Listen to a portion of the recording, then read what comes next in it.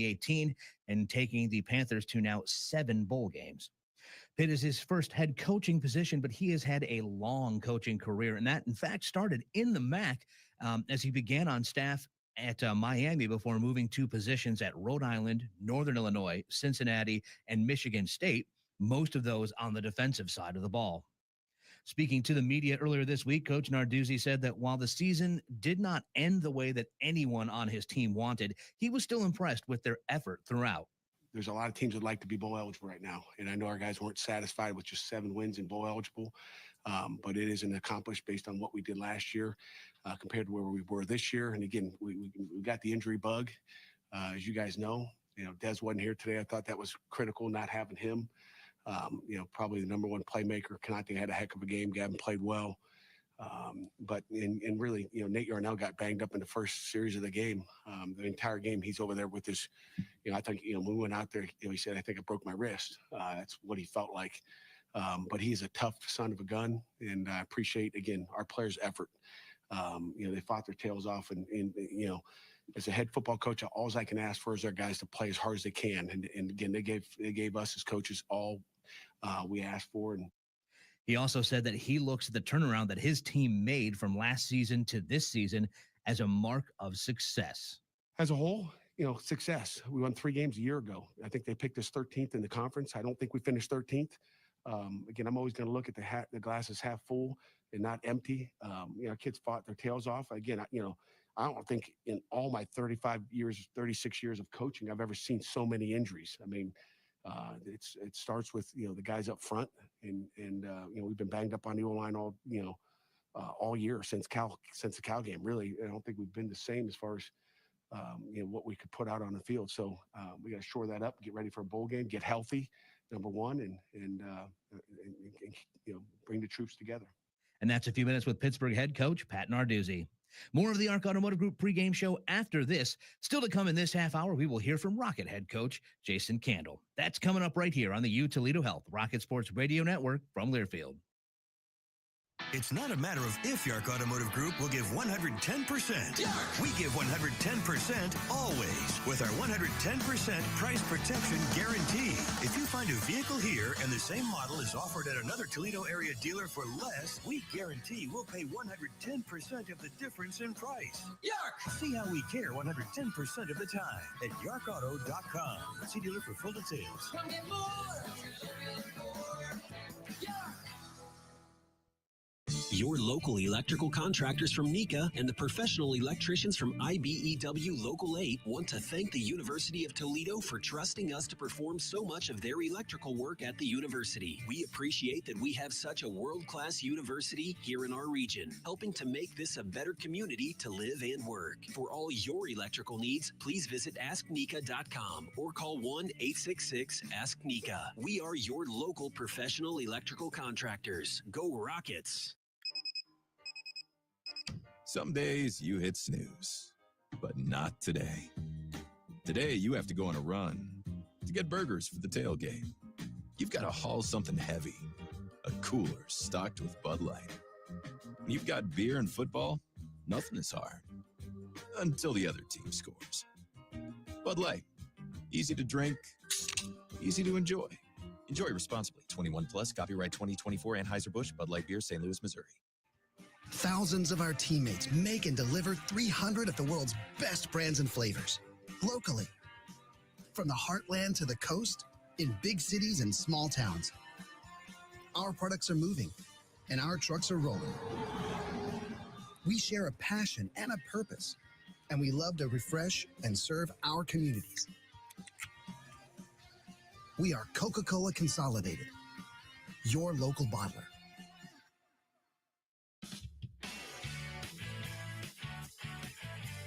Back with you as promised on the ARC Automotive Group pregame show to talk with the head coach for your Toledo Rockets, head coach Jason Candle, as the Midnight Blue and Gold just a few moments away from this afternoon's kickoff against the Pitt Panthers. 4th meeting ever between these two teams, Coach. But first of all, Merry Christmas to you and your family.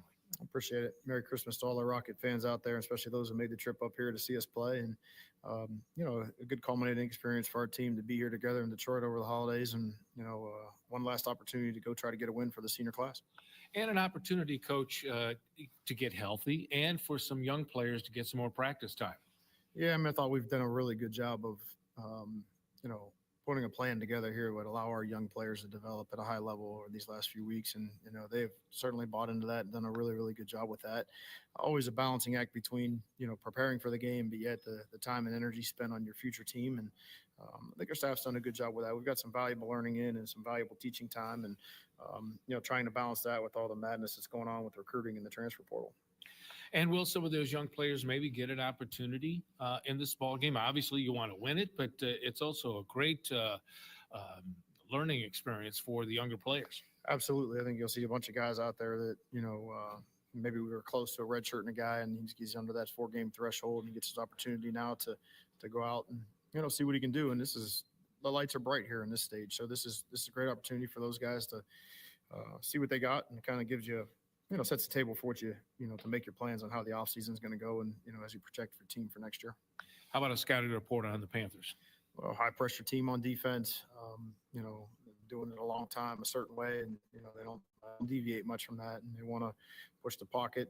They want to make sure they collapse in all the run gaps and do a good job of, corralling you and keeping, you to try to go backwards. And, we got to do a great job of staying ahead of the sticks in the early downs and put that in our favor. And they turn over to their side of the football, and they have the football on offense, playing with great tempo, maybe a schematic change here the last, 18 months and how they approach things. Want to play fast. They want to get their playmakers the ball in space. We must do a good job tackling, and I got a couple real threats that can turn small gains into big ones in a hurry. So we're going to have our eyes in the right place, and like I said, do a great job and be disciplined with our tackling. One thing that sticks out watching them coach defensively are the linebackers. Yeah, I mean, big, strong, heavy-handed guys that, like I said, do a good job of pressing the pocket back in the passing game, and then really corralling and attacking you outside in the run game. The ends play outside in, the overhang backers play outside in, and sometimes it looks like a 4-1 box when you're trying to run the football there, but really it's really 7 guys sitting there at the line of scrimmage after the ball gets through the mesh of the back. So you got to be dialed into that and know their tendencies and hit the counter punches when you have the opportunities to. Finally, keys to a midnight blue and gold victory this afternoon. Well, turning the football over has been our Achilles heel here a little bit. In games we haven't played well, we've been inefficient with turnovers and self-inflicted mistakes offensively. We got to take care of the ball. We got to win situational football that way offensively, and then defensively, I think to me it always goes back to tackling. You got to be able to get the guys on the ground and limit explosive plays that way. And then if you can do that at a high level, you'll put yourself in position defensively to be on the plus side of the third down percentage, because they'll be in third and long the entire game. So that's always the goal. Easier said than done.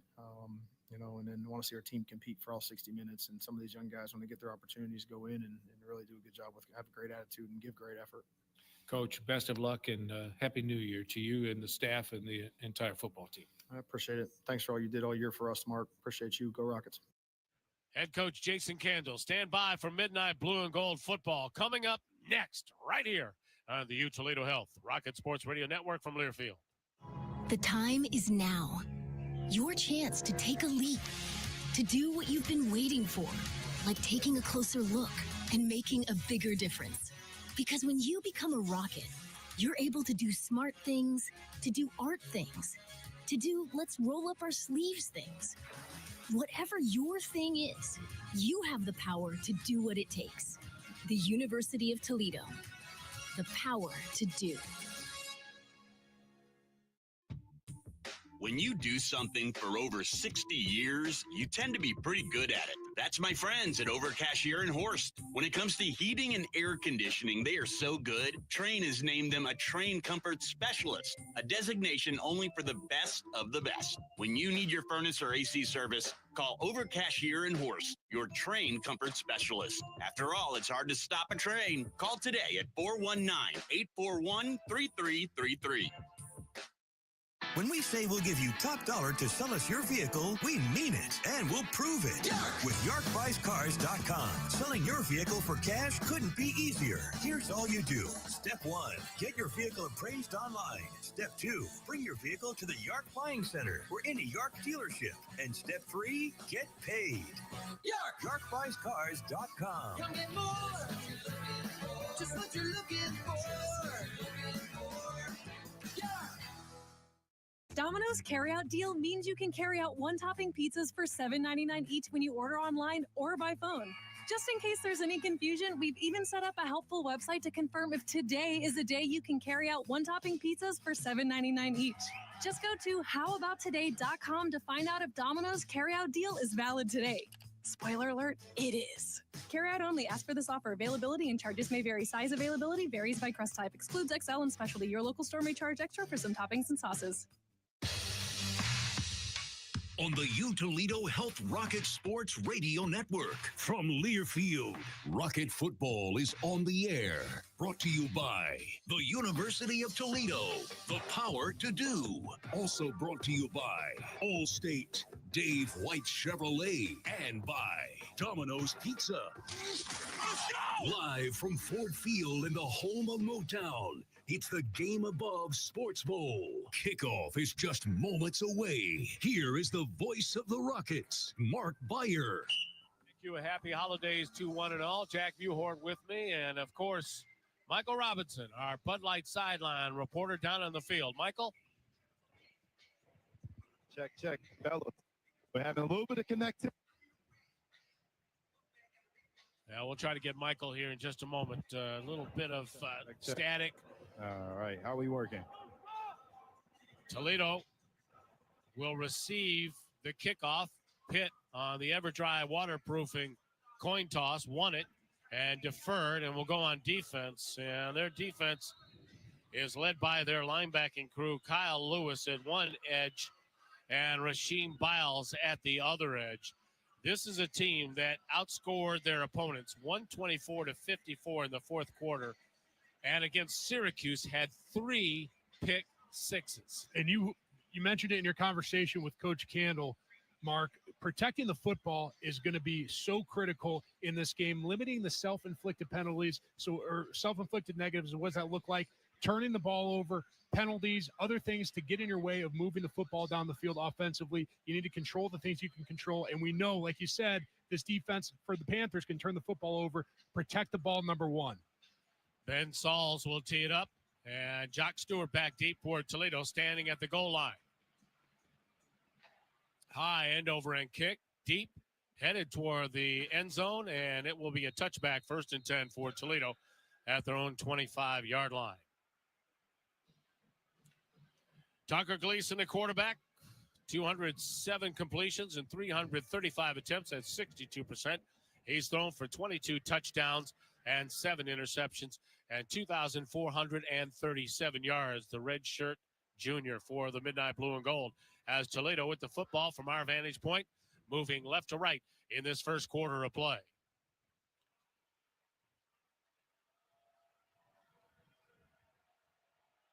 Anthony Torres in motion, 3 wide out set, and it will be a running play. Jock Stewart with lots of room, breaks free from a tackler at the 35. He's to the 45 toward the near sideline, and he's bumped out of bounds on the plus side of midfield at the 44-yard line. What a start.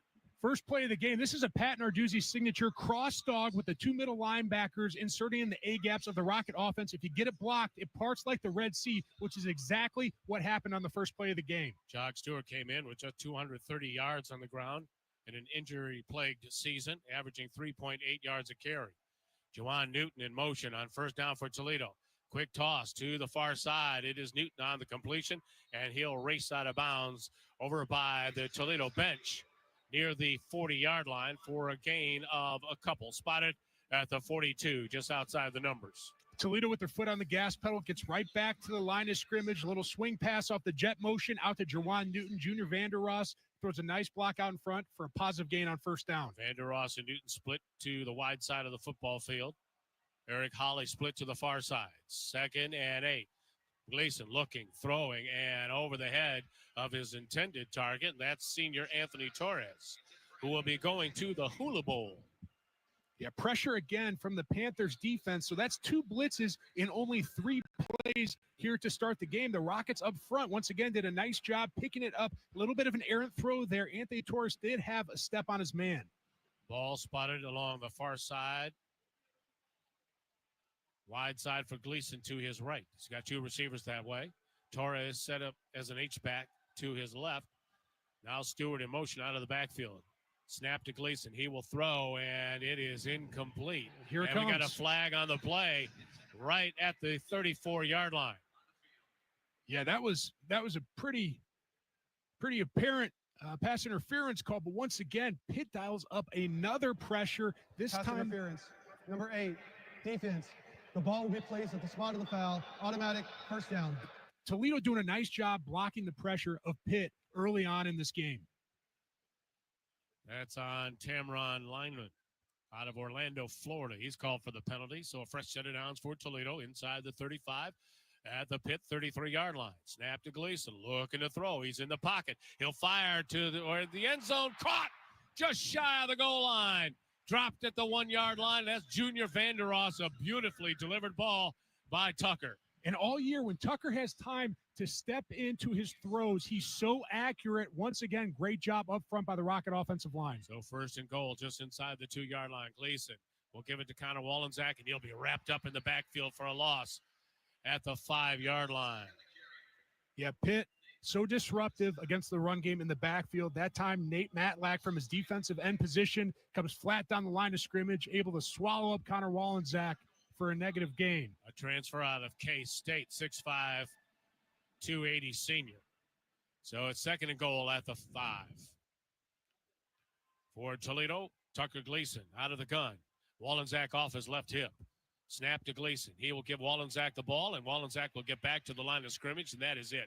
And this is an area where Toledo has been struggling, and that is getting red zone touchdowns. They only have 53. The Rockets in the Dave White Chevrolet red zone, and just 53% converting into scores. Toledo jumping in a 2 tight end set, which is something they don't do a ton. Connor Jones in the game, try to create some room there at the line of scrimmage. 3 receivers set on third and goal at the 5. Gleason sends Newton in motion toward the near side. Play action. Gleason will step up in the pocket. He will run, and he will be stopped at the 1-yard line. Make it the 2. So he gains 3. It is fourth and goal for Toledo. And I wouldn't be surprised if Coach Jason Candle decides to go for it.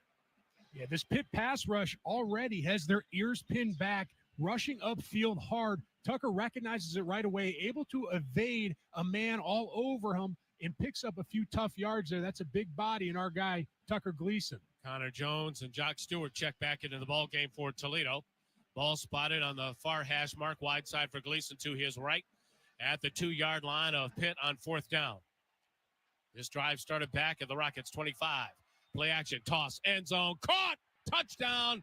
Guess who? The big fella, 6'6" senior, Anthony Torres. He was wide open, and the Rockets draw first blood.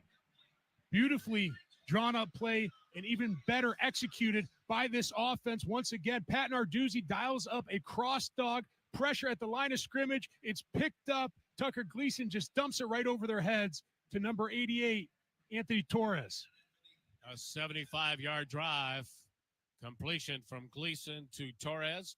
Dylan Cunanan will attempt the point after. And it is blocked, and it is picked up, and this could be taken for a score. To the midfield stripe, and it will be 2 points. And it's Kyle Lewis. Someone blocked it. Kyle Lewis grabbed the loose ball, and he takes it the distance for 2 points for the Pitt Panthers. Kyle Lewis, you got to know where he is on the field at all times, making an impact now on special teams. The All-American has his head on a swivel, scoops it, and scores.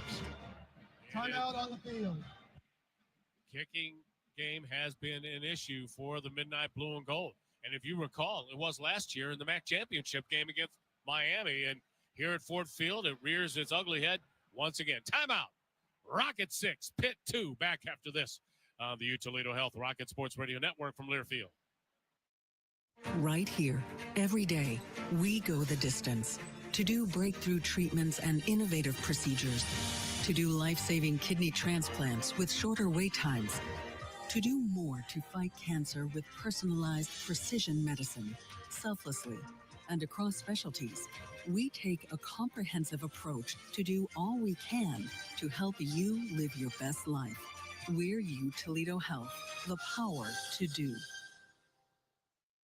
Hey, so what's a great way to spread awareness that driving high is illegal everywhere? A catchy song, of course. You can run, but you can't drive high. You can run, but you can't drive high. Friendly reminder, don't drive high.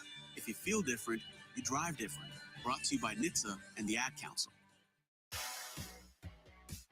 Torres hauls in a 2-yard TD strike from Tucker Gleason for a Yark Automotive Group touchdown.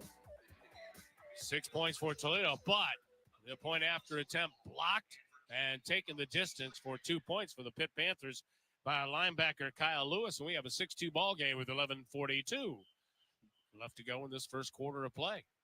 So plenty of action already. Yeah, a lot going on. And you mentioned it last year, Mark, in the MAC championship. Special teams was so important, and it gets magnified when you're playing against good competition. You got to be on your P's and Q's. Your pines and courts is what that means. Make sure that that operation is flawless on that kick.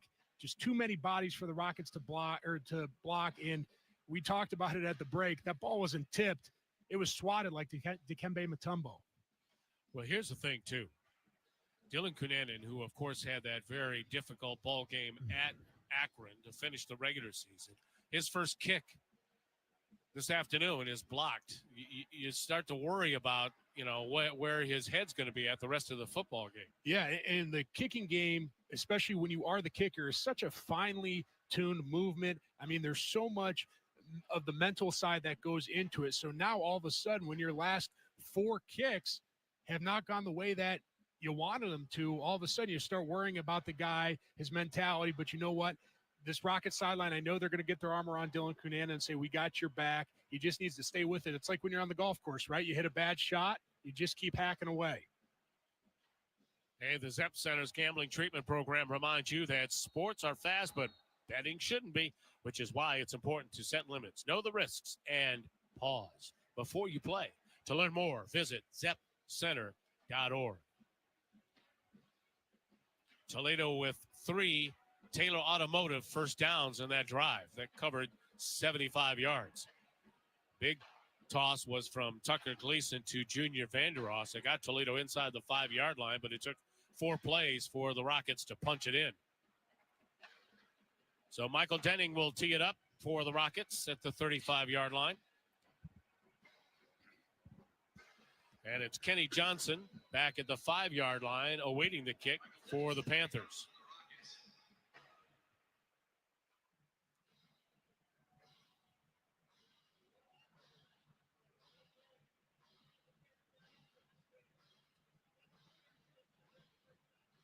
Deep end over end kick, and this one will go in and not quite out of the end zone, so a touchback. So the Pitt Panthers' first offensive series of the afternoon will start at their own 25-yard line, led by a walk-on freshman, David Lynch out of East Greenwich, Rhode Island, who's only tossed the ball 9 times this season. And we talked about it in the pregame. I expect Pitt to rely heavily on Desmond Reed to run the football. So if you're the Toledo front 7 defensive line and linebackers, you got to stop the run first, get this Panthers offense on schedule, and force Lynch to throw the ball downfield. Lynch is 6'3", 215-pound freshman. A wide out each way. And it will be a toss to the far side of the football field, and it is complete beyond the 30 to the 32-yard line, make it the 34-yard line, and that was Kenny Johnson on the reception. He was covered by Avery Smith. So gain of 9, 2nd and 1 for the Panthers, quickly to the line of scrimmage. And it will be an easy toss to Desmond Reed, who will cross the 35 to the 37-yard line for a Pitt first down. Yeah, you can see they have David Lynch running a little bit of the zone read concept, making the defense have to respect Lynch pulling it out of the running back's belly. That time he gives it for the first down. 2 wideouts to the near side, 1 far to the far side.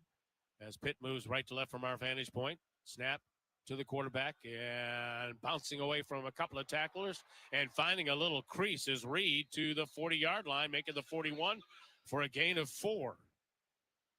So it brings up 2nd down and 6. It looked like they had Reed in the backfield.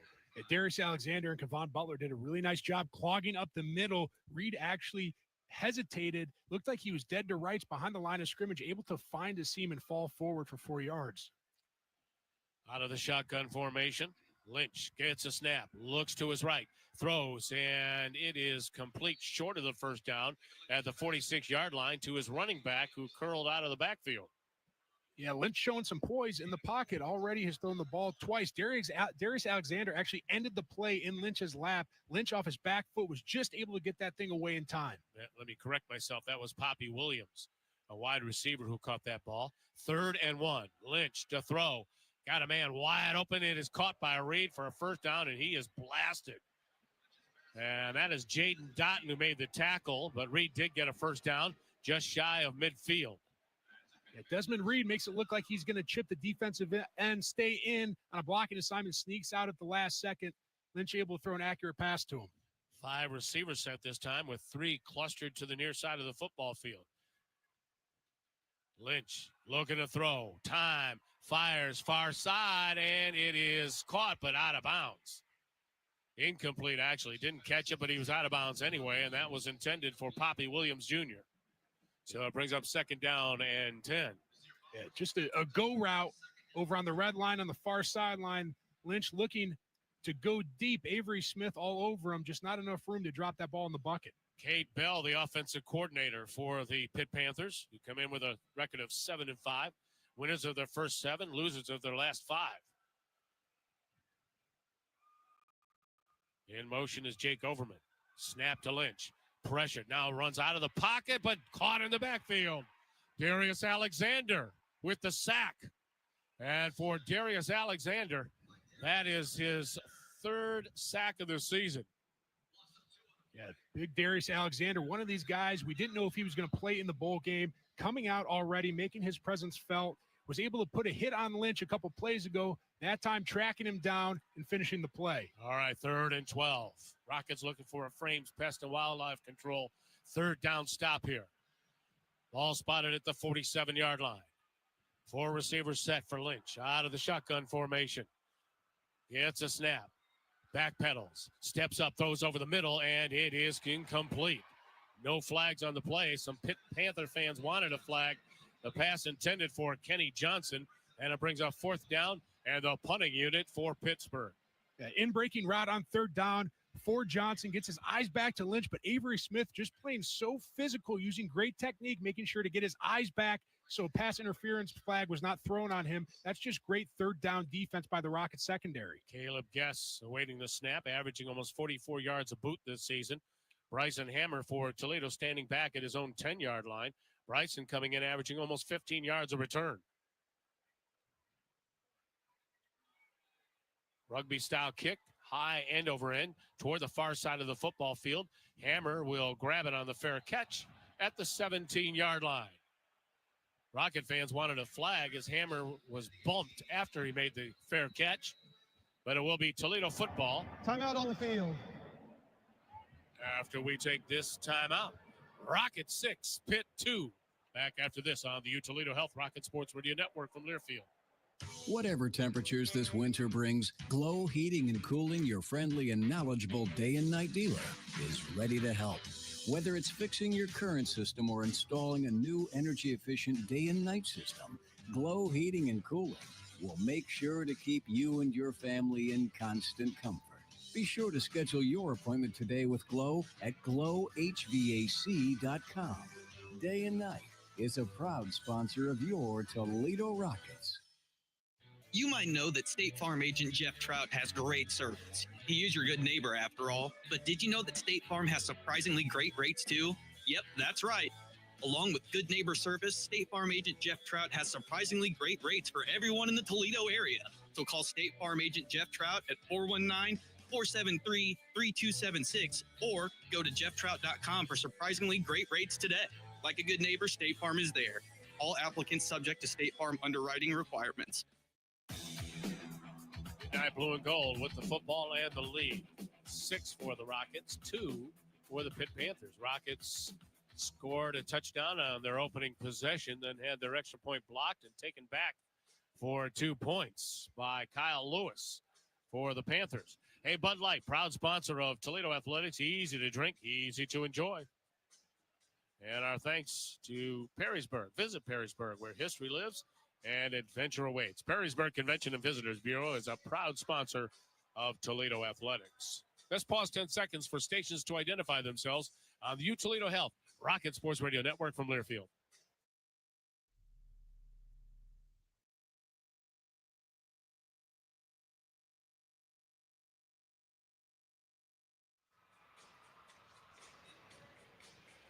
It's the Game Above Sports Bowl here in downtown Detroit, the beautiful Ford Field.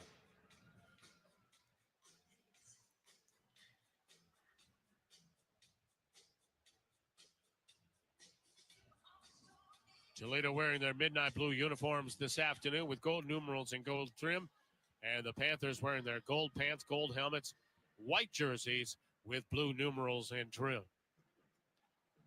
So, talk a little bit more about what Pitt is trying to do defensively and how Toledo is taking advantage of it so far. Yeah, well, unfortunately, I've been on the receiving end of Pat Narduzzi's defensive concepts. When I played at Ohio State, he was the defensive coordinator at Michigan State. And when we played against them, they would run these cross dog is what we call the concepts, which means the 2 middle linebackers cross pass and insert in the A gaps. But what happens if you pick that blitz up effectively, it creates a lot of space in the middle of the field. And the Rockets so far have done a really nice job of effectively blocking that pressure. It's a little bit of a feast or famine style of defense. And if you show that you can handle it up front, there's going to be a lot of opportunity in the back end. And we saw that from the Rockets on the first drive.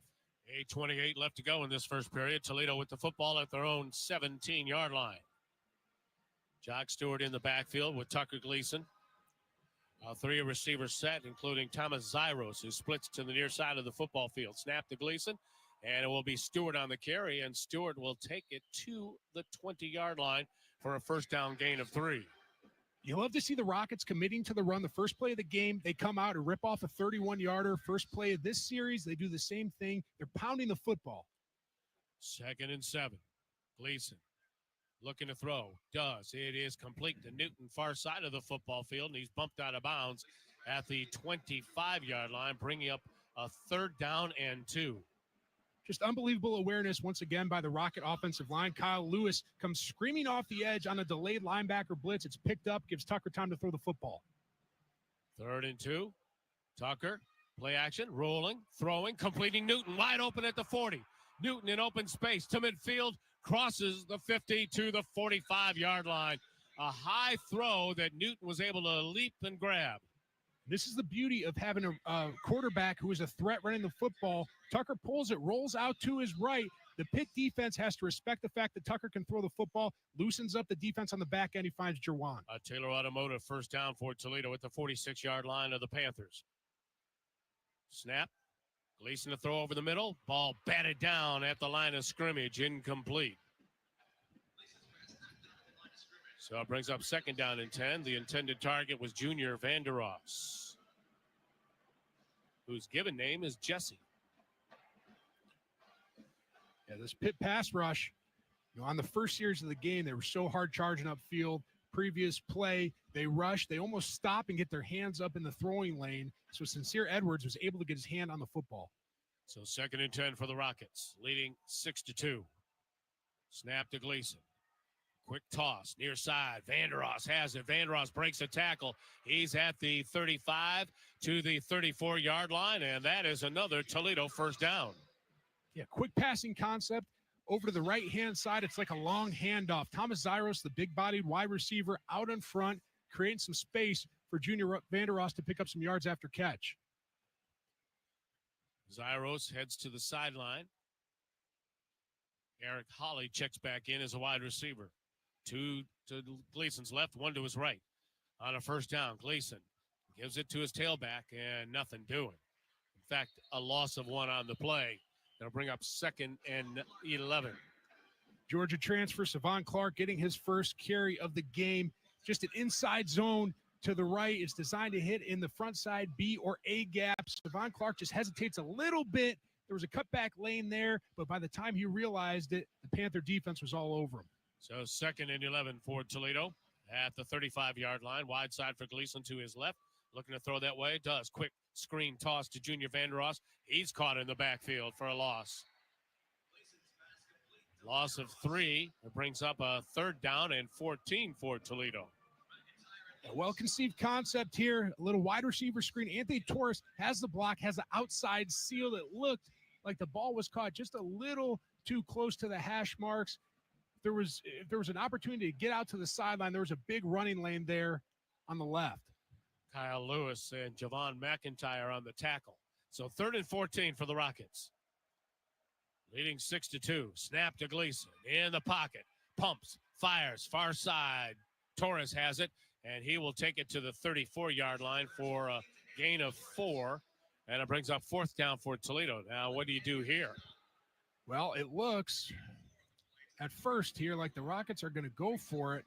Long yard to gain, but with the way the kicking game has been recently here, your best bet might be to at least take a shot at the end zone. Yeah, this would be about a 52-yard attempt, and here comes the field goal unit. Oh, the punting unit. Yeah. Excuse me. They're going to send in Emilio Duran to try to pin Pitt deep in their own territory.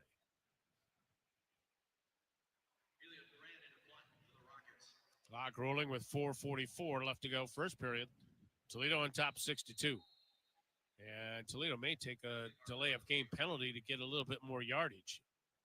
See if Pitt accepts the penalty or if they decline. Delay a game. Offense. 5-yard penalty. 4th down. And it makes sense here. The line of thinking is you're confident in your defense so far. The first series Toledo came out, was able to get off the field. You're going to punt the football deeper into Panther territory as opposed to making a long try at a field goal, in which case you're going to turn the ball over with a lot fewer yards to gain for Pitt. And force a freshman walk-on quarterback to go the length of the field. High, end over end punt. Fair catch called for and bobbled, but taken at the 7-yard line. And now Toledo's going to be called for a penalty, not giving the return man enough room. That's Desmond Reed to make the fair catch. So instead of at the 6-yard line,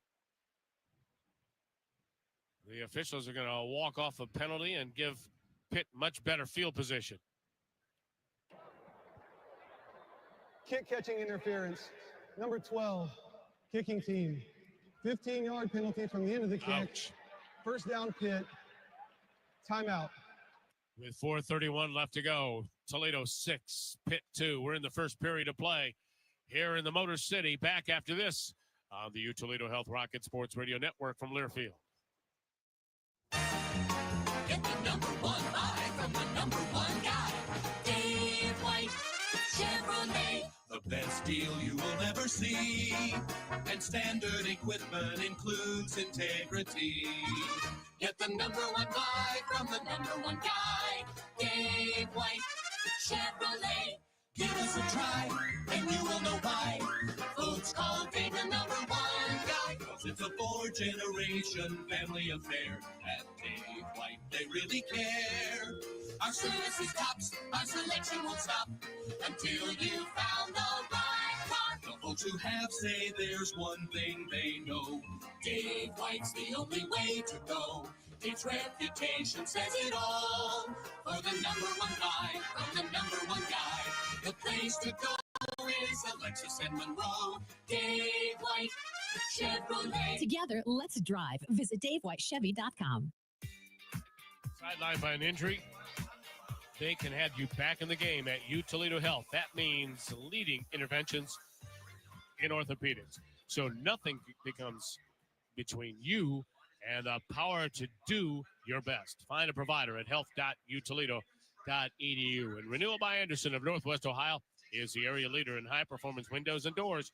If you're experiencing drafts in your home or your energy bills are extremely high, give them a call at 419-931-6970.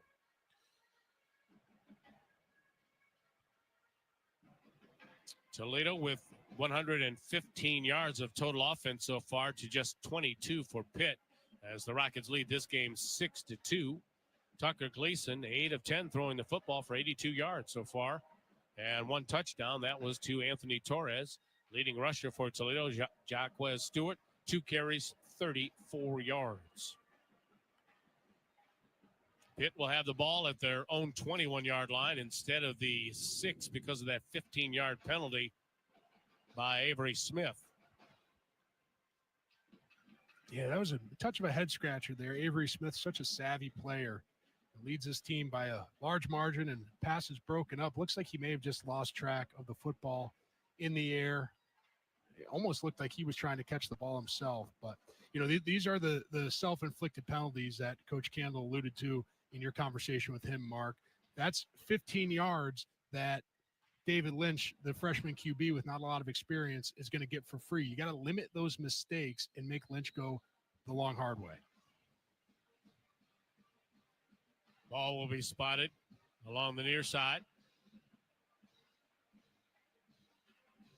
as the walk-on quarterback for Pitt, replacing Eli Holstein this afternoon. Holstein had thrown the ball 291 times, completed 62% of his passes for 17 touchdowns and just 7 picks. And he's a good runner, too, 81 carries for 328 yards. But he is not playing this afternoon. Instead, it's the walk-on David Lynch for Pitt. And he's out of the shotgun formation with Reed off his right hip. A wide out each way. And it will be Reed on the carry, and he'll be bottled up at the line of scrimmage. Maybe got some momentum forward for a yard. Beautiful defense by the front four of the Rockets. Defensive line. Darius Alexander out of the game. Martez Pointer comes in, and this has been a strength of this team all year, is the depth up front, just stuffing up the holes in the middle. 2nd down and 9. Snap. And it's going to be Reed. Got free. Look out.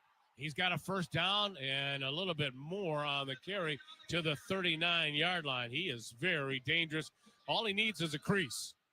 Yeah, Martez Pointer was in the backfield, had Reed wrapped up. Reed able to sneak out. 1st and 10. And it will be Reed on the carry again. And this time he will find no running room at the line of scrimmage. Maybe gets to the 40-yard line for a gain of 1. Clock rolling with 3:39 left to go in the first quarter of play, with Toledo on top 6-2. This is what the Rockets need to do. If they can bottle up Reed on the early downs, get the Panthers off schedule, and make Lynch have to throw the football downfield, I think this is where they match up really well. Yeah, Jaden Dotton on the previous play made a touchdown-saving tackle. Pistol formation, and it'll be Reed sweeping around left end, finds a crease, and he is close to another Pitt first down. Yeah, Reed getting the majority of his carries between the tackles so far. This time is an outside concept over to the left. The Pitt offensive line does a nice job getting the Toledo defenders blocked. Reed presses his landmark, puts a foot in the ground, turns on the Jets. 3.5 yard. Reed with the carry, gets the first down just beyond midfield to the Toledo 49-yard line. So Reed becoming a workhorse in this drive. 7 carries, now 35 yards. Right about at his average of 5.3. Ball spotted between the hash marks as Pitt moves right to left from our vantage point. Snap to Lynch, play action. He wants to throw the football, does. Open in the flat is the tailback, and he takes it to the 40-yard line. And that is Jewel Goff, who just checked in. Yeah, Goff, once again, we've seen the running backs from Pitt do this a couple times, make it look like they're going to stay in protection, then sneak out. Easy throw for Lynch. Jackson Barrow making the stop for Toledo at the Rockets' 40-yard line. 2nd and 1. Lynch gets a snap. He will toss it in the flat, and that's Goff for a first down and more. Finally spun down over in front of Toledo's bench on the far side of the football field at the 30-yard line. Yeah, the Panthers here offensively recognize the zone. Goff able to swing out to the right side. Again, another low degree of difficulty throw for Lynch, getting him in a rhythm. Sear Bowers making the tackle for Toledo. 1st and 10 at the Rockets' 30-yard line. Toledo on top by 4. Lynch wants to throw. He does. Got a man at the 15 and bumped out of bounds at the 14-yard line. Bowers on the coverage. Poppy Williams on the reception for Pitt. Yeah, you got to give credit to Poppy Williams. Beautifully run route. Gets to the top, breaks to the sideline. Lynch puts it in the exact right spot. At the Rockets' 14-yard line. This drive started back at Pitt's 21. 1st and 10 for the Panthers. New quarterback in the ball game. Another freshman. And he'll keep it himself, run straight ahead to the 6-yard line, and that is Julian Duggar. True freshman, 6'3", 210-pounder out of Pittsburgh, played at Penn Hills High School. I thought we might see some of Duggar here this afternoon. You said it, dual threat guy, 17th ranked dual threat quarterback out of high school, explosive athlete. When he comes in the game, you got to respect the run. He gains 8, 2nd and 2, deep in Toledo territory. He stays in the ball game, does Duggar. With Reed off his left hip. On 2nd and short, it'll be Duggar carrying it himself. He will try to push forward for a first down, and he is close. I think he's got it to about the 3-yard line, and that should be enough for a Pitt first down. It will be 1st and goal. Yeah, with Duggar in the game, what that does, it gives you an additional blocker in the running back, Desmond Reed, instead of the traditional bring in another big body, a tight end or an extra offensive lineman. This way, you don't have to change your personnel groupings. You just have your tailback out in front leading the way. That's the end of the first quarter. 1 quarter in the books here at Ford Field. Rockets 6, Pitt threatening with just 2 points at the moment. Back after this on the Toledo Health Rocket Sports Radio Network from Learfield. The time is now. Your chance to take a leap, to do what you've been waiting for, like taking a closer look and making a bigger difference. Because when you become a rocket, you're able to do smart things, to do art things, to do let's roll up our sleeves things. Whatever your thing is, you have the power to do what it takes. The University of Toledo. The power to do. Since 1872, Schramm's Flowers and Gifts has been part of Toledo for over 150 years. Schramm's has created beautiful flower arrangements for that certain someone. Think clients or staff members with unique gifts. Schramm's Flowers and Gifts also offers wedding consultation. Find flowers for every season and every reason at Schramm's with same-day delivery. Schramm's Flowers and Gifts, a proud supporter of Rocket Athletics. Experience the energy of Sip Coffee, your vibrant hub at Secor Road and Central Avenue. Whether you're catching up with friends or heading to a business meeting, they have got you covered. Swing by to enjoy their lively atmosphere or grab a quick coffee on the go. Sip, chat, and supercharge your day with Sip Coffee, where every moment comes alive. Well, the offense for the Pitt Panthers has come alive, and they are driving, starting at their own 21-yard line. They are now inside the 5 at the Toledo 3 with the Rockets on top 6-2 as we get set to start the second period of play in the game above Sports Bowl. And I've been pretty impressed with David Lynch so far. They have not asked a ton of him in terms of high degree of difficulty throws, but what Lynch has done well is executed the timing routes. He's getting the ball out on time, and this offensive line for the Panthers, who has given up 38 sacks on the season, hasn't had the best year in the world. They're doing a nice job up front against the Toledo pass rush. 1 sack so far by Darius Alexander.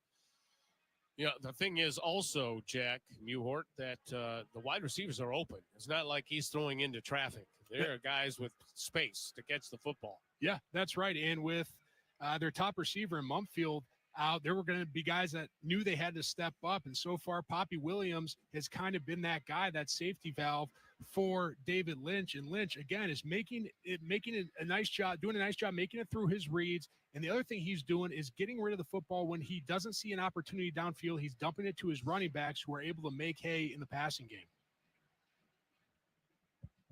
So mixing up with 2 freshman quarterbacks, David Lynch, the walk-on, and Julian Duggar, the scholarship freshman. He came in, and he obviously is definitely a threat to run with the football. Yeah, when you lose your starting quarterback, a guy like Eli Holstein, who was accounting for 255 yards a game offensively, you got to find ways to get creative and make up for those lost yards. And having a 2-quarterback system and Lynch, a guy who can throw the ball downfield, and then Julian Duggar, obviously a guy who can run it, the Panthers have found a way to make up for Holstein being out. Lynch back in the ball game at quarterback with Reed off his left hip, 2 receivers each way as they spread it out. Do the Panthers with the ball spotted right between the hash marks. First and goal at the Toledo 3 with the Rockets on top for the moment by 4 points. Lynch awaiting the snap, gets it, will pitch it to Reed, heads for the corner, no problem. With his speed, he had nobody able to catch him as he went to the far corner of the end zone for the Pitt Panthers score. Yeah, that's just good design there. They motion the big tight end, Gavin Bartholomew, over from the left side to the right side, make it look like a downhill run over there, and then just pitch it to Reed. Number 4, defense, lined up in the neutral zone. Penalty is declined. Result of the play, touchdown. So the Panthers take the lead. And one would guess they might go for 2 here. Let's see. Nope. They're going to be content just to try to make it a 3-point difference. So Ben Sauls out of Tip City, Ohio. Strong leg. He's had 5 kicks of 50 yards or more this season. This is just a chip shot for him. And it's easy to say it's Saul good. Saul good. Yeah, for Ben Sauls as he splits the uprights and makes it a 9-6 Pitt lead.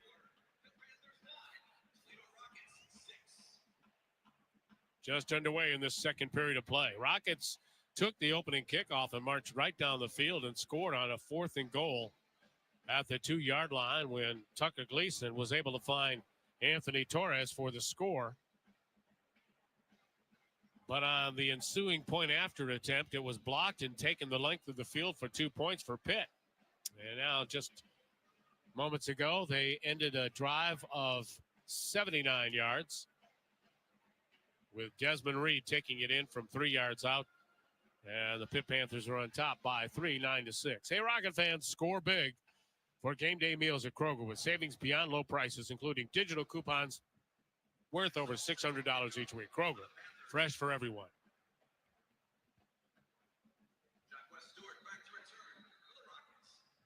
It's Jacquez Stewart standing at the goal line awaiting the kick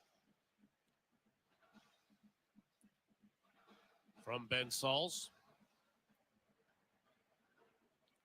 Deep end over end kick and not returnable. This one went in and out of the end zone for a touchback. So Toledo with the football. Now got some work to do, down by 3. Well, on the previous drive for Toledo, that lack of a consistent running game that we've seen all year has kind of, it showed up again, right? When you can't stay on schedule on the early downs with those 4 or 5 yard runs, it gets you in a situation where you're in 3rd and long and you got to make a big chunk play to make up for it. Obviously, the explosive run on the first play of the game is great, but you got to find a way to consistently run the football and stay on schedule on 1st and 2nd down. 1st and 10 for Toledo at their own 25-yard line. Gleason has Vander Ross in motion. Snap to Tucker in the pocket. He will throw it to the far side and missed Jawan Newton, not Junior Vander Ross, at the 32-yard line over by the Pitt bench. So bring up 2nd and long. Desmond Reed, by the way, on that touchdown of 3 yards, his 5th of the season, 22nd of his career. Wow. He's electric. He's a speedster for sure. Not very big, but he can motor. 2nd and 10 for the Rockets. Vander Ross in motion to the far side of the football field. Gleason will throw it that way, and it will be a drop pass, incomplete. Boy, the Rockets are fortunate that the ball is an incompletion and not a fumble. Ruling on the field is an incomplete pass. 3rd down. That was intended for Thomas Zyros, and Pitt had it read beautifully.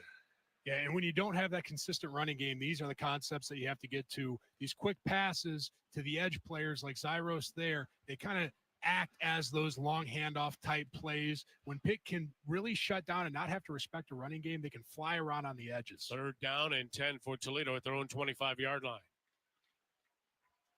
Gleason looking, throwing over the middle. It is complete, and Torres is going to be short of the 1st down at the 33-yard line. Bring up 4th down and 2. And the punting unit will come on the football field. And the dangerous Desmond Reed drops back deep for the Pitt Panthers near his own 20-yard line. Emilio Duran comes in averaging almost 42 yards a boot. His longest this season has been 70. 9-6 Pitt. Duran awaiting the snap at his own 20. Barely gets it away. High, wobbly kick. Fair catch called for and taken by Reed at his own 30-yard line. Wow. You can really see Pitt's commitment to special teams. Starting linebacker Timeout Brandon on the George field. was the one who came after it.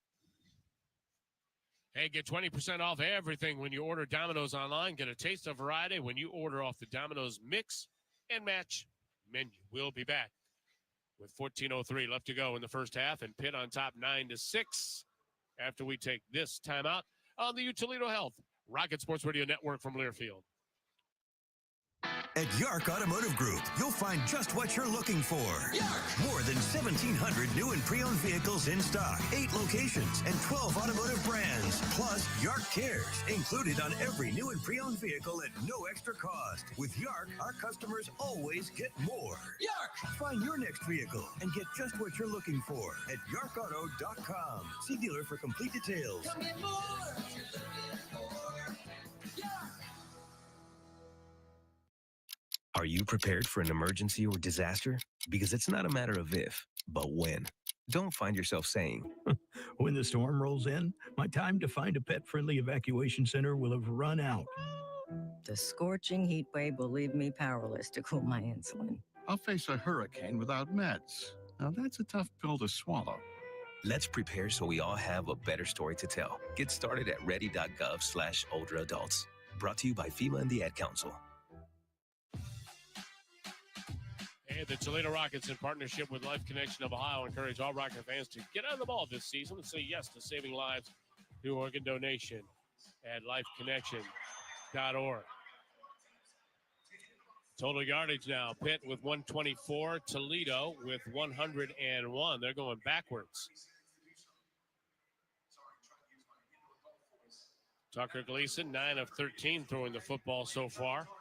And for the Panthers, David Lynch, 6 of 8 for 51 yards, but it's been the running of Desmond Reed that's created issues for the Toledo Rockets defense. 8 carries, 41 yards. Junior Vandeross leads Toledo with 3 catches for 40 yards. Toledo 2 of 3 converting on third down. Pittsburgh just 1 of 4.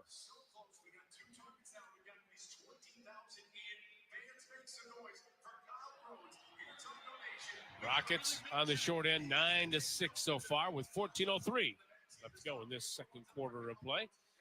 And a pretty nice crowd here on the lower bowl level here at Ford Field. Yeah, day after Christmas. I mean, we talked about how great of a sports environment this is. Something to do for the Toledo fans. Get out and watch the home team one last time against good Pitt Panther competition.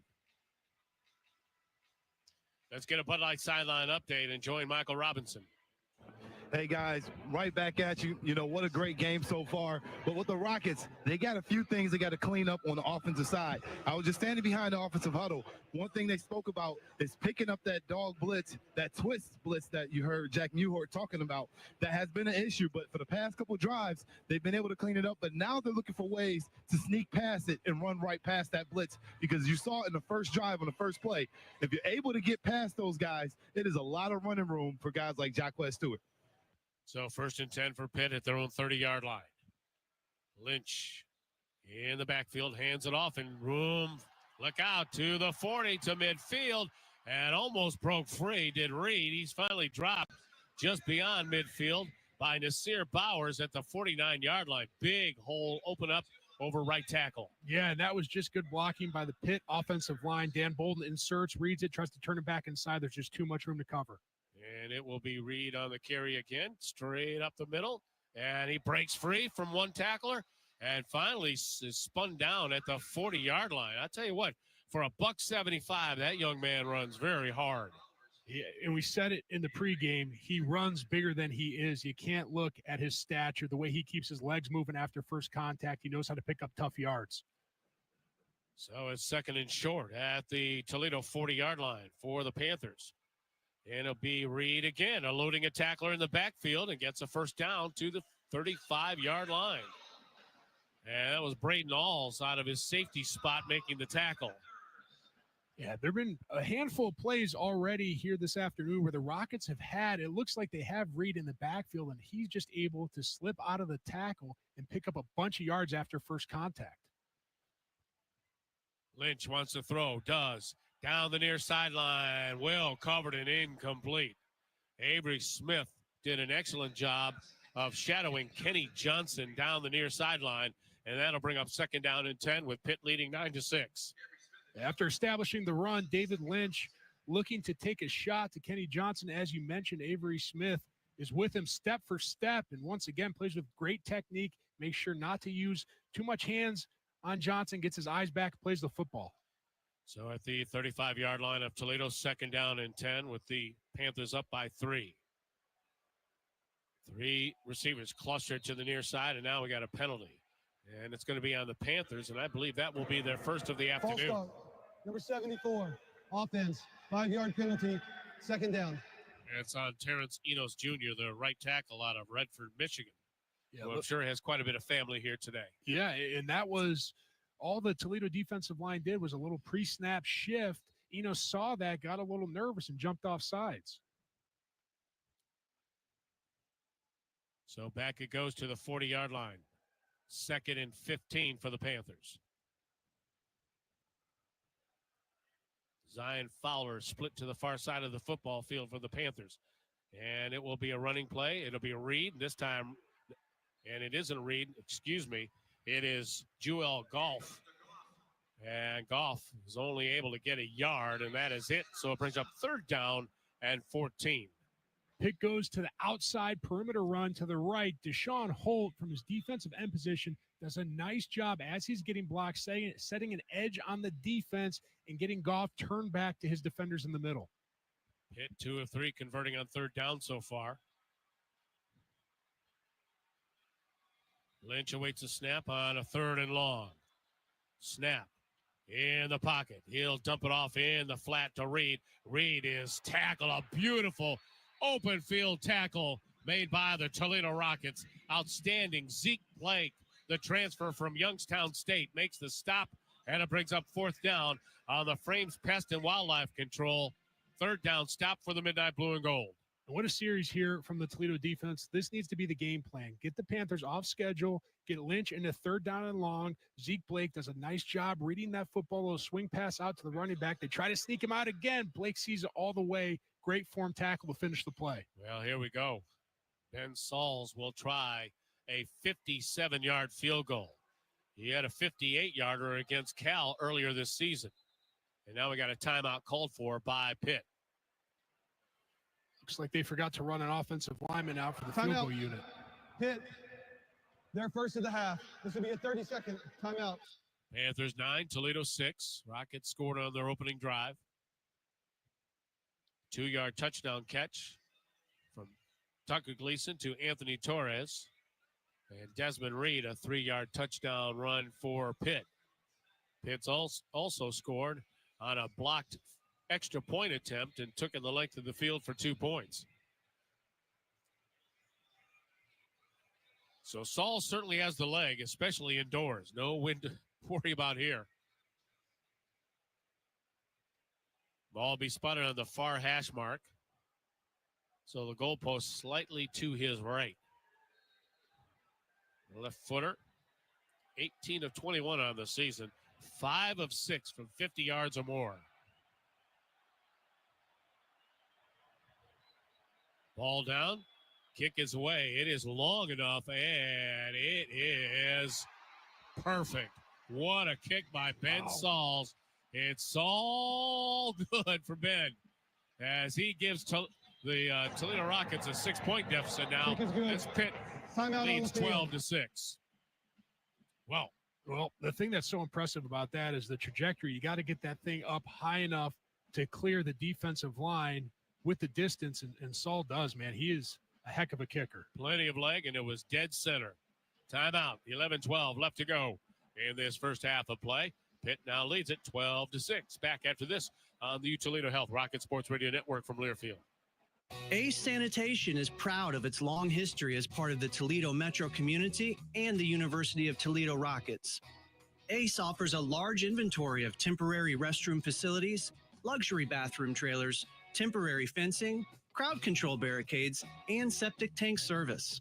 Find out more at ace1965.com. Ace Sanitation, a family-owned company for over 50 years and a proud supporter of Rocket Athletics. State Farm Insurance has surprisingly great rates, but it's no surprise that Scott Stegall is one of the leading agents in our area. I've been a State Farm agent for over a decade and a proud graduate of the University of Toledo. I'm licensed in auto, home, business, life, and financial services in both Ohio and Michigan. For all your insurance needs, find out how I can save you money with State Farm Insurance by logging on to scottstegall.com. State Farm agent Scott Stegall, a proud supporter of Toledo Rocket Athletics.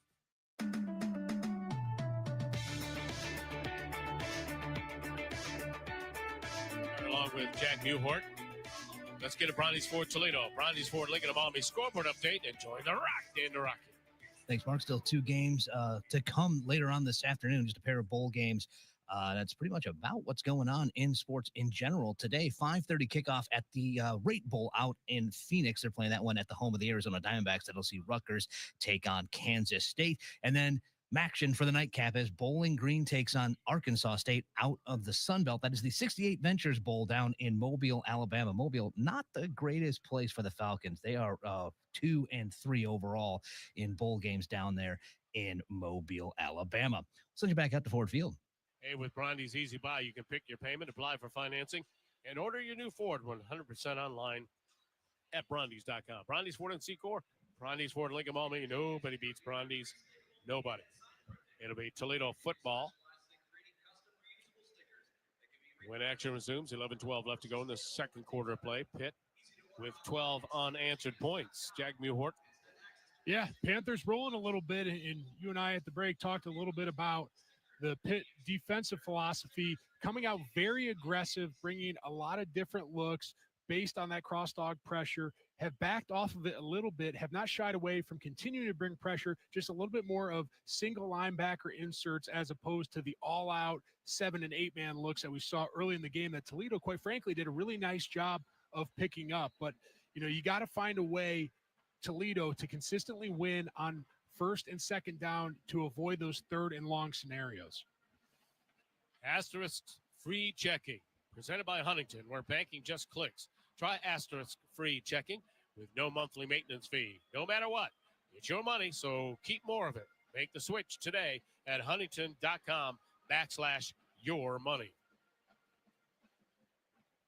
Jock Stewart back deep. Standing at the goal line, awaiting the kick from Ben Sauls. So far, Jock, all he's been able to do is watch it fly over his head.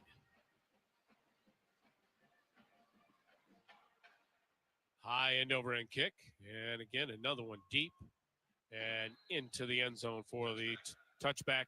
Toledo will start this at their own 25-yard line. And they need to get something going there after moving the ball early in the first quarter. Things have kind of stalled for the Toledo Rockets. They have 124 yards of offense. Pitt now with 137. And like we just talked about, Pitt defensively has adjusted, so Toledo has to react to that and understand the same concepts aren't going to work from the first series of the game. You got to adapt and figure out a way to win again on early downs. Jock Stewart in the backfield with Tucker Gleason. 2 wideouts to the near side, 1 to the far side as Toledo moves right to left from our vantage point. Snap to Gleason, 4-man rush. Gleason pressured, throws, and it is caught is dropped. Torres had it, but then he was hit immediately and coughed up the football for an incompletion. First real leakage I've seen from this Toledo Rocket offensive line. Tucker Gleason dropping back on first down, looking to pick up a chunk. Sincere Edwards able to find a way to end the play on top of Gleason, not giving him time to throw. And Rasheem Biles from his linebacker position, making sure Torres didn't make the catch. 2nd and 10 for the Rockets. Ball on the near hash, wide side for Gleason to his right. Looking that way. Now flush out of the pocket, and we'll just throw it out of bounds along the far side. And right now, Pitt's defense is giving the Toledo Rockets offense some issues. Yeah, and that was another new look. So that was 3 defensive linemen lined up over the grounding. Quarterback was outside the pocket. The pass went beyond the line of scrimmage. 3rd down. So no intentional grounding, but it's an exotic look from this Pitt defensive line. And what that does is create some uncertainty up front for the Rockets, and it's working. The last couple of plays, we've seen the Rocket offensive line, some miscommunication, which has resulted in some pressure on Tucker Gleason. Empty backfield this time for Gleason out of the gun. On 3rd and 10. Pressure. Gleason throws. It is complete to the 30-yard line, and that is all. And that was to Connor Wallenczak for a 6-yard gain, but it's now 4th down and 4 for Toledo, and here comes the punting unit. Randy Bates, the defensive coordinator for Pitt. He was at Kent State back in the 98-99 season, and you know who he coached? A man by the name of James Harrison. Oh, yeah. Well, he's a heck of a player. You betcha. So Emilio Duran awaiting the snap, standing at his own 17-yard line. Pitt leading 12-6. No pressure this time. Duran gets off a beauty. High, driving, spiral, returnable at the 18-yard line for Reed. Reed breaks free from one tackler, loses his helmet, and down he goes at the 32-yard line, and a flag thrown. And it'll be interesting to see if we have a face mask penalty on Toledo on top of the return by Reed. And I'll tell you what, Reed is about tough as nails. Helmet yanked off. Doesn't care. Keeps those legs churning once again. Looks like he's looking for contact without the head protection. Well, I was looking at the replay, and I did not see a face mask. I saw a Toledo Rocket grab him by the helmet. Personal foul. Face mask. Number 15, kicking team. 15 yards are being forced from the end of the run. 1st down.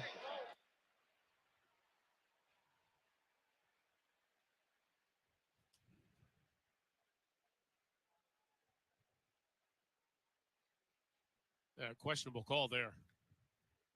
Yeah, I'm wondering about that one. If, maybe on a technicality, even if it's not a face mask, if you yank the helmet off, maybe I don't know. I mean, I'm grasping at straws here, but I know certainly almost looking at this 1,000-inch Jumbotron, there wasn't a face mask touch on that play. So 1st and 10 at their own 43-yard line, leading 12-6. Pitt Panthers with the ball. David Lynch stays in at quarterback. And he will pitch to Reed, sweeping around right end, and he is knifed down at the 47-yard line. Yeah, the Panther offense really starting to stretch this Rocket defense laterally. They ran a lot of inside the tackle runs on the early series. Now they're starting to get Desmond Reed out in space, which we know how fast he is. When he gets out there, he can make a move. He can pick up some yards. Ball at the 47-yard line. Gain of 4. 2nd and 6 for the Panthers. Just shy of midfield. Kenny Johnson in motion. Snap to Lynch. Pressured. Dumps it off. It is complete. And breaking free to the 40. All the way to the 33-yard line is Goff. But this may come back somewhat. We have flags thrown right at the 30-yard line. And that may be a wide receiver trying to help out his teammate. Guilty of the infraction. During the run, illegal block in the back. Number 86, offense, 10-yard penalty from the spot of the foul, remains 2nd down. That's tight end Gavin Bartholomew. So back it goes to midfield. So there was yardage gain on the play of about 2 or 3 yards. So 2nd and 3 for the Panthers right at the midfield stripe. Joel Goff remains in the backfield with Lynch on the 2nd down call. Snap. Lynch wants to throw, has time. It's going to be a deep ball, far side of the football field, and overthrown, intended for Poppy Williams Jr. Well covered. Jane Dotton. Yes, sir. Doing a nice job in coverage, showing his athleticism. We knew when he flipped over from wide receiver, he was just a pure athlete.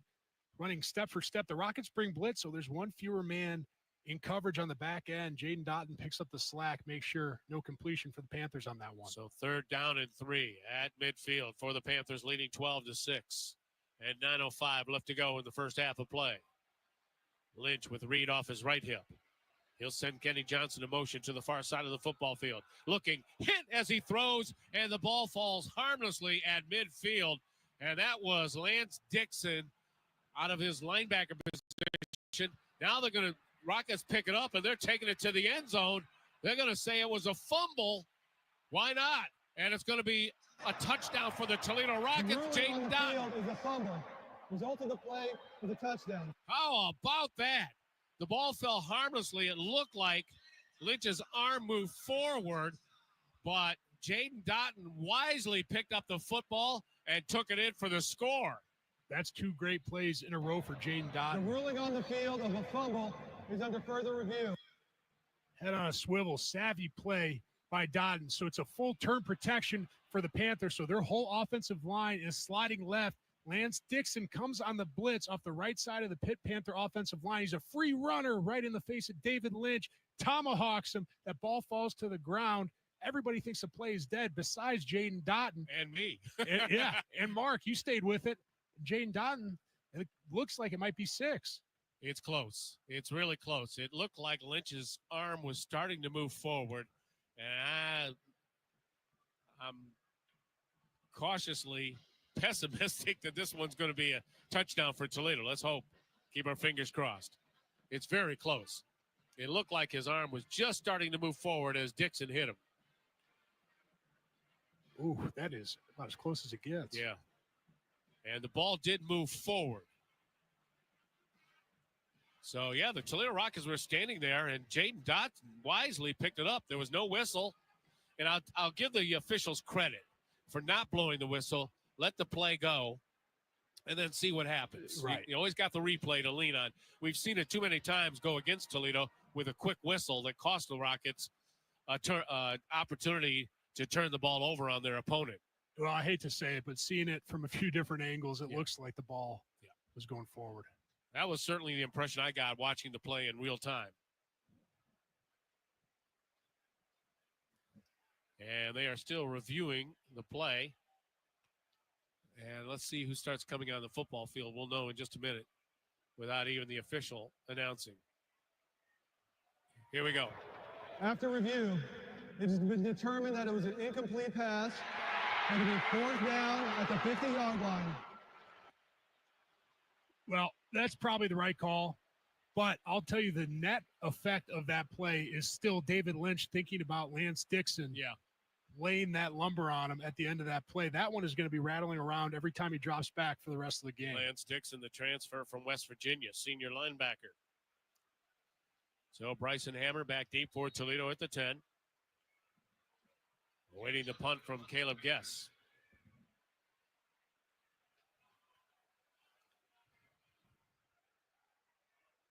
This is a territory where you're always looking for a fake. Beautiful punt. High kick. Hammer, fair catch, calls for and takes it at the Toledo 7-yard line. So the Rockets get the ball back down 12-6. With 8:44 left to go in the second quarter of play. Dangerous territory right now for Toledo. Yep, and we talked about ball security. I feel like we talk about it every week, especially in this part of the football field. That's just going to be magnified. You got to hold on to the football. Anybody who's touching the football, and that starts with the quarterback center exchange, protect that thing. You do not want to give the ball to the Pitt Panthers on a short field. Vander Ross and Newton split to the near side. That's the short side of the football field. Now Newton in motion. It'll be a handoff to Wallensack, nowhere to go. Connor stopped right at the line of scrimmage. In fact, he lost yardage.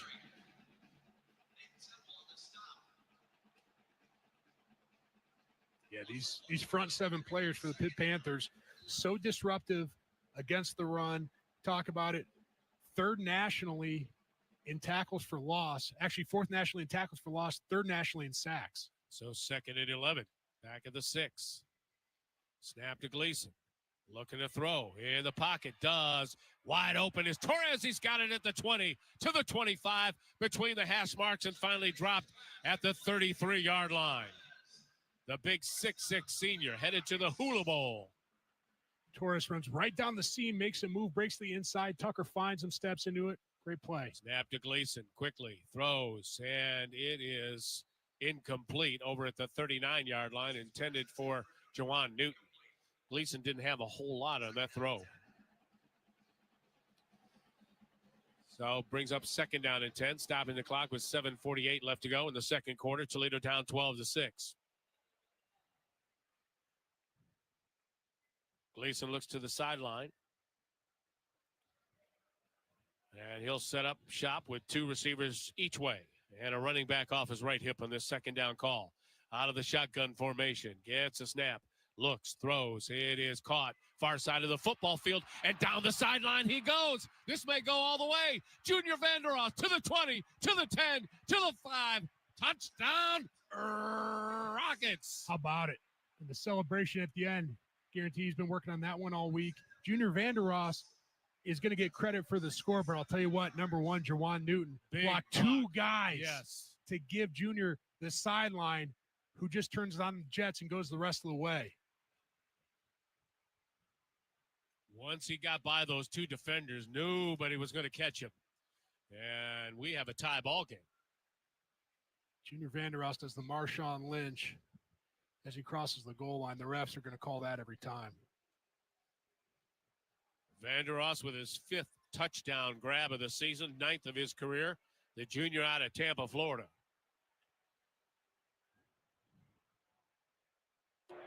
The result of the play, the touchdown.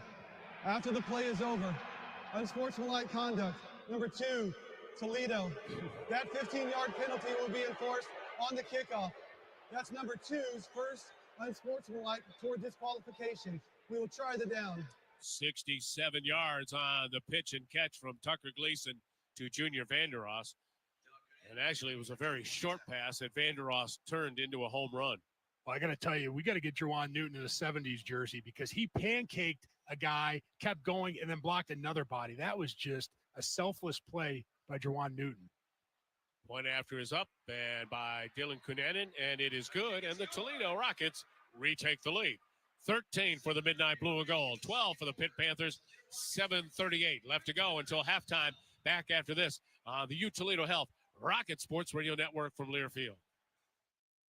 Your local electrical contractors from NECA and the professional electricians from IBEW Local 8 want to thank the University of Toledo for trusting us to perform so much of their electrical work at the university. We appreciate that we have such a world-class university here in our region, helping to make this a better community to live and work. For all your electrical needs, please visit AskNECA.com or call 1-866-ASK-NECA. We are your local professional electrical contractors. Go Rockets!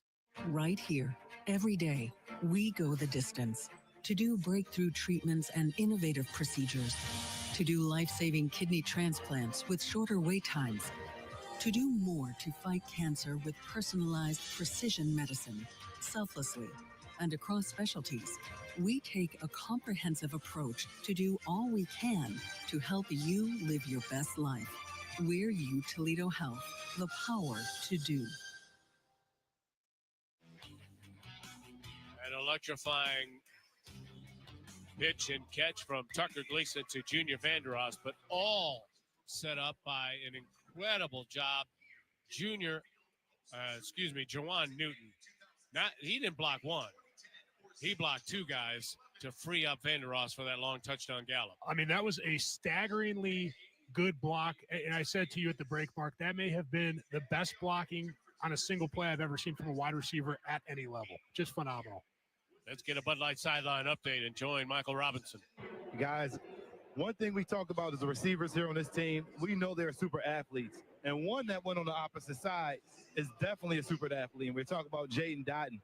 You saw him making big plays, almost got a touchdown with a heads-up play right there. One thing a lot of people don't notice is that he was offered by Ohio State University to be a defensive back, but turned that down to go play wide receiver. So letting you know that he does have that elite skill on the defensive side of the ball. It just took a couple weeks, He's looking in rare form right now, looking really, really sharp. So Toledo takes a 13-12 lead against the Pitt Panthers. Hey, Ohio Living by Swan Creek offers resort-like living in the heart of the city with amenities designed exclusively for those aged 55 plus. Find the freedom you want in a home you love. For a private tour, go to ohioliving.org. Junior Vandeross out of Tampa, Florida, came in with 73 catches on the season, and he has been busy this afternoon so far. Vandeross now with 4 catches, 107 yards, and 62 yards after catch. And that is huge. Both he and Jawan Newton are really sterling in those categories. And when you lack the traditional running game, this is what you got to do if you're Toledo. You get the ball to the playmakers on the edge. I feel like we've said it ad nauseum all year, but you got guys like number 1 and number 2 playing wide receiver for you who have game-breaking ability with the ball in their hands. Just throw it out to them and let them go to work. Yeah, here's the difference. Toledo with 191 yards throwing the football, Pitt just 63. But Pitt has 91 yards running with the football, Toledo just 32. Quite a contrast. Rockets 223 total yardage, Pitt 154. End over and kick by Michael Denning, very short, and it's taken at the 20-yard line by the upback, and that's Kenny Johnson, and he will take it all the way to the 39-yard line. I know they want to keep it away from Desmond Reed, but good field position for Pitt with 7:33 left to go in this second quarter, just down by a point. And they'll continue with their freshman walk-on quarterback, David Lynch. Lynch so far 8 of 13 for 63 yards. We did see a little bit of Julian Duggar when the Panthers started sniffing the end zone. He's a dual threat quarterback, just a true freshman. Lynch out of the gun. Sends a tight end in motion, looking to throw on first down, and he does his picked off at the 40-yard line to the 30, 20, 15, 10, 5, touchdown, Braden Alls, touchdown, Rockets. Braden Alls, 4th pick of the season, head on a swivel, steps right in front of it, reels it in, makes sure he makes the catch, and gets to Pater, baby. What a play. The Rockets dial up blitz, putting the pressure on Lynch, who still got that big hit from Dixon, rattling around in his head. Braden Alls takes advantage. Whew. Now, Braden Alls, early in the season, really had a nose for the football and had 3 interceptions early in the season, then basically was shut out until just a moment ago for his 4th of the campaign. Dylan Conanen's point after is up, and it is good, and Toledo takes a 20-12 lead just like that. What a momentum swing. You know, you give Pitt the short field, Denning on the short kick. You got to overcome that 15-yard penalty from Junior Vandeross. Man, to do it in that manner, Braden Alls, what a play. I mean, great catch, no doubt there, and then just turns on the Jets, race to the pylon, man. Pass was intended for Poppy Williams Jr., and once Alls caught it, Williams was right there but couldn't catch him. No. I mean, Braden Alls, just a sophomore out of Toledo Central Catholic High School, really showed blazing speed, took it to the house, and the Rockets enjoy an 8-point lead. Here with still 7:24 left to go in this second quarter of play at Ford Field. Let's get a quick Bud Light sideline update and join Michael Robinson. Deja vu in the last game of the season. Brayton senior year in high school for the state championship took a pick 6 very similar like that to the house. It's something about Braden Alls when you get in the crunch time. He steps up and made a huge play here for the Rockets. What I love about Braden Alls, you know, from his nickel position, he plays so physical. He deals with tight ends and running backs, wide receiver, but his ball skills are so good too. Denning will send a high end over and kick toward the end zone and over the head of the return man. Touchback, and the Pitt Panthers will have it at their own 25-yard line. Just moments ago, they were leading 12-6, and now they're down 8, 20-12. Wow. 67-yard Junior Vandeross touchdown reception. And just moments ago, Braden Alls with a pick six for the Midnight Blue and Gold.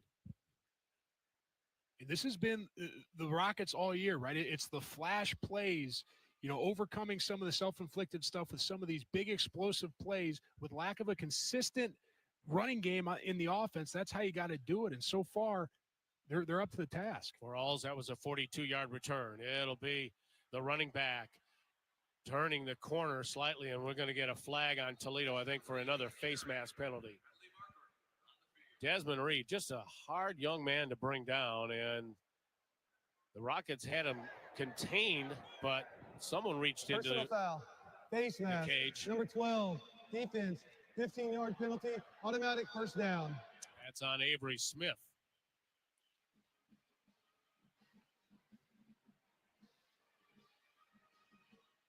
So fresh set of downs for Pitt, and that moves the ball all the way to their own 44-yard line. 7:17 left to go.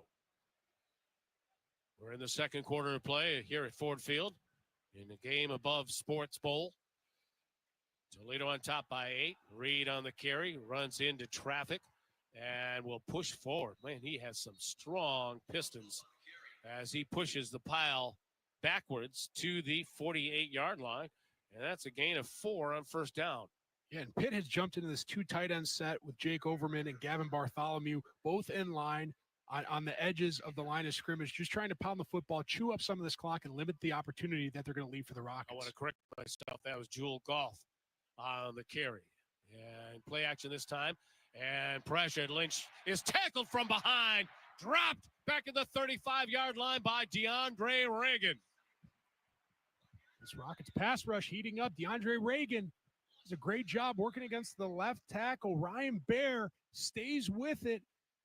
Lynch looks downfield. Great coverage by the Rockets secondary. Nobody open. Gives Reagan time to hawk down Lynch from behind. All the way back at the 36-yard line.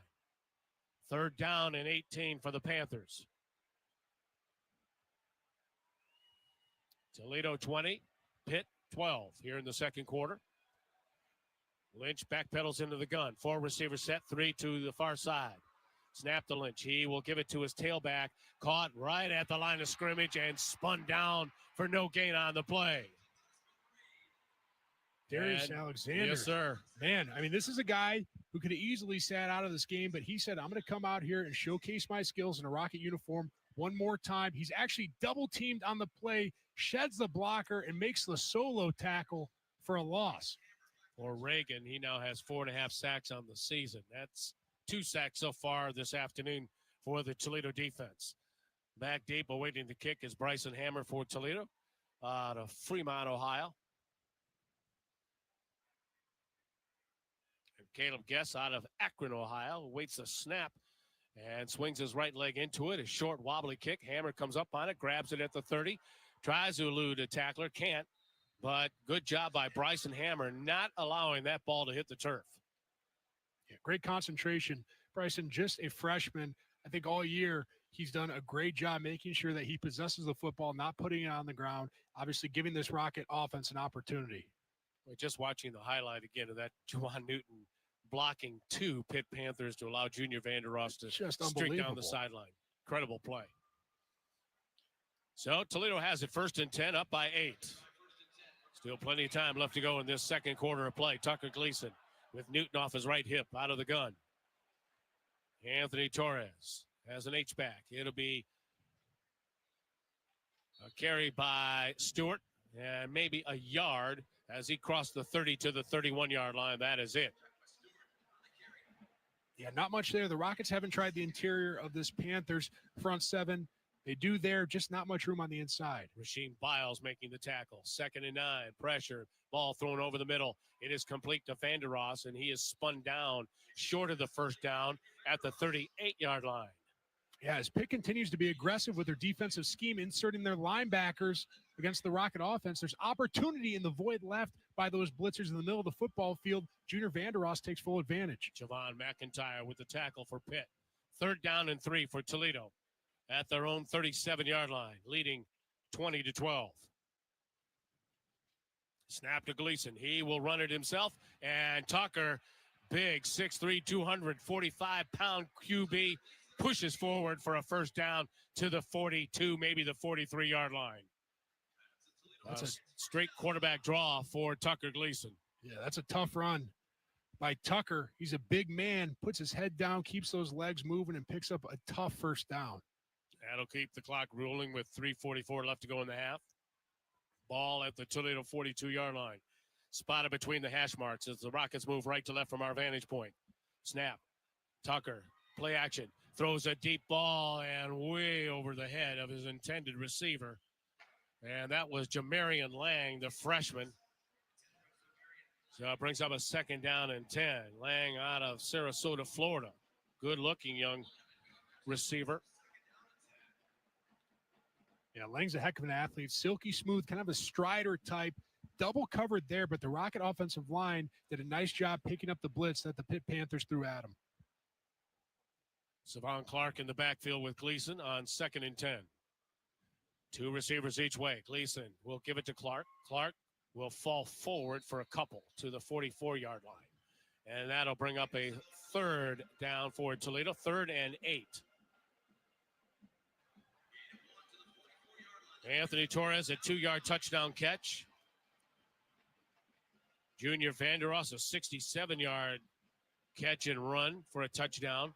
And moments ago, Braden Alls on a pick 6, covering 42 yards for Toledo. And they have 20 on the board. Vanderos in motion toward us. Snap to Gleason. Gleason in the pocket, has time, now steps out of the pocket, looking downfield. Now will turn upfield, run for the first down. He's going to be just shy, I believe, as he crossed midfield to the 49-yard line on the plus side. It will be 4th down for Toledo, and they need about 1.5 yards.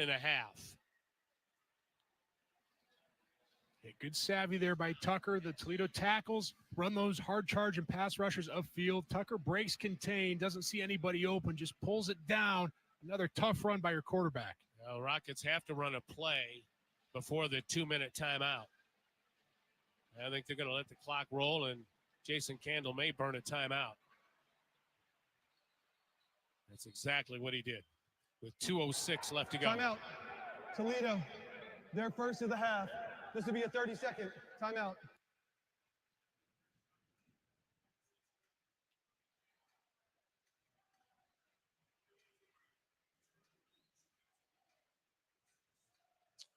So Toledo leading by 8, 20-12. Desmond Reed with a 3-yard touchdown. Ben Saul's 57-yard field goal. And also 2 points on a Kyle Lewis return of a blocked extra point. And that's the scoring for the Pitt Panthers. So the Rockets send Emilio Duran on the football field to punt. With the ball at the Pitt 49-yard line. Rockets need 1.5 yards.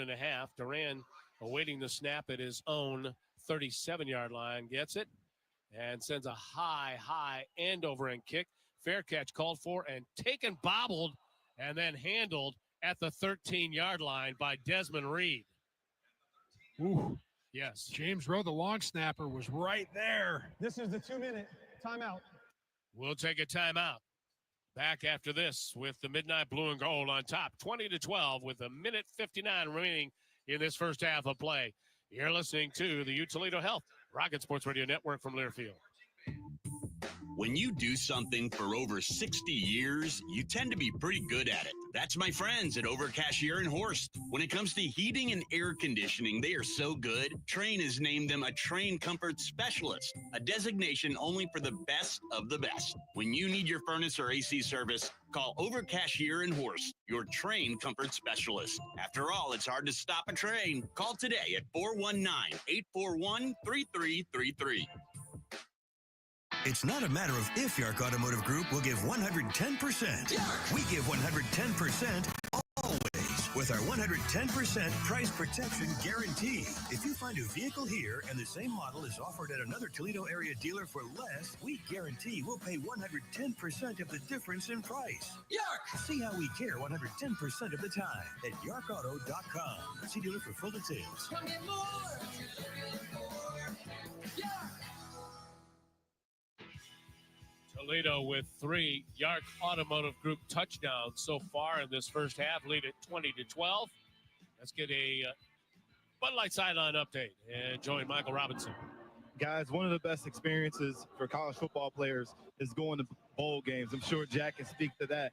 You know, this just to see all the walk-ons, all the young guys who haven't got to play all year, the injured players, and the camaraderie here on the sidelines. You really like the energy. These guys are hyped. They're excited to be here, but more importantly, to be indoors in the North. What a good time and an experience here for these guys. But, hey, it's an opportunity right now for the defense to possibly get a turnover with how hot they've been playing. Hey, for over 150 years, Shrams has created beautiful flower arrangements for that certain someone. Find flowers for every season and every reason at Shrams with same-day delivery. Shrams Flowers and Gifts, a proud supporter of Rocket Athletics. So Pitt has the football, and it's spotted back at the 14-yard line. They still have 1:59 to go, and a couple of timeouts in their pocket. But you pointed this out earlier, Jack, that the freshman David Lynch may have been shell-shocked just a little bit when he was hit and almost almost fumbled the ball. It turned out to be an incomplete pass. And on the very next possession, he throws a pick six. Yeah, Lance Dixon came screaming downhill and really laid the wood to David Lynch. And the Panthers started by converting 2 of their first 3 third downs. Since then, they have not converted a third down since. They're now 2 of 6. This Rockets defense has really heated up, particularly the pass rush. 2 sacks already from this pass rushing unit. We saw DeAndre Reagan on the last one, staying with it. All that to say, this front seven for the Rockets are really starting to get after Lynch, who is going to have to make his decisions faster. He's not going to have time to sit in the pocket and hold on to the football. Toledo with 244 yards of offense. Pitt with $150 so far. At the 14-yard line of Pitt. Snap.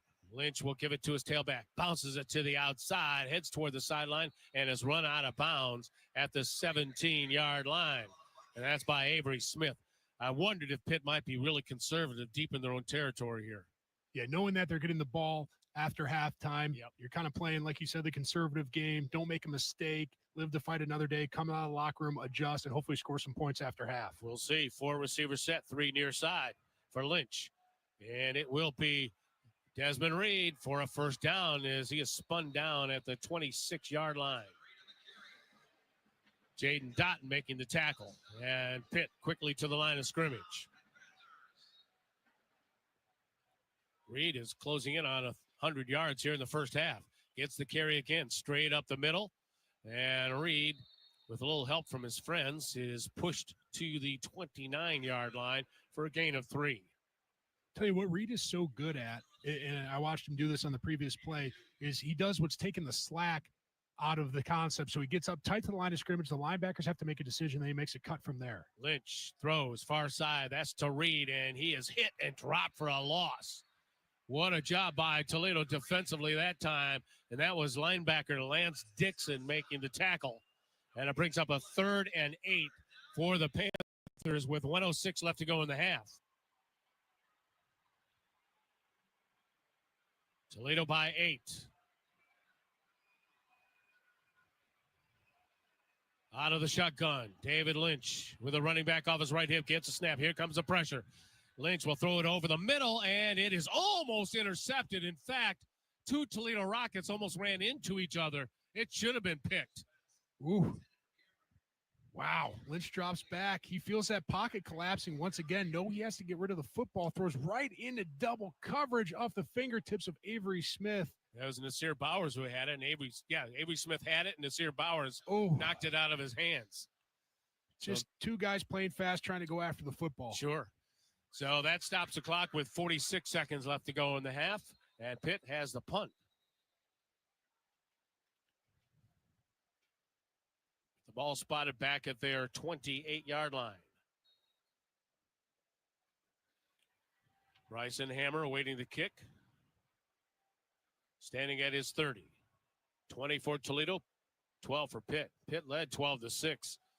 And the Rockets exploded for a 67-yard touchdown reception and then a pick six of 42 yards. Low end over end kick.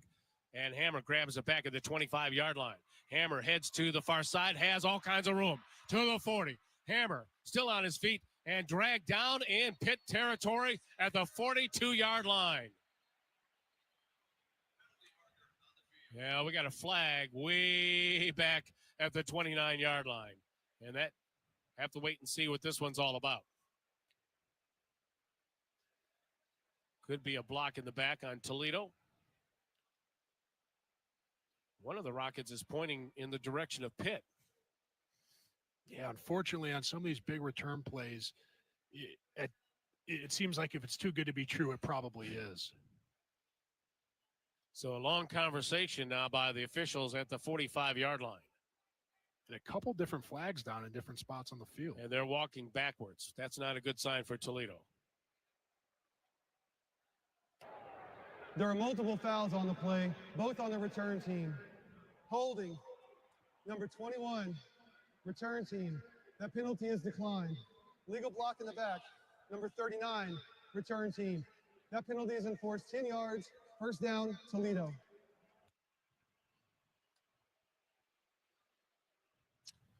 Yeah, freshman Dylan Holler is called for the penalty, and it moves the ball back to the 20-yard line. 34 seconds left to go in this first half of play with Toledo leading by 8.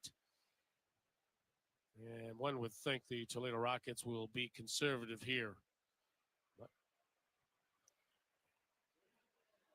it is the postseason. Anything can happen. Yeah. Do you empty the chamber or do you just kneel on and go in the locker room? Tucker Gleason takes up too much time, apparently. There's a whistle and a flag. False start. Oh. Number 8, offense, 5-yard penalty, first down. That's on the freshman, Jamarian Lang, which leads me to believe they may have had something up their sleeve that included him in the play. He got a little twitchy. So pushes it back 5 yards to the 15. First and 10. Pitt still has 2 timeouts remaining. So the Rockets have to be careful here. And now another flag. That'll push it back to the 10.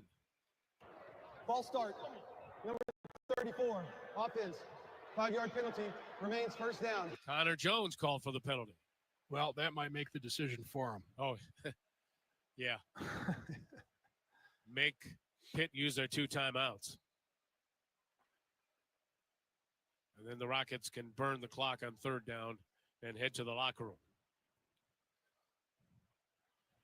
Connor Wallensack in the backfield with Gleason. Wallensack will get the call. Wallensack finds a crease and takes it up to the 15-yard line. And Pitt is not using their timeout, so they may be content to head to the locker room. They will receive the third quarter kickoff, will the Panthers. And Toledo doesn't need to run another play, and both teams will head to the locker room with the Midnight Blue and Gold up 20-12. And what a turn of events here in this second quarter of play, Jack Buhart. Yeah, just unbelievable. It's been the momentum plays for Toledo. Obviously, the pick six by Braden Alls, the Junior Vanderost streaking down the sideline, touchdown. It's been the flash plays, kind of like it has been all season for the Rockets. With a lack of a consistent type of sustained offense, you got to win on the explosives, and Toledo did in the first half.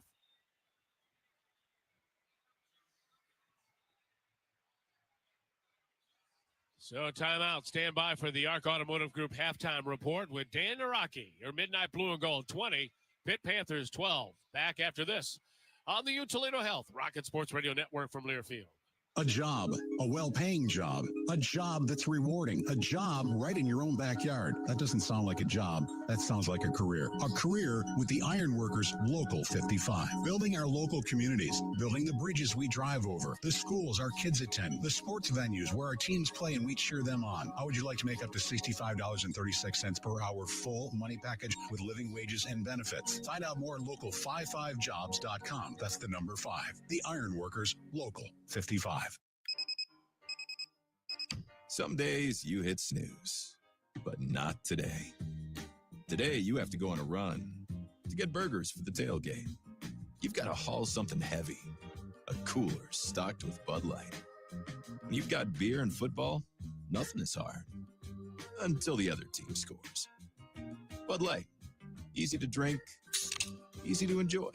Enjoy responsibly. 21 plus, copyright 2024, Anheuser-Busch, Bud Light Beer, St. Louis, Missouri. When we say we'll give you top dollar to sell us your vehicle, we mean it, and we'll prove it.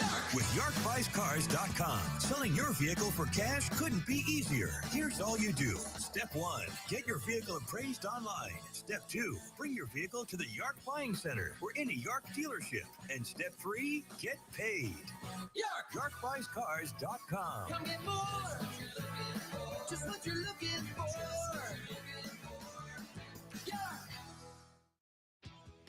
Toledo has a rich history of outstanding locally owned and operated family companies. One of those is Lave Electric, a commercial, industrial, healthcare, and electrical and technology contractor founded in 1926. Lave is dedicated to customer service and the safety of its tradespeople. They are a proud member of NECA, IBEW Local Union 8, as well as a proud supporter of University of Toledo Athletics. Lave Electric, empowering people, building brighter.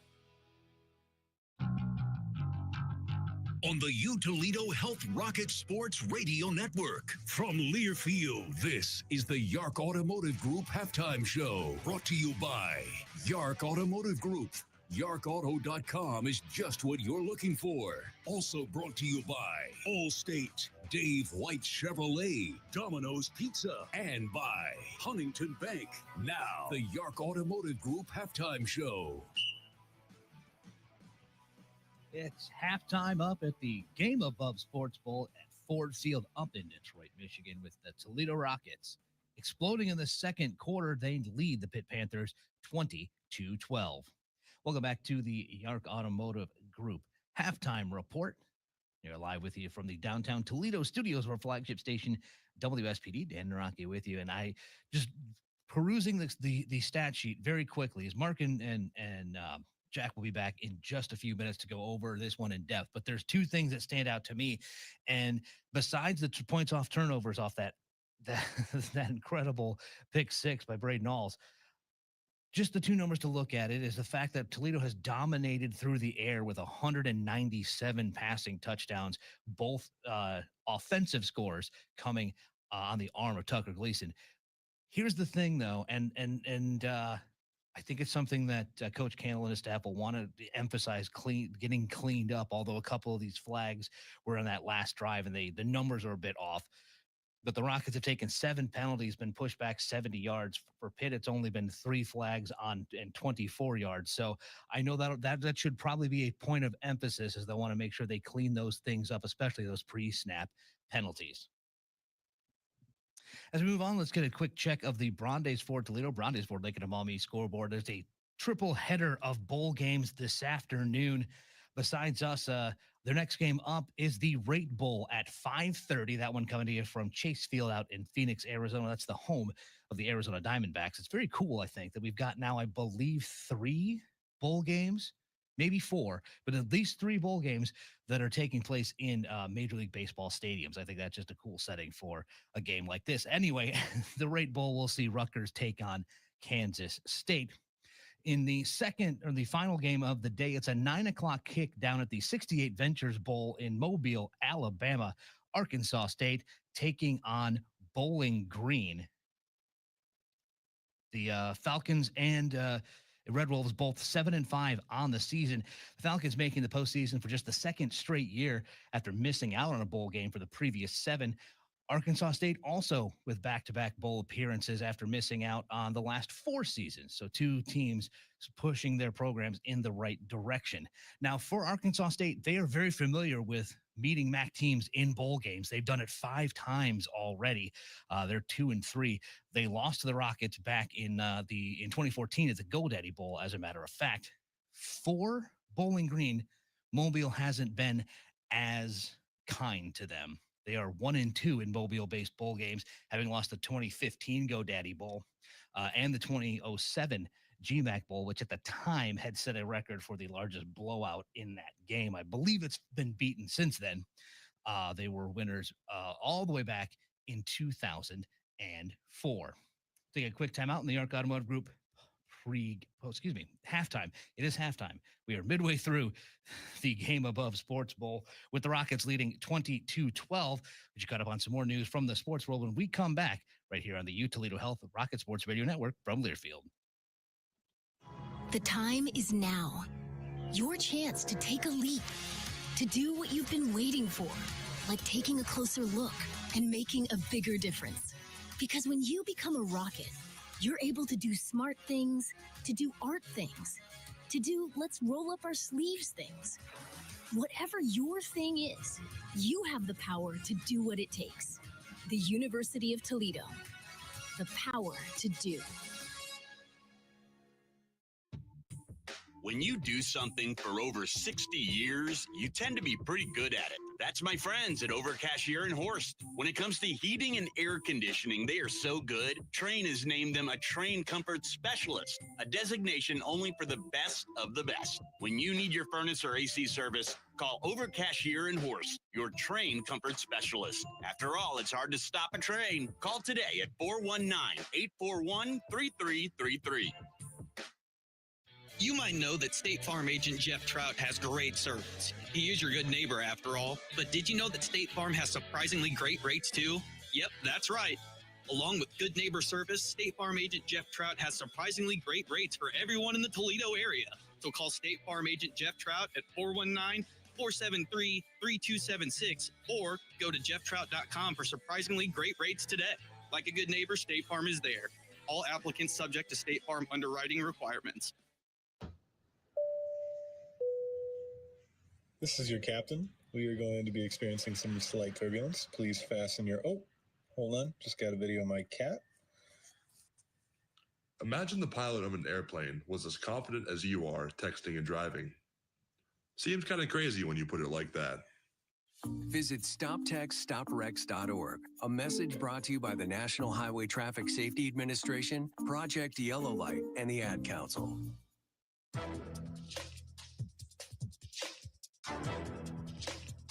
This copyrighted broadcast is an exclusive presentation of Learfield under the broadcasting rights granted by the University of Toledo. Reuse of this presentation is prohibited without the expressed written consent of the university and Learfield. Announcers are provided by Learfield and approved by the university.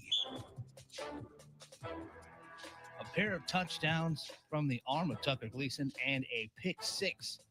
Got the Toledo Rockets on top of the Pittsburgh Panthers 22-12 at halftime of the Game Above Sports Bowl. This is the Arc Automotive Group halftime report. And we'll take another timeout here. When we come back, we will send you back up to Ford Field, where Mark Beyer and Jack Buhort are standing by to break down this first half of action, give you a couple of keys for Toledo to maintain this lead and walk away with to head into the offseason with a bowl win. We will do that next, right here on the Toledo Health Rocket Sports Radio Network from Learfield. At Yark Automotive Group, you'll find just what you're looking for. Yark! More than 1,700 new and pre-owned vehicles in stock, 8 locations, and 12 automotive brands. Plus, Yark Cares, included on every new and pre-owned vehicle at no extra cost. With Yark, our customers always get more. Yark! Find your next vehicle and get just what you're looking for at yarkauto.com. See dealer for complete details. Come get more!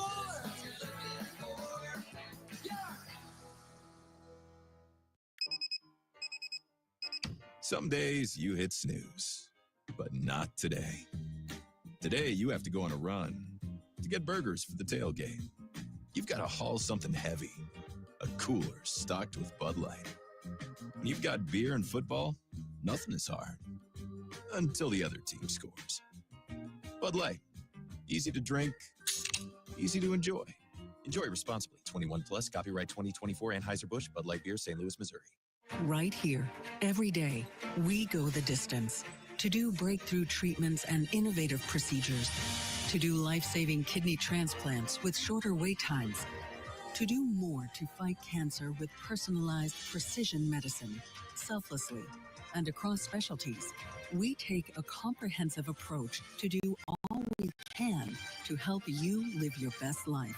We're you, Toledo Health, the power to do. Since 1872, Schramm's Flowers and Gifts has been part of Toledo for over 150 years. Schramm's has created beautiful flower arrangements for that certain someone. Think clients or staff members with unique gifts. Schramm's Flowers and Gifts also offers wedding consultation. Find flowers for every season and every reason at Schramm's with same-day delivery. Schramm's Flowers and Gifts, a proud supporter of Rocket Athletics.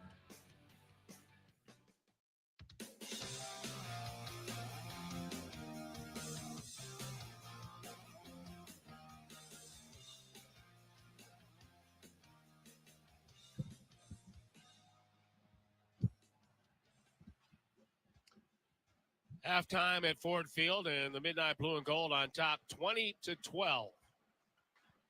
Jack, your thoughts? Well, I think coming out, Toledo started fast, which was going to be a key for them. The explosive run on the first play of the game set up some nice explosive passes to come away with 6 on the first series. Obviously, letting Pitt and Kyle Lewis run back the PAT try for 2 points wasn't ideal, but then to respond defensively the way the Rockets have, I think was just awesome. I mentioned it in the first half. Pitt started on third down, 2 of 3. Since then, they are now 2 of 7. The back end of this Rockets defense is playing really well, but also this Rocket pass rush has really got in the head of David Lynch, and you can tell in his decision-making. He's a little bit sped up. He hasn't been great on the timing throws like he was early. So all of a sudden, the momentum has shifted back in the Rockets' favor. Now we're still missing that sustained drive from the Rockets offensively. They scored on some flash plays outside of the first series, and obviously the pick 6. It would be nice to see them come out in the second half, establish a little bit more of that running game like we saw in the first series, and open up some stuff in the back end. Well, here's what you like to see. The Toledo Rockets defensive lineman, Darius Alexander, is leading the team in tackles. Love it. I mean, those guys up front have been disruptive. And against a guy like Desmond Reed, the first guy there hasn't been great at making the tackle, but there hasn't been much in the middle. Kevon Butler and Darius Butler have done a nice job clogging the A and the B gaps, causing the Pitt Panthers to have to try the outsides. But I think those Rocket secondary players are willing to come up and make those tackles on Reed, and this is a guy who can break the game open. So love to see the toughness from the corners and the safeties of Toledo. Toledo took the opening drive, marched 75 yards, 8 plays, used up 3 minutes and 18 seconds, converted on 4th and goal at the 2. Tucker Gleason to Anthony Torres for the score. And as Jack pointed out, the point after by Toledo was blocked and returned by Kyle Lewis, 85 yards for 2 points. It was 6-2 Toledo at the 11:42 mark of the first quarter. Pitt then in the second quarter, just 4 seconds into it, would score on a Desmond Reed 3-yard run, capping off an 11-play, 79-yard drive. That used up 4 minutes and 35 seconds. Point after good, 9-6 Pitt. Then with 11:12 left to go in the second quarter, Pittsburgh would increase their lead on a 57-yard Ben Sauls field goal, capping off a 7-play, 31-yard drive. That used up 2 minutes and 51 seconds, 12-6 Pitt. But Toledo would respond. 4 plays, 93 yards, capped off when Tucker Gleason found Junior Vandeross down on the far sideline. Got great blocking from Juwan Newton, who actually blocked 2 Pitt defenders, and Vandeross streaked down the sideline for a 67-yard score. And point after good, Toledo took a 13-12 lead. And then moments later, on the first play from scrimmage for Pitt, Braden Alls would pick off a pass from David Lynch, return it 42 yards for the score. And point after up and good. And that's where we're at with Toledo on top, 20-12. Rockets total offense, 249 yards in just 2 quarters of football. Pitt with $164. Rockets with 197 via the passing game, 52 on the ground. Pitt, 101 yards rushing, just 63 yards via the passing game. David Lynch, 9 of 16 for 63 yards, and he was sacked twice through that pick six. Tucker Gleason has been efficient, 13 of 21 for 197 yards, 2 scores. And as I mentioned just a moment ago, his longest play was 67 yards. Junior Vandeross leading Toledo, 6 targets. He has 5 catches for 113 yards. And the leading rusher for Pitt, no surprise, Desmond Reed, 16 carries, 95 yards. His longest run was 22 yards. As I mentioned, Darius Alexander for Toledo leading in tackling. Jaden Dotton, who has switched from wide receiver to safety with 3 games left on the season. He's second on the team in tackles with 5. And the leading tacklers for Pitt, Brandon George with 5, and Javon McIntyre also with 5. 20 for Toledo and 12 for the Pitt Panthers. We'll be back with the third quarter kickoff, which Pitt will receive after we take this timeout. That wraps up the Yark Automotive Group pregame show and postgame show. And how about the halftime show? Whatever. It's the holidays. Hey, thanks for tuning in. We'll be back right after this on the Toledo Health Rocket Sports Radio Network from Learfield. Whatever temperatures this winter brings, Ultra Heating and Cooling, your friendly and knowledgeable day and night dealer, is ready to help. Whether it's fixing your current system or installing a new energy-efficient day and night system, Ultra will make sure to keep you and your family in constant comfort. Schedule an appointment today with Ultra Heating and Cooling at ultraheatingcooling.com. Day and Night is a proud sponsor of the Toledo Rockets. Get the number 1 buy from the number 1 guy, Dave White, Chevrolet. The best deal you will ever see. And standard equipment includes integrity. Get the number 1 buy from the number 1 guy, Dave White, Chevrolet. Give us a try, and you will know why. Folks call Dave the number 1 guy. Cause it's a 4-generation family affair. At Dave White, they really care. Our service is tops, our selection won't stop until you found the right car. The folks who have say there's one thing they know. Dave White's the only way to go. Dave's reputation says it all. For the number 1 guy, from the number 1 guy, the place to go is Alexis and Monroe. Dave White, Chevrolet. Together, let's drive. Visit DaveWhiteChevy.com. The time is now. Your chance to take a leap, to do what you've been waiting for, like taking a closer look and making a bigger difference. Because when you become a rocket, you're able to do smart things, to do art things, to do let's roll up our sleeves things. Whatever your thing is, you have the power to do what it takes. The University of Toledo. The power to do. On the Toledo Health Rocket Sports Radio Network from Learfield, Rocket Football is on the air. Brought to you by the University of Toledo, the power to do.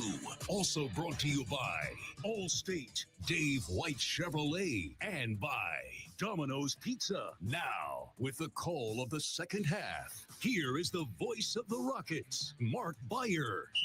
Certainly hope you had a very Merry Christmas. And look forward to a Happy New Year.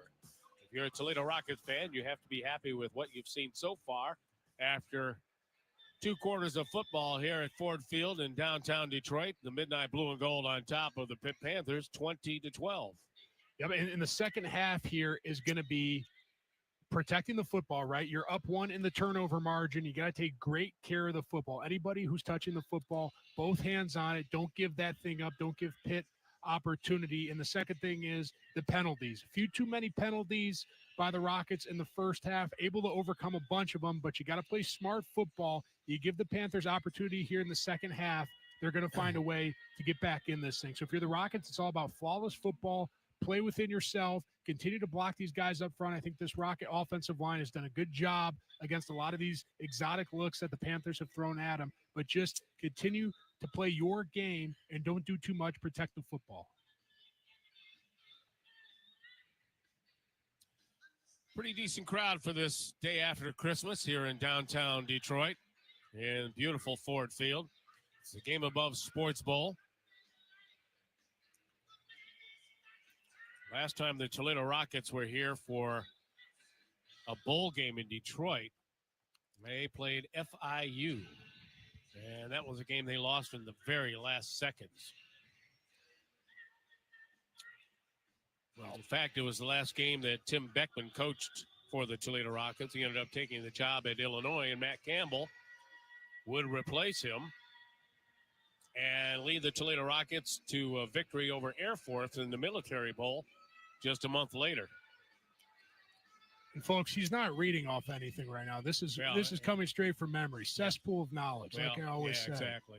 Well, I'm off by a year, but Military Bowl was the following year that he followed Tim Beckman and then got the head coaching job. And, of course, then Jason Candle followed Matt Campbell. Matt Campbell's had a lot of success at Iowa State. Jason Candle is just one victory away from tying Gary Pinkel for the all-time lead in victories as a head coach for the Toledo Rockets, which many fans may not be aware of that don't follow Toledo, that the Rockets have one of the longest winning streaks in college football history. And they were led by Chuck Ely, who quarterbacked the Toledo Rockets 3 consecutive years and did not lose a game, 35-0 in 3 seasons. In fact, Chuck Ely never lost a game in high school. Wow. Quarterback. That is a feat of strength. Oh, there's a reason when you walk in the Glass Bowl, you see Chuck Ely's name up there. That was 69, 70, and 71. Here we go as Michael Denning will tee it up, swing his right leg into it, and a low spinning kick that's taken at the 8-yard line by the up back to the 20 and slips and falls at the 24-yard line. So that's where Pitt will have the football to start this second half. Now, I would not be shocked to see in the second half here a little bit more of Julian Duggar. David Lynch started strong but struggled in the latter half of the first half. And I'm thinking if I'm Pat Narduzzi, you got to score some points fast here. Why not throw a little Julian Duggar at this Rockets defense? Well, you read my mind. I was thinking the same thing about this Pitt team, just to mix it up a little bit. Yep.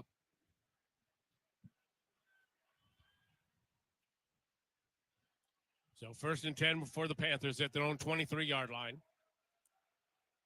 Lynch will give it to his tailback. Big hole. Look out. He's dropped close to a first down at the 32, maybe the 33-yard line. And he's now over 100 yards is Desmond Reed. Yeah, nothing special there. Just zone left. Ryan Baer, the left tackle, does a nice job prying it open for Reed.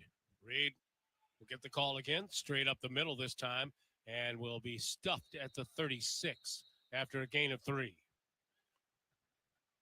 Yeah, Reed has had a lot more success running to the outside than between the tackles, and that's a credit to Darius Alexander and Kevon Butler doing a good job in there against this big Pitt offensive line, using their hands and reading the play. 3 receivers set. Jake Overman, tight end in motion, and it'll be a toss to the tailback and a nice shoestring tackle made by Jaden Dotton at the 38-yard line, bringing up a 3rd down. Boy, Mr. Dotton has really made his presence felt in the backfield for Toledo, and they're missing their top 2 safeties, Maxon Hook and Emmanuel McNeil Warren this afternoon.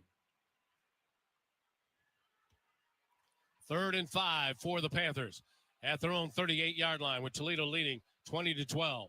Snap. Lynch wants to throw, pressured, runs out of the pocket. He will fire it. It's going to be intercepted at the 45-yard line by Toledo. And it is Jaden Dotton, Johnny on the spot. Yep, Jaden Dotton, man, what a play. Ruling on the field is an interception. 1st down, Toledo.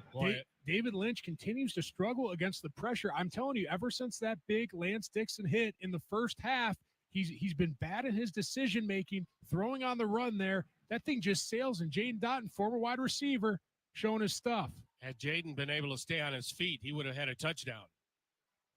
But he made a nice grab, leaping high for it at the 43-yard line of Toledo. So the Rockets with an 8-point lead, looking for more as Jock Stewart joins Tucker Gleason in the backfield. Toledo in this third quarter, where they have the football moving left to right from our vantage point. 3 receiver set with 2 to the far side. Now one of those receivers in motion. Tucker Gleason wants to keep it himself and nowhere to go. In fact, he will lose about 5 yards. Yeah, interesting. Pitt coming out after halftime, playing a lot more conservatively defensively. They started the game with a bunch of blitz looks. That time it was just gap sound defense, guys playing their gaps. They didn't want to give Toledo an opportunity to make another big flash play. Push it back to the 37-yard line. So that was a loss of 6 by Tucker Gleason on first down. He just ran right into a wall of Pitt Panthers. 2nd and long.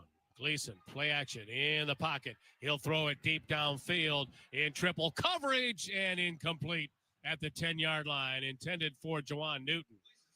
But an ill-advised throw. I mean, there were 3 defenders around Newton. Yeah, well, Tucker knew when the ball was snapped where he was going, and that was to his guy, number 1, Jawan Newton. Good protection up front, gave Tucker time to step into the throw, with just too many defenders there to make anything happen. So 3rd down and 16 for Toledo. Connor Wallensack off the right hip of Gleason. 3 receivers near side, 1 to the far side on this 3rd and long, with Toledo on top by 8. Just underway, 3rd quarter. Snap to Gleason. Here comes pressure. Dumps off a little screen pass and incomplete. Wasn't going anywhere, even if Connor Wallensack caught the ball. That was well read. I like the idea, though. Pitt does dial up pressure on the 3rd and long situation, and Toledo's idea against that look is to throw a screen. And what that does is that gets the momentum of the defense moving upfield, uses their aggressive nature against them. It was just too well read by the Pitt defense. You got to give them credit where credit's due.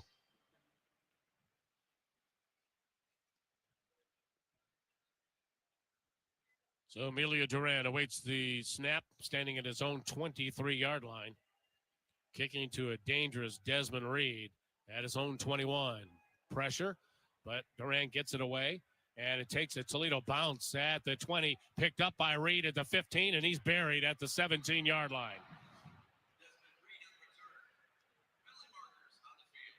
And we have a penalty way back at the 32-yard line. The Toledo 32-yard line, so let's wait and see if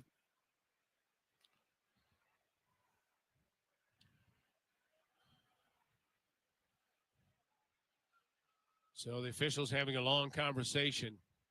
If there's been a negative for the Toledo Rockets this afternoon, there's been penalties. There are multiple fouls on the play. Personal foul. Leaping, number 16, receive team. That penalty is 15 yards from the previous spot and automatic first down. After the play is over, unsportsmanlike conduct. Number 93, kicking team. Number 16, receiving team. Those will offset. After enforcing the 15-yard penalty from the previous spot, it'll be 1st and 10. So Toledo gets the football because it was after the play was over on the Toledo penalty. So they called leaping. So it looked like Jesse Anderson from Pitt, as they elected to come after the punt, Malachi Davis caught him midair, just a little bit too physical after the play, but the net result is going to be positive for the Rockets and keeping the football. 15 yards and moves the ball into Panther territory at the 48-yard line. Leaping. That's a new one. Yep. So 1st and 10 for the Rockets with 12:36 left to go in the second quarter, on top 20-12.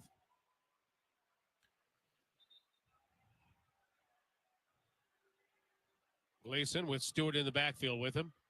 And Tucker will set up 3 receivers to his right. That's the wide side of the football field.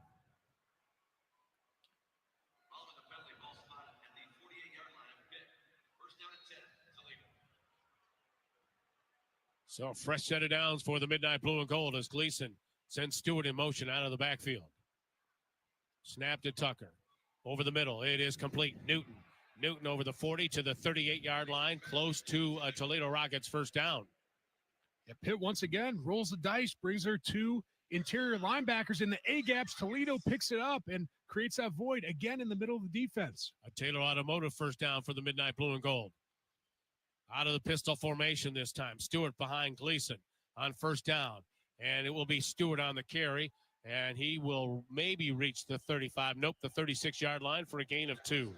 As the clock rolls with 12 minutes left to go, third quarter. And the Rockets on top, 20-12.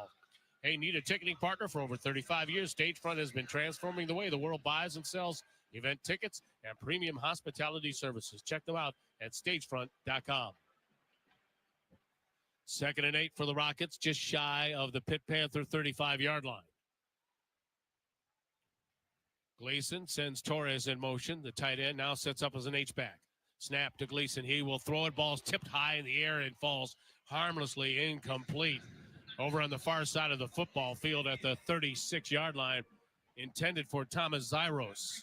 And getting a hand on it was Isaiah Neal, defensive lineman, freshman out of Washington, D.C. Yeah, Pitt getting aggressive again, bringing pressure. Tucker knows he's hot, which means there are too many to block. Tries to get rid of it quickly. Just well played by Neal, getting his hands up in the throwing lane. So here we go with the 3rd and long. 3rd and 8 for Toledo at the Panther 36-yard line. 4-man rush. Gleason in the pocket. In trouble. Throws it. One-handed grab by Newton. Newton takes it to the 30. Close to a first down. Inside the 30 at the 28-yard line. It all depends on the spot. What a grab by Jawan Newton. A one-handed snatch with his right hand. Heck of an effort. The ball was thrown high. Jawan Newton reels it in and 4th and yards. inches. 4th and inches. Gleason out of the gun with Wallensack in the backfield with him.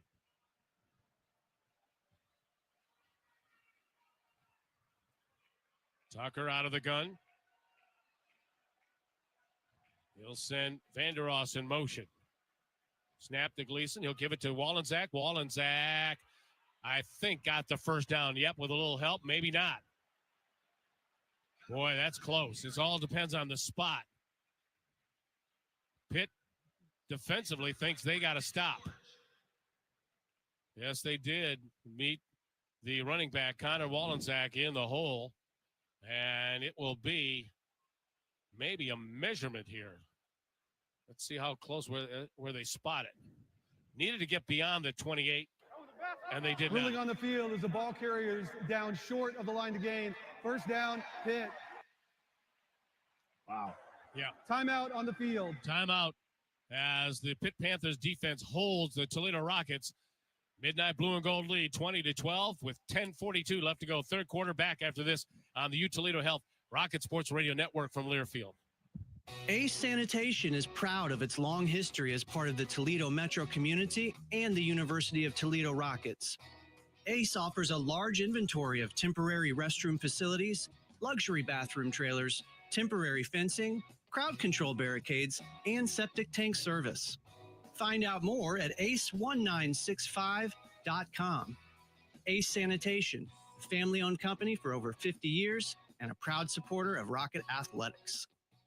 Right here, every day, we go the distance to do breakthrough treatments and innovative procedures, to do life-saving kidney transplants with shorter wait times, to do more to fight cancer with personalized precision medicine, selflessly, and across specialties. We take a comprehensive approach to do all we can to help you live your best life. We're U Toledo Health, the power to do.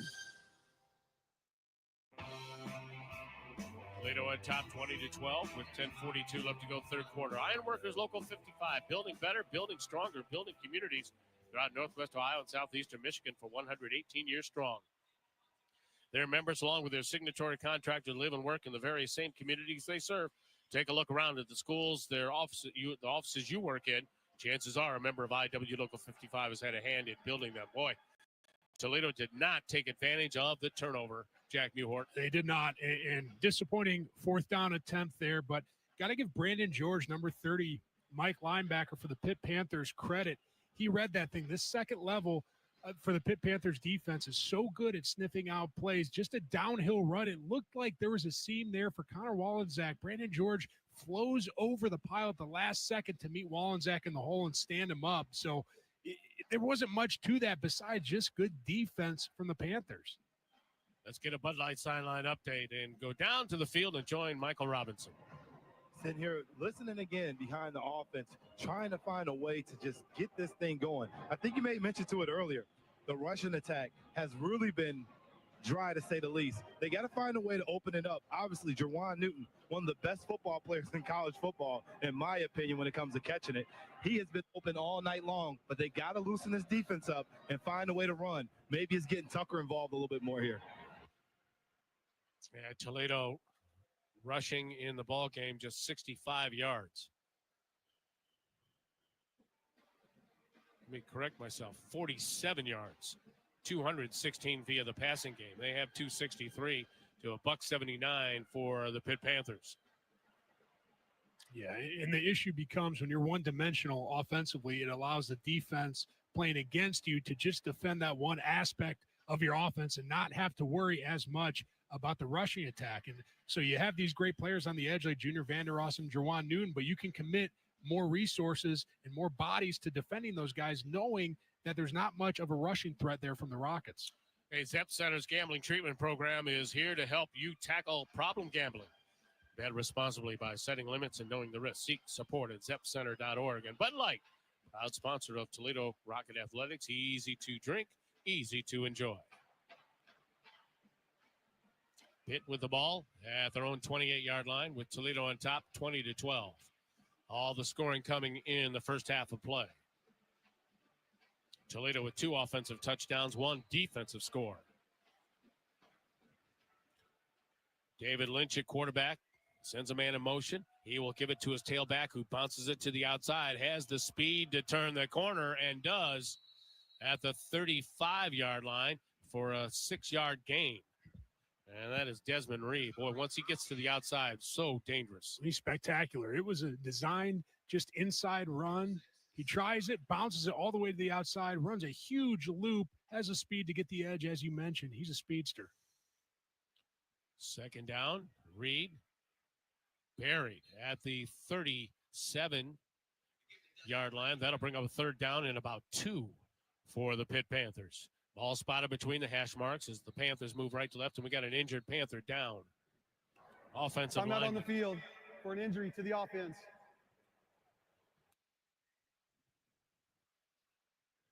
First glance, it looks like big right guard B.J. Williams. Yes.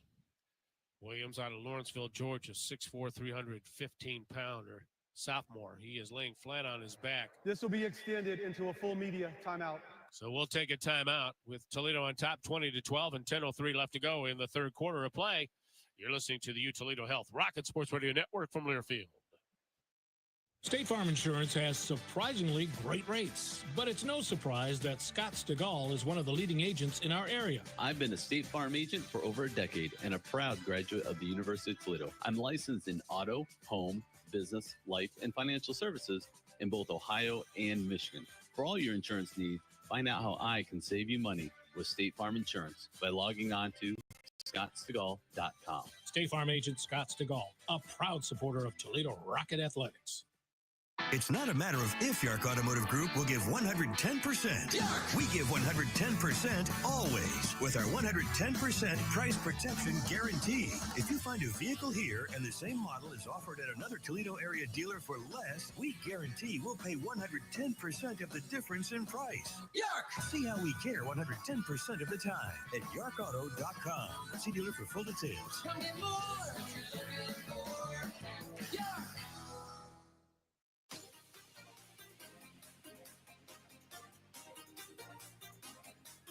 Pitt 12.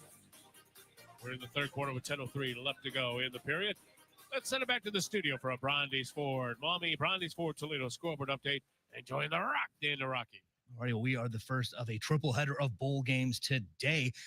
Coming up at 5:30, the next game up is the Rate Bowl out of Phoenix, Arizona, as Rutgers will take on Kansas State there. The Scarlet Knights 7-5 on the year, Kansas State 8-4. And then in Maction will cap off the evening. It's the 68 Ventures Bowl down from Mobile, Alabama. Arkansas State out of the Sun Belt facing off with Bowling Green. Both of those teams are 7-5 on the season. And a few things to look forward to this weekend. On Saturday, the Rocket women's basketball team will be hosting Defiance College at Savage Arena. And then on Sunday evening, the men's team will venture out to historic Mackey Arena to take on the number 21 Purdue Boilermakers. Let's send you back up to Ford Field. Yeah, 2 o'clock game on Saturday at Savage Arena for the women, and 6 o'clock with our pregame beginning at 5 o'clock on Sunday as the Midnight Blue and Gold square off against the Boilermakers. I want to make one correction I was talking about earlier. Here at Ford Field, it was against Florida International University in 2010, and Toledo took a 1-point lead on a 2-point conversion by Eric Page and ended up losing that game on a last-second field goal. In that ball game for FIU was a young man by the name of T.Y. Hilton, and he was something to behold to watch him play. And then the following year, Toledo was at the Military Bowl beating Air Force, and a real nail-biter, and that was the debut of Matt Campbell as head coach. Interestingly enough, when Jason Candle made his debut, replacing Matt Campbell, that was at the Boca Raton Bowl against Temple, and Jason Candle got a victory in his first head coaching opportunity. Both, by the way, hail from Mount Union. So it is 3rd and short for the Pitt Panthers. Good news, B.J. Williams jogged off the field under his own power for the Pitt Panthers. So it's 3rd and short. It will be the running quarterback, and he'll get the first down and more as he's bumped out of bounds. That is Julian Duggar, who turned the left corner and was pushed out of bounds right at midfield.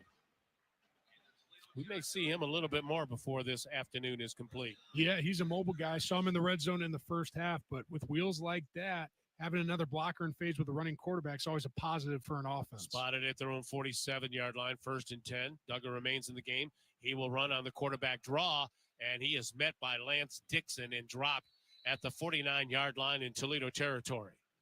So a first down gain of 4 for Duggar out of Pittsburgh, Pennsylvania. Played at Penn Hills High School, 6'3", 210-pound true freshman.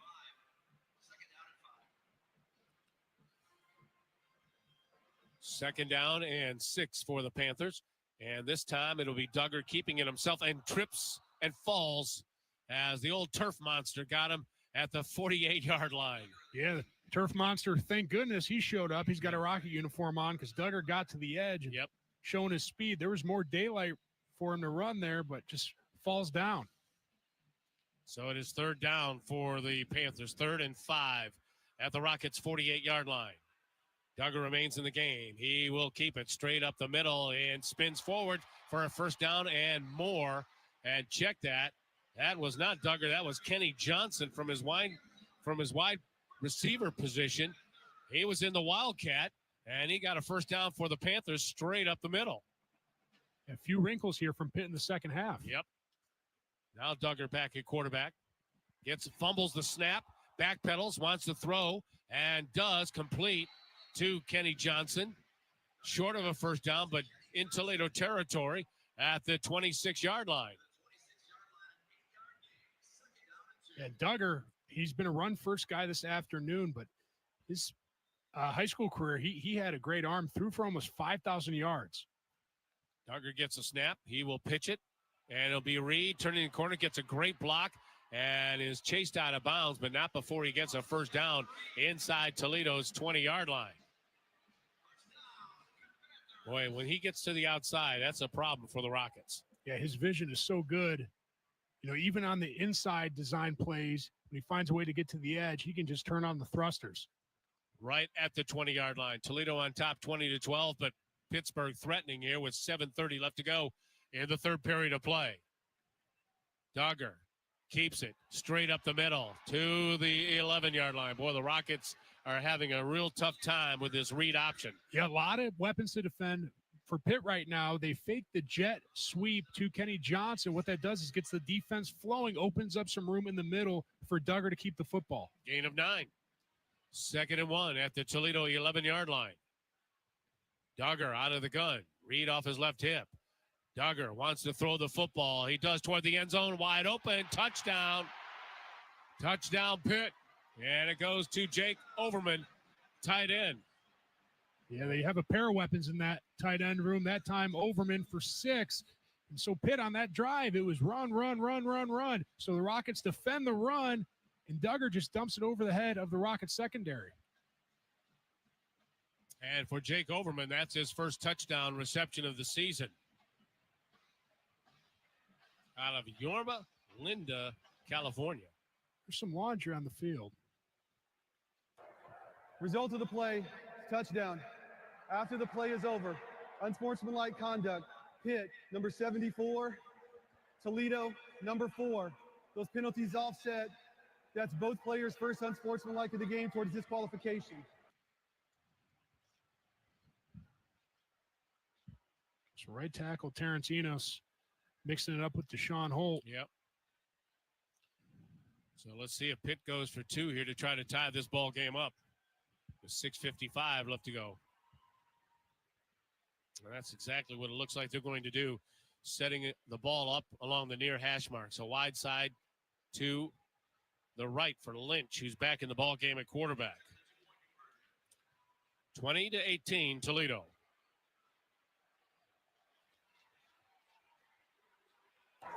Reed off the right hip. Number 74 for Pitt does not have to leave the game for a play with the helmet off because the foul on the defense was pulling off the helmet. We'll do the try. That's Terrence Enos Jr. out of Redford, Michigan.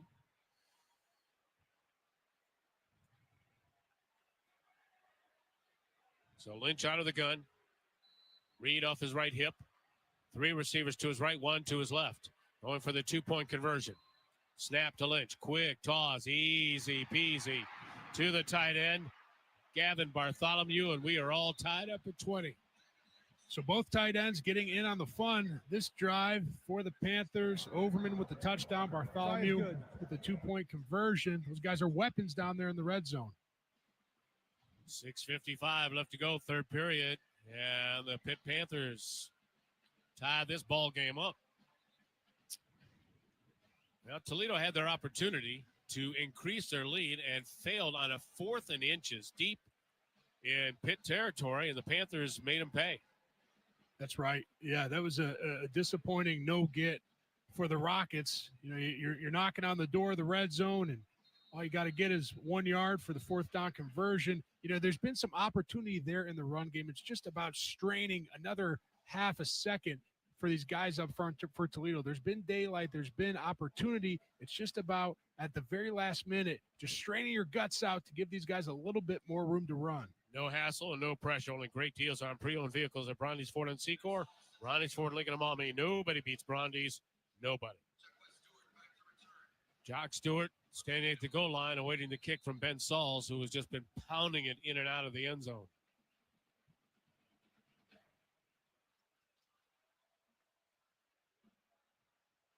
Well, as we expected or thought, Pitt would start mixing it up with their quarterbacks, and it paid dividends. Stewart takes it at the 1 this time.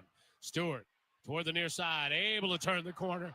He's to the 30, down the sideline, and finally pushed out of bounds at the 40-yard line. Well, he doesn't get many opportunities because most teams kick away from him. But when Jock Stewart gets the ball, good things normally happen. He came in averaging almost 33 yards of return. That one good for 39. Yeah, Saul's with a mistake there, letting number 0 for the Rockets get his paws on it. And you give that guy opportunity, he's going to make you pay. Good field position here for the Rockets. You got to respond in the form of a good sustained drive. Come away with 7 points on this one. Savon Clark in the backfield with Tucker Gleason.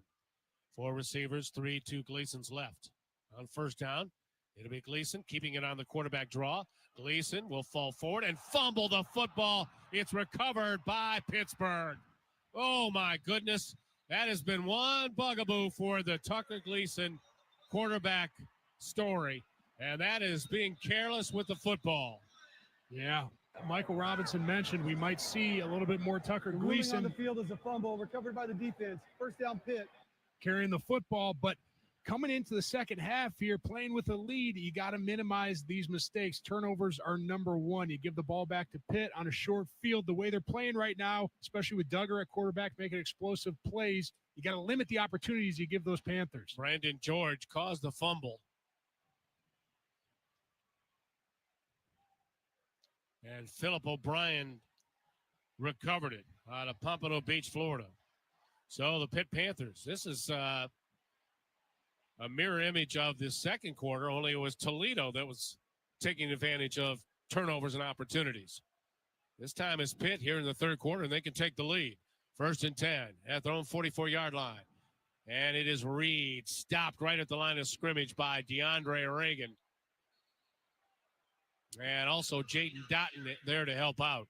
A physical play there by DeAndre Reagan. He stands up the left tackle who's attempting to block him. That's Ryan Baer, able to use his hand, shed the block, and make the stop. No gain on the play, 2nd down and 10. All tied up at 20 apiece. 6:15 left to go, third quarter here at the Game Above Sports Bowl in downtown Detroit.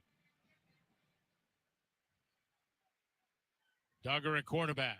All alone in the backfield. Looks. Pump fake. Flush out of the pocket. Now runs toward the sideline. He will fire. It is complete for a first down and more. Dropped finally at the 36-yard line. Well, he provides a little elusiveness in the backfield, which David Lynch does not. Yeah, Duggar's a dynamic athlete. He feels pressure, rolls out to his right, able to extend the play, flip that thing to his man. At the 37-yard line of Toledo.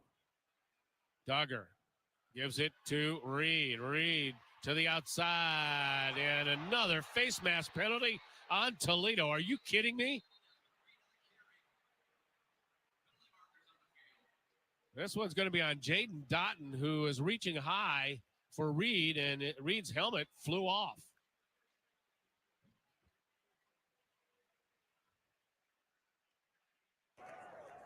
Personal foul. Face mask. Number 6. Defense. Excuse me, that's on 15-yard Zeke penalty Blake. From the end of the run. Automatic first down. And that's a no-doubter. I'll Number tell you, 0 is allowed to stay in the game due to the helmet foul. I'll tell you, part of the reason these face masks are occurring for Toledo defensively is because Desmond Reed is using his stiff arm so effectively. He's keeping defenders at bay. So when you come in to make the tackle, you're like Frankenstein. You got your arms out in front of you. You got nothing to grab. So the first thing that pops up is a face mask. I mean, Desmond Reed, it's just another thing that he does great is keeping the tacklers at bay. So now the Pitt Panthers are inside the Toledo 20-yard line after the Tucker Gleason fumble. This drive started at the Panthers 43-yard line. They're now at the Toledo 17.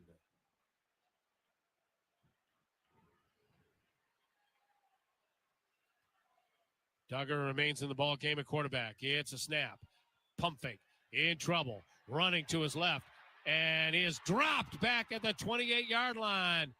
And he actually looked like he fumbled the football and it was recovered in the backfield back at the 29. Yeah, Duggar was playing fast and loose with the football, holding it in one hand, rolling right. That thing popped out. He's lucky his teammate there, looked like Jason Collier Jr., jumped on it. Could have been a devastating turnover for the Panthers. Yeah, Deshaun Holt caused the fumble. So a loss of 13 yards. 2nd and 23 at the 29-yard line of Toledo. And now we got a pause in the action.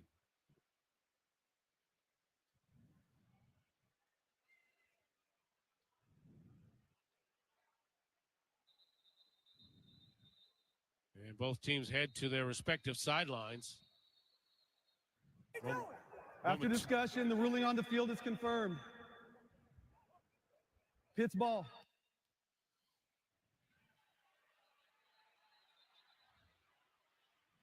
I'd like to see another replay on that. It's a loss of 12. And yes, it is recovered by Pitt. No question. Well, now you got Julian Duggar, who is primarily a run-first guy, and a long yardage situation. Be interesting to see if they opt to throw the ball vertically with him or if they draw up some concept where he keeps it in his hands. 2nd and 22. Duggar gets a snap. He will run on the quarterback draw, eludes a tackler. He's to the 20 and stays on his feet, finally falls forward to the 19-yard line. Boy, there's plenty of room between the tackles for the quarterback draw. Yeah, he is evasive. You know, they're using these wide receivers on the outside, spreading the Toledo defense out. These receivers are just running vertical routes, getting the heads of the Toledo defenders turned. It gives Duggar an opportunity when he does keep the football to find space in the middle of the defense. Avery Smith really made a touchdown-saving tackle. Ball at the 19-yard line. 3rd and 12 for the Panthers. With 3:40 left to go in this third quarter, all knotted up at 20 apiece. It was 20-12, Toledo at the half. Duggar all alone in the backfield, gets a snap. Here comes pressure. He will throw, and it is incomplete. Well short of his intended receiver at the 12-yard line along the near side, and out comes Ben Sauls. Yeah, Vince Karras dials up pressure, bring a lot of bodies at Duggar. DeAndre Reagan actually gets home, able to lay a hit on Duggar at the last minute. Saw him coming, knew he had to get rid of it, just not enough on that football. Zion Fowler, the intended target. So this will be a 37-yard attempt. Sauls has been perfect between 30 and 39 yards this season, 5 for 5. Ball down, kick is away, and plenty of leg, and the kick is good, and the Pitt Panthers take a 23-20 lead. Timeout on the field. We'll be back after we take this timeout on the U Toledo Health Rocket Sports Radio Network from Learfield. The time is now. Your chance to take a leap, to do what you've been waiting for, like taking a closer look and making a bigger difference. Because when you become a rocket, you're able to do smart things, to do art things, to do let's roll up our sleeves things. Whatever your thing is, you have the power to do what it takes. The University of Toledo. The power to do. When you do something for over 60 years, you tend to be pretty good at it. That's my friends at Overcashier and Horst. When it comes to heating and air conditioning, they are so good, Trane has named them a Trane Comfort Specialist, a designation only for the best of the best. When you need your furnace or AC service, call Overcashier and Horst, your Trane Comfort Specialist. After all, it's hard to stop a train. Call today at 419-841-3333. Well, the penalties continue to mount on the Toledo Rockets. That penalty will be enforced on the kickoff. DeAndre Reagan has just been kicked out of the game for a penalty after the field goal was good. And that hurts Toledo defensively. Hey, visit Perrysburg, where history lives and adventure awaits. Perrysburg Convention and Visitors Bureau is a proud sponsor of Toledo Athletics.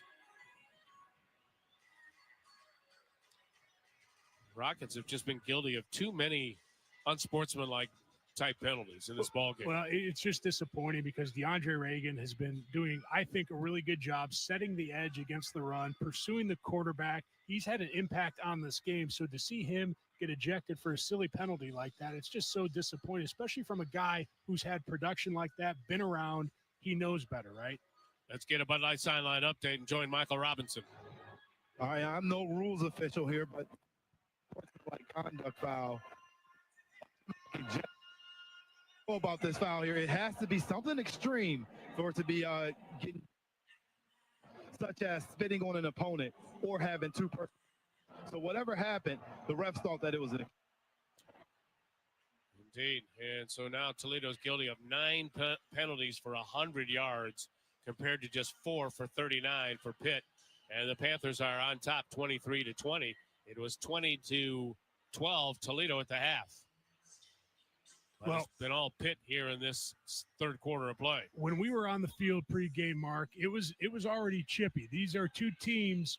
I don't know what it is, but there's a lot of chirping going on between the two teams warming up. There are a lot of heated emotions before the ball was even kicked off. But as a player, you know, playing your last game of the season, you got to keep your head. And just to go back to DeAndre Reagan, a guy, you know, He's one of the leaders of this defense, playing well.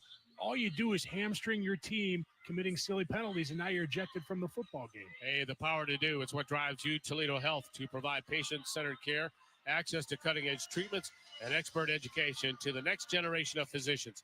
To find a provider, visit health.utoledo.edu. Well, the total yardage is about even now. Toledo with 279, Pitt with 272. Rockets have dominated in the passing statistics, and Pitt has dominated in the rushing category. Toledo just 2 of 9 on third down. Pitt now 4 of 11. And Pitt has had 17 more plays than the Rockets, 59-42. For Toledo, it's been explosive plays. A 67-yard touchdown by Junior Vandeross off a pass from Tucker Gleason, and also a Braden Alls 42-yard pick six. Those coming in the second quarter. Rockets' other score was an Anthony Torres 2-yard catch on the first drive of the ball game.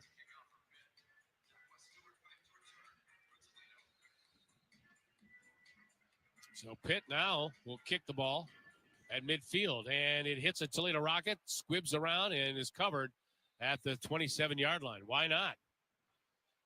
Dangerous kick, just a squibber that hit one of the upbacks, but fortunately caromed back toward Toledo Rocket behind the front line.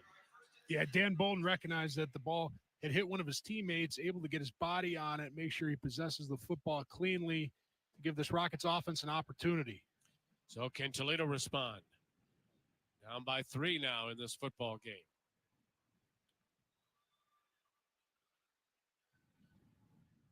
Tucker Gleason has Jock Stewart in the backfield with him on first down.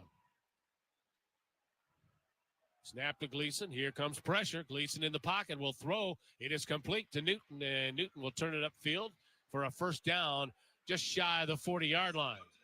It's called a cowboy pressure. Cornerback pressure is what they call it in the biz. Tucker recognizes it, knows he's got to get the ball out quickly. Jawan Newton gets his head back to Tucker, who steps into it, delivers a nice ball.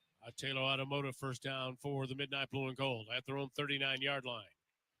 2:55 left to go, third quarter of play. Gleason now 16 of 27 for 228. 4 down linemen. It will be Stewart trying to turn the corner and can't. He is pushed out of bounds near the chains, and he will get a yard. That is it to the 40. Bring up second down and 9 as he was pushed out of bounds right in front of Toledo's bench across the way from us. Yeah, just an outside pitch play to the short side of the field. Not a lot of real estate there to start with. Those Pitt defenders flow that way and clog it up. Stewart off the right hip of Gleason this time. Here comes the blitz. Gleason in trouble. Will throw a deep ball down the field and incomplete. Intended for Junior Vandeross, who had split 2 defenders. Had Gleason been able to get rid of it a little sooner, it could have been a big play. Yeah. Junior was not Tucker's first read. He looks to his left first, eventually gets over to see Junior Vandeross streaking down the field. By that time, this Pitt pressure had the pocket collapsing around Tucker Gleason, who just didn't have enough time to put everything he needed to put on that ball. So third down and a long 8 for the Rockets at their own 40-yard line. Snap to Gleason. Here comes pressure again. Gleason will throw, and it is caught for a first down, far side of the football field by Newton once again on the plus side of midfield at the 48-yard line. Pitt continues to be aggressive, brings a blitz off of Tucker's blind side, knows he's hot again. He's been really good against the blitz here this afternoon, delivers just a good enough ball to Jawan Newton for the first down. Turnover edge favors Toledo, and now I think they may take a look at this to make sure it was a catch. The ruling on the field is a completed pass. The play is under further review. 23 for Pitt, 24 Toledo. So we have a pause in the action. So that allows me to remind you that Renewal by Anderson of Northwest Ohio is the area leader in high-performance windows and doors. If you're experiencing drafts in your home or your energy bills are extremely high, give them a call at 419-931-6970. All right, let's recap the scoring here as the Toledo Rockets had an 8-play, 75-yard drive to take the lead. The opening possession, their point after was blocked and taken back for 2 points, 6-2 Toledo. It was Anthony Torres, by the way, who caught the 2-yarder from Tucker Gleason on 4th down. Then it was Desmond Reed, 3-yard run, capping off 11-play, 79-yard drive for Pitt. They took a 6-9 lead after the point after was successful. Then Ben Sauls would nail a 57-yard field goal in the second quarter to make it a 12-6 ball game. Toledo, however, would come right back. Junior Vandeross, 67-yard reception thrown by Tucker Gleason, point after good, and it was 13-12 Toledo. And then a moment later, Braden Alls would intercept a pass and take it 42 yards for the score. Dylan Cunanan kicked good, and at halftime it was 20-12. Here in the third quarter, it was Overman, tight end, catching an 11-yarder from Julian Duggar. After review, the ruling on the field stands. First down at the 49-yard line. Jake Overman with the catch and the touchdown, his first of the season, point after good. All tied at 20, and just a short time ago, Ben Sauls nailed a 37-yard field goal, capping off a 7-play, 37-yard drive after a Toledo turnover, and the Pitt Panthers lead it 23-20. So first down for the Rockets at the 48-yard line of Pitt. Snap to Gleason. Play action. Quick toss, and Junior Vandeross bobbles it. Incomplete. At the 45-yard line. That was an easy one, which Junior on occasion, when the easiest ones to catch, will have trouble with. Snap. 2nd and 10. Gleason over the middle, and it is almost intercepted. Intended for Vandeross at the 25-yard line of Pitt. So that brings up 3rd down and 10.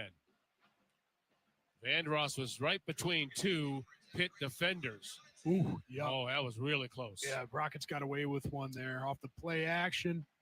Tucker throws it downfield, trying to stretch this Pitt defense vertically. Just the Pitt secondary was all over it. Not much room there. So it is 3rd and 10 at the 48-yard line of Pitt. Sean Fitzsimmons late to check in for the Panthers along the defensive front. He'll replace Isaiah Neal. Ball, and now we got a delay of game. It's going to have to be on Pitt. Prior to the delay of game, timeout, Toledo, their first of the half. This will be a 30-second timeout.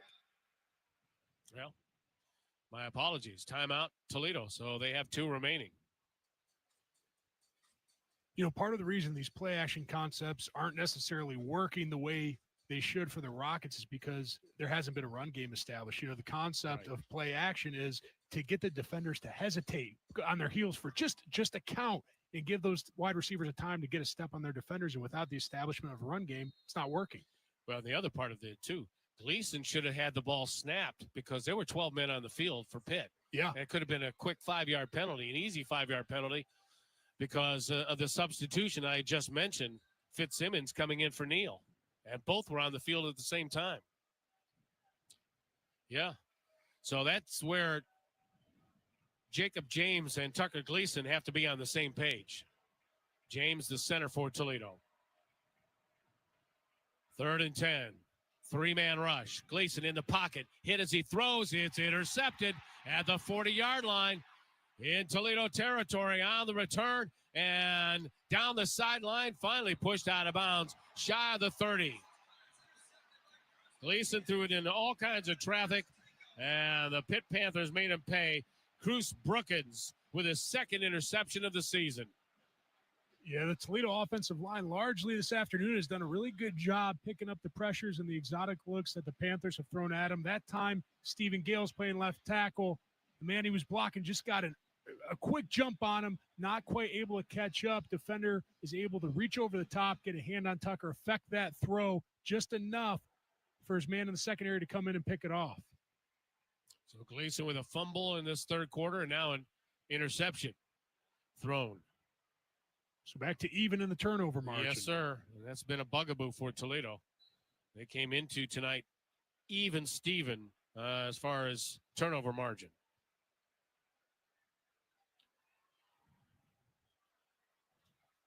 Julian Duggar, a quarterback, the true freshman, backpedals into the gun.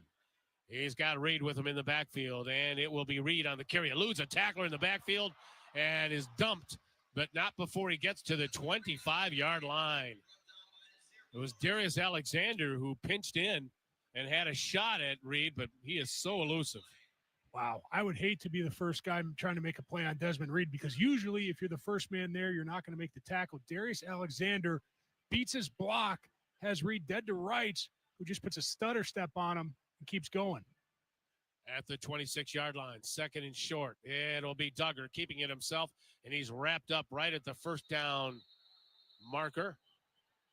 Maybe a yard beyond it to the 23-yard line, and that will move the chains.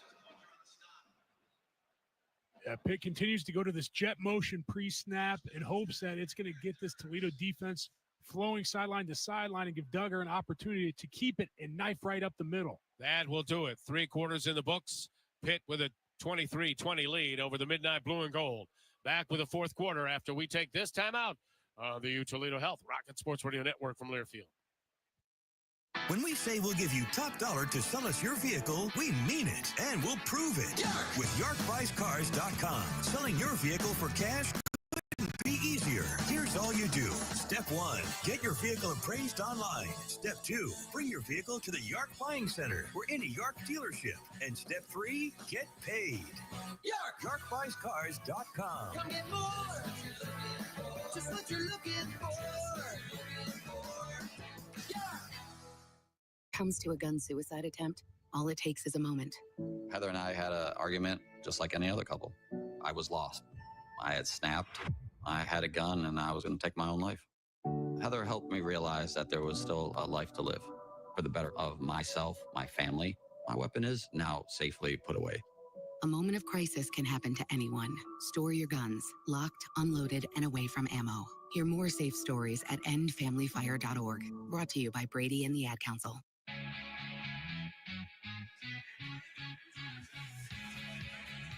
Pitt 23, Toledo 20. We are just about moments away from starting this fourth period of play. Experience the energy of Sip Coffee, your vibrant hub at Secor Road and Central Avenue. Whether you're catching up with friends or heading to a business meeting, they've got you covered. Swing by to enjoy their lively atmosphere or grab a quick coffee on the go. Sip, chat, and supercharge your day with Sip Coffee, where every moment comes alive. And Rocket fans, score big for game day meals at Kroger with savings beyond low prices, including digital coupons worth over $600 each week. Kroger, fresh for everyone.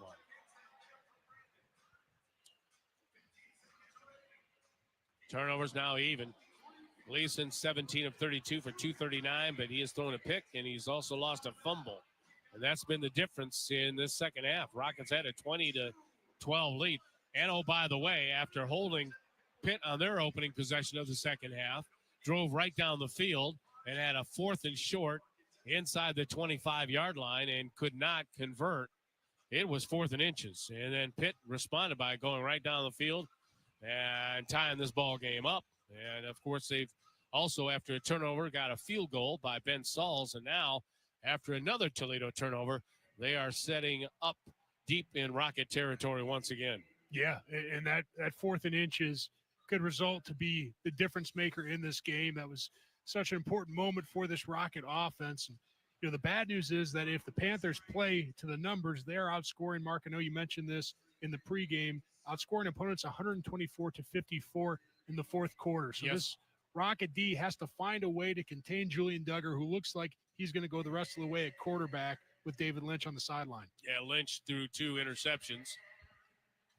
One in the second quarter, one in the third. And that's where Toledo did not take advantage when they got that interception from Jaden Dotton and came up empty. Yep. You got to be able to capitalize on those moments, those swing plays that can give you an opportunity off the turnovers. Those are the ones you got to score on, and unfortunately, Toledo was just not able to do it. At Domino's Mix and Match, any 2 or more items like delicious medium 2-topping pizzas, Parmesan bread bites, oven-baked sandwiches, or even molten chocolate lava crunch cakes. And the Toledo Rockets, in partnership with Life Connection of Ohio, encourage all Rocket fans to get on the ball this season and say yes to saving lives through organ donation at lifeconnection.org. Rockets were in the Dave White Chevrolet red zone only once this afternoon, and they scored on a 4th down play from the 2-yard line. Gleason to Torres. 1st and 10 Pitt at the Rockets 23.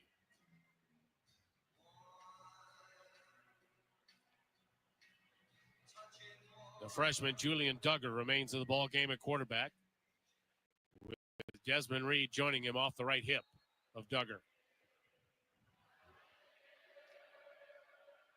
Now pistol formation. It will be Duggar rolling right, looking and turning upfield, and will be chased out of bounds short of the 20-yard line. Gain of 2. It'll bring up 2nd down and 8.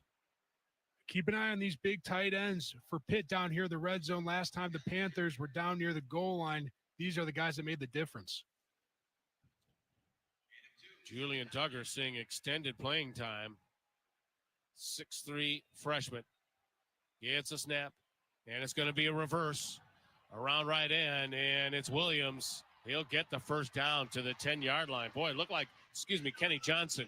It looked like Toledo had that red, but some good blocking ahead of Johnson allowed him to reach the 10-yard line and a 1st down. Yeah, big reversal of field there. Johnson showing his speed, really making this Rocket defense run sideline to sideline. Spotted at the 11. 1st and 10. Duggar out of the gun. Gets a snap. Looks to throw the football. Pressured. Now will run with it and caught in the backfield for a loss at the 17-yard line. Darius Alexander, Martez Pointer, and Deshaun Holt all in there to make sure Duggar did not get rid of the football. Yeah, the Rocket pass rush does a nice job keeping contained, not letting Duggar get to the outside, out on the edge where nobody can get to him. They keep him in the pocket. Darius Alexander able to come in and mop it up. 4th sack of the ball game for Toledo's defense at the 17-yard line. 2nd and 15. Duggar out of the gun with 3 receivers to the far side. Duggar wants to throw. Pressure. Steps up in the pocket. He'll fire end zone, and it is caught for a touchdown.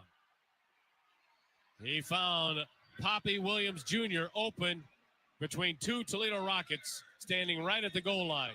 And once he broke containment, that's when the Rockets were in trouble. Yeah, Julian Duggar, he can extend play, so even when he gets flushed out of the pocket, the play isn't dead. He continues to keep his eyes downfield. Poppy Williams understands that the play isn't over until Duggar's down, gets his eyes back.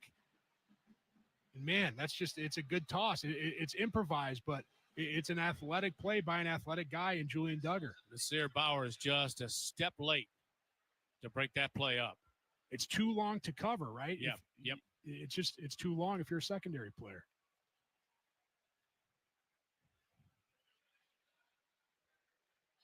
So it'll be Ben Sauls for the point after with 13-11 left to go. Now the Toledo Rockets are down by 10 as Sauls hammers it through the uprights. 30 for the Pitt Panthers. 20 for your Midnight Blue and Gold. Back after this on the Toledo Health Rocket Sports Radio Network from Learfield. A job, a well-paying job, a job that's rewarding, a job right in your own backyard. That doesn't sound like a job. That sounds like a career. A career with the Ironworkers Local 55. Building our local communities, building the bridges we drive over, the schools our kids attend, the sports venues where our teams play and we cheer them on. How would you like to make up to $65.36 per hour full money package with living wages and benefits? Find out more at local55jobs.com. That's the number 5. The Ironworkers Local 55. Toledo has a rich history of outstanding locally owned and operated family companies. One of those is Labe Electric, a commercial, industrial, healthcare, and electrical and technology contractor founded in 1926. Labe is dedicated to customer service and the safety of its tradespeople. They are a proud member of NECA, IBEW Local Union 8, as well as a proud supporter of University of Toledo Athletics. Labe Electric, empowering people, building brighter. Yeah, it's been all Pitt here in this second half as they now lead 30-20 over Toledo. 18 unanswered points in this second half. Let's pause 10 seconds for stations to identify themselves on the Toledo Health Rocket Sports Radio Network from Learfield.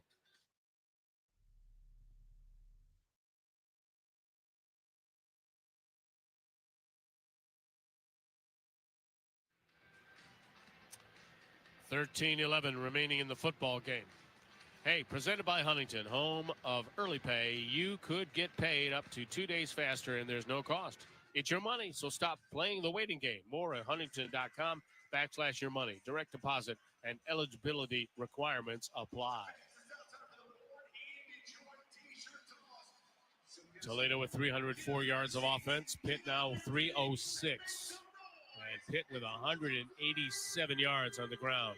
Turnovers are even, but the penalties are not. Toledo 9 for 100. Just 4 for 39 yards for Pitt. And the turnovers even with Toledo, 2 interceptions. Pitt with a fumble recovery and an interception. And Pitt has turned all the turnovers into points. Yep. And that's been the difference maker. In the first half, Toledo was able to make hay on being +2 in the turnover margin. That's why they went into halftime with a nice lead. Now, all of a sudden, the turnover margin is back to all square. You know, the rushing game is picked up. Duggar coming in at quarterback, the athletic freshman for the Panthers, has really changed the dynamic of this offense, allowed them to sustain drives and add some new wrinkles, which has resulted in points for Pitt. Yeah, Toledo has been struggling.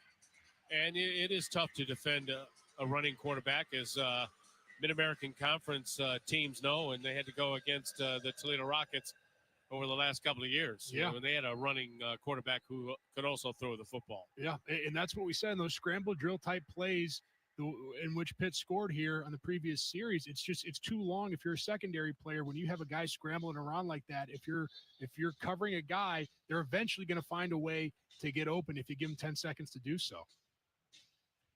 So it is Ben Sauls teeing it up at the 35, and Jock Stewart for Toledo back at the goal line, hoping to have another opportunity. The only time he has been able to touch the ball on a kickoff return, he did for 39 yards.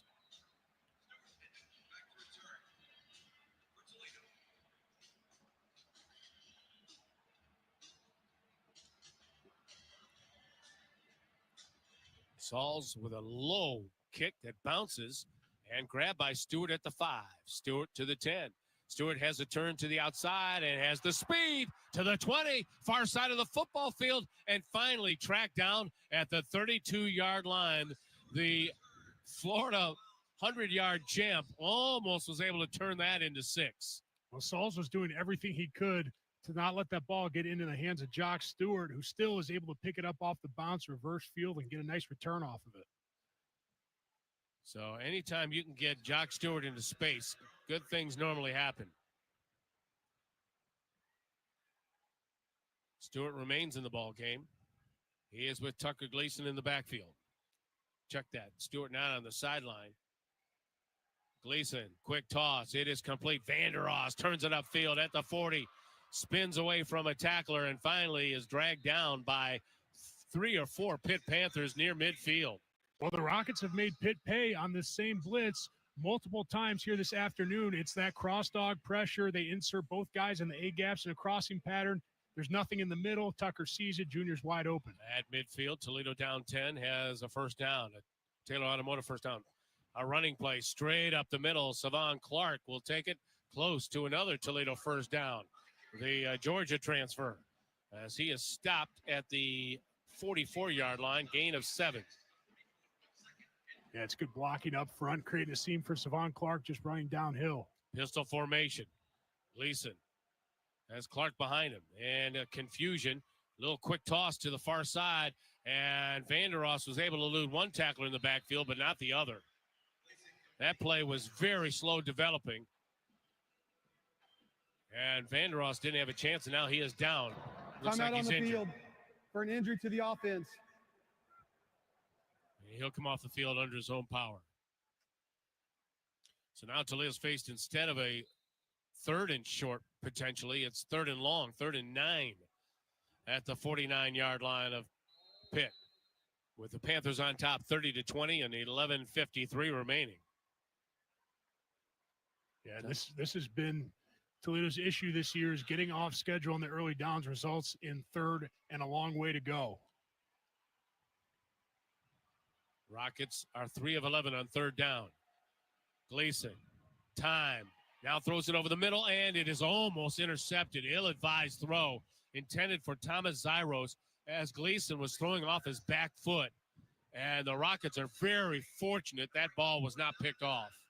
Yeah, Rasheem Biles, a guy who is so good in defending the run with 14 and a half tackles for loss, steps up, almost makes the interception. Even if Zyros caught that ball, it wasn't going to be enough for a first down. No. Yeah, in the previous play, it looked like there was an errant snap where Tucker kind of had to lunge left, and the play was designed to go right. Just got him all out of whack on the timing side of things. So it's basically a burn down and then puts you in third and a very long way. A microcosm of this second half for Toledo. And we had a whistle prior to the snap. Delay a game. Kicking team. 5-yard penalty. 4th down. That is the 10th penalty of the afternoon for Toledo. Now for 105 yards.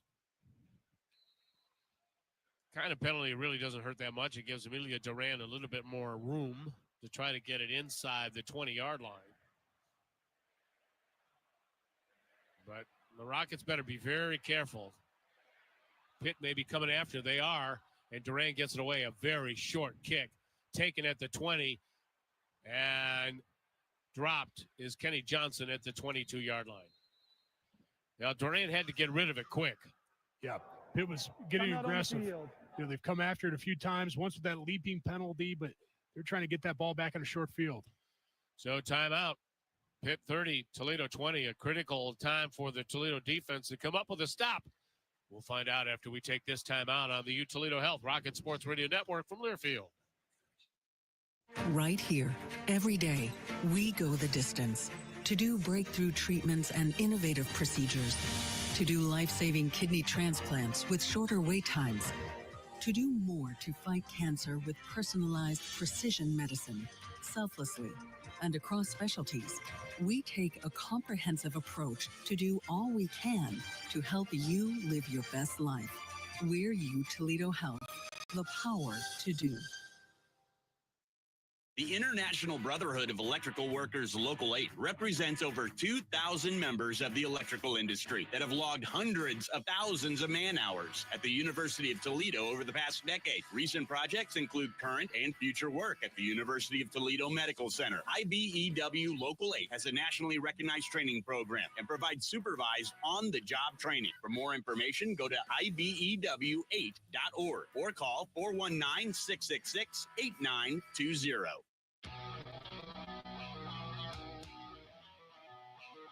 Swan Creek offers resort-like living in the heart of the city with amenities designed exclusively for those age 55 plus. Find the freedom you want in a home you love. For a private tour, go to ohioliving.org. And for over 150 years, Tram's House created beautiful flower arrangements for that certain someone. Find flowers for every season and every reason at Tram's with same-day delivery. Tram's Flowers and Gifts, a proud supporter of Midnight Blue and Gold Athletics. 30 for Pitt, 20 for Toledo. Panthers with the football. And they'll have it at their own 23-yard line with 11:22 left to go in this ball game here at the Game Above Sports bowl game in downtown Detroit at Ford Field.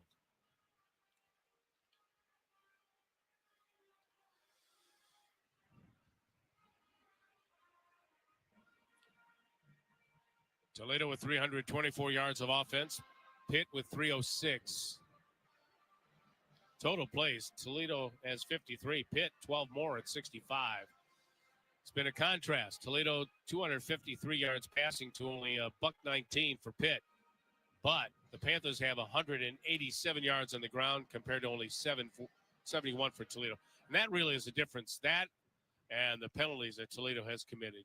The Rockets just cannot get anything going on the ground. And the Pitt defense is really starting to pin their ears back.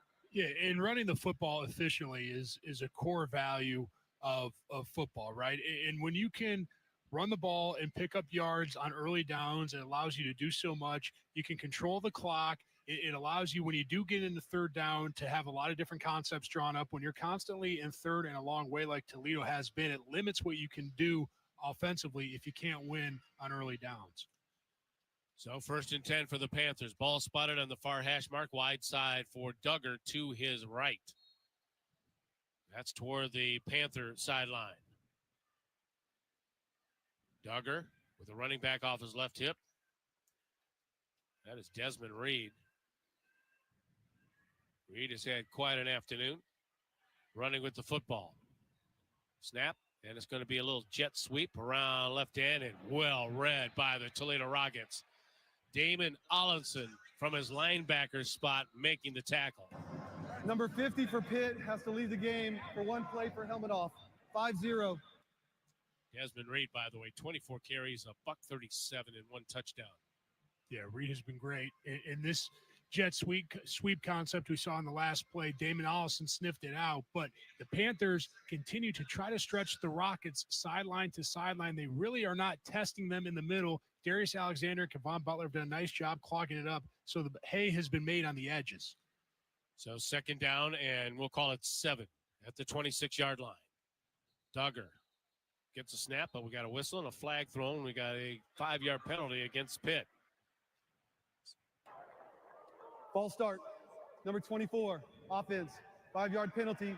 Second down.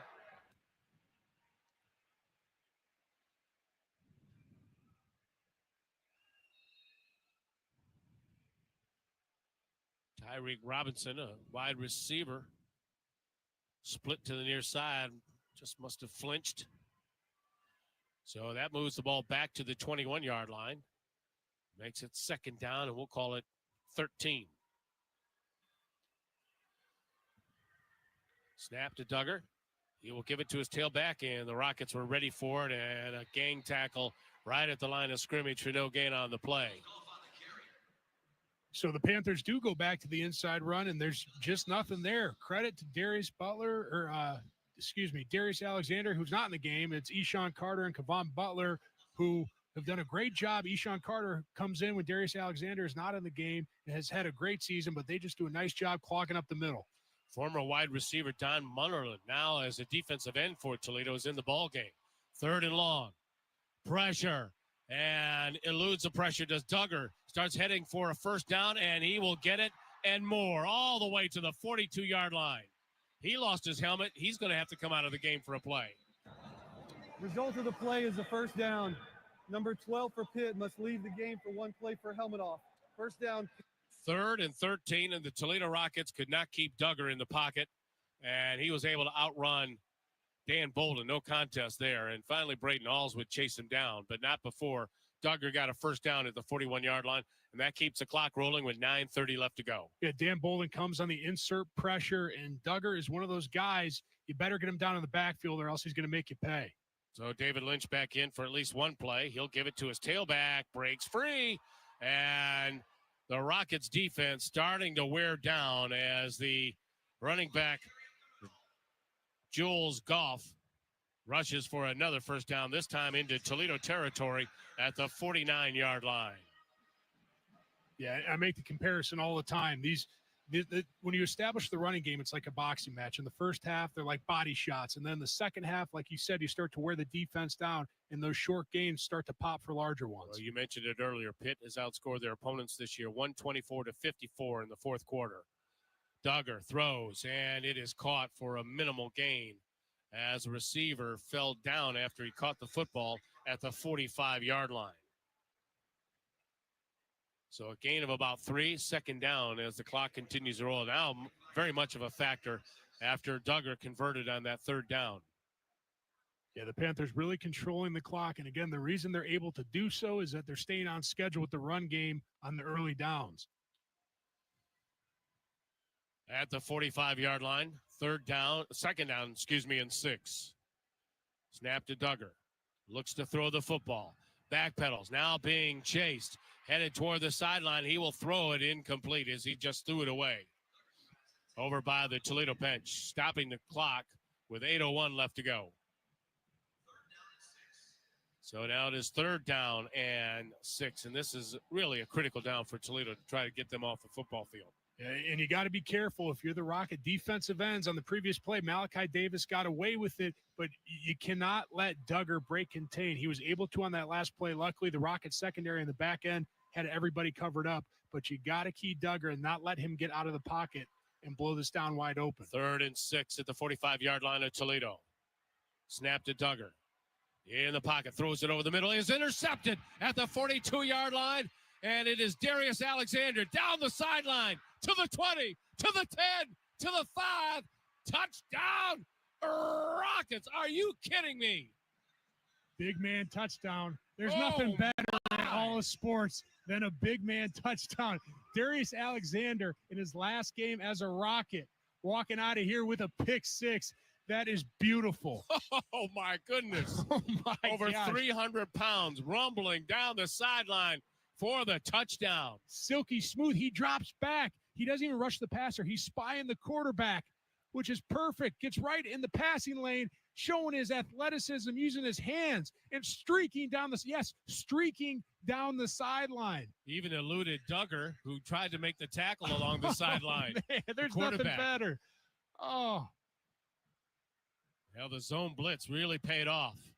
And now we have a 3-point game just like that.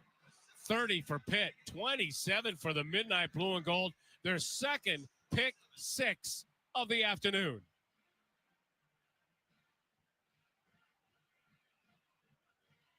That's 300 pounds of beef just running down the sideline. And nobody was going to catch him once he got by Duggar. Well, that's going to look similar to him in a few months running his 40-yard dash at the NFL Combine, giving us a little sneak preview. Hey, he had his touchdown dance ready, man. Look at him. He did. A little wiggle. He wiggle, wiggle, womp. Wiggle, wiggle, wiggle. Oh, hey, man. we'll take a timeout. Back after this. Pitt 30, Toledo 27. We still have 7:49 to go here in the Motor City. Back after this on the U Toledo Health Rocket Sports Radio Network from Learfield. The Holiday Inn Express and Suites Toledo West, Hampton Inn and Suites Toledo, Courtyard by Marriott West, and Residence Inn by Marriott Toledo West offer comfortable and modern accommodations with a variety of guest rooms and amenities to suit your needs. Directly off I-475 on the Secure Road exit, all 4 hotels are located only a mile and a half from the University of Toledo main campus. Feel taken care of these 4 exciting hotels in the heart of the Westgate area. Ask about our Rocket Athletics rate while booking. At Yark Automotive Group, you'll find just what you're looking for. More than 1,700 new and pre-owned vehicles in stock, 8 locations, and 12 automotive brands. Plus, Yark Cares, included on every new and pre-owned vehicle at no extra cost. With Yark, our customers always get more. Yark! Find your next vehicle and get just what you're looking for at yarkauto.com. See dealer for complete details. Come get more.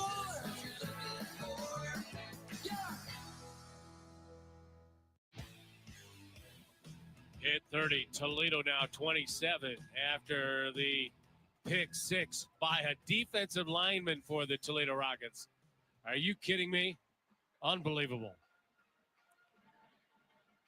Officially on that return by Darius Alexander, 58 yards. Dylan Kunenen's point after good. We got a 3-point ball game and still plenty of time left to go in this contest. Let's get a Bud Light sideline update. And join Michael Robinson. What's the Summit County Player of the Year? This young man has needed an oxygen tank. This kid ran so much down that sideline. He came on it and was not able to high five, shake hands with anybody because the defense is going to have to get right back out there. But for Darius, he's shouting. All right, we lost you there, Michael. But Darius Alexander, 6'4", 310 pounds, just rumbled down that sideline. Well, this game has had a little bit of everything. Yes, you got it has. wide receivers blocking like offensive linemen, big men scoring like they're skill guys. Yeah. What a ride, man. Right. We still have 7 minutes and 49 seconds left to go in this ball game.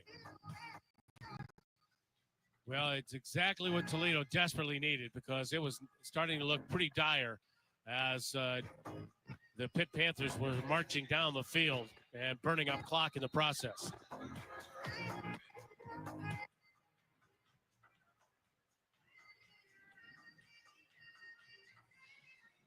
Michael Jennings set to swing his right leg into it. Does.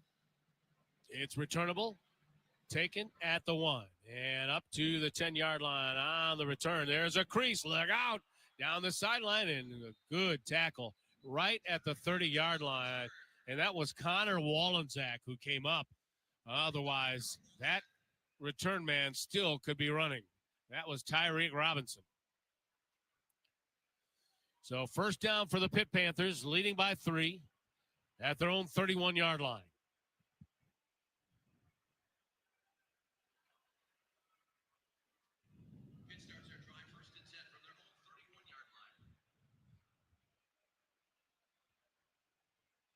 Julian Duggar remains in the ball game at quarterback. David Lynch started the contest, a walk-on freshman. Now it's been Duggar here in the second half, also a freshman, but a scholarship freshman, and we got a whistle.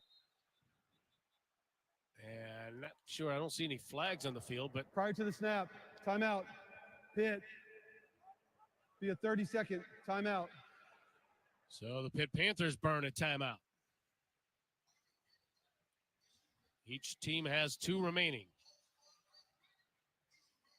30-27, Panthers. That is Pitt's first timeout of the half. It was 20-12 Toledo at halftime. But Pitt with 18 unanswered before that pick 6 just a few moments ago by a 310-pound defensive lineman, Darius Alexander, who will be going to the Senior Bowl. That'll look good on his resume, that touchdown run. Oh, yeah. And he's got a sack in the ball game as well. Yeah. And, if you're a guy who has NFL prospects and, you might say, why do you play in a game like this? Well, he's just Darius Alexander is adding to his highlight reel with a play like that. First and 10, Duggar will give it to his tailback, finds a crease, and is finally dragged down, but not before he gets about 7 yards. Make it 8 yards to the 39-yard line of Toledo. Boy, Desmond Timeout Reed. on the field for an injury to the defense. And that's a Toledo Rocket that's now down at the 40-yard line. And that is Braden Alls, who had a pick 6 in the second quarter. And he is up on his feet but hobbling, and now is going to sit down at the 40-yard line. Do we got another receiver? So it might be a cramp. That's what it appears. They're working on his left leg, unless it's his ankle.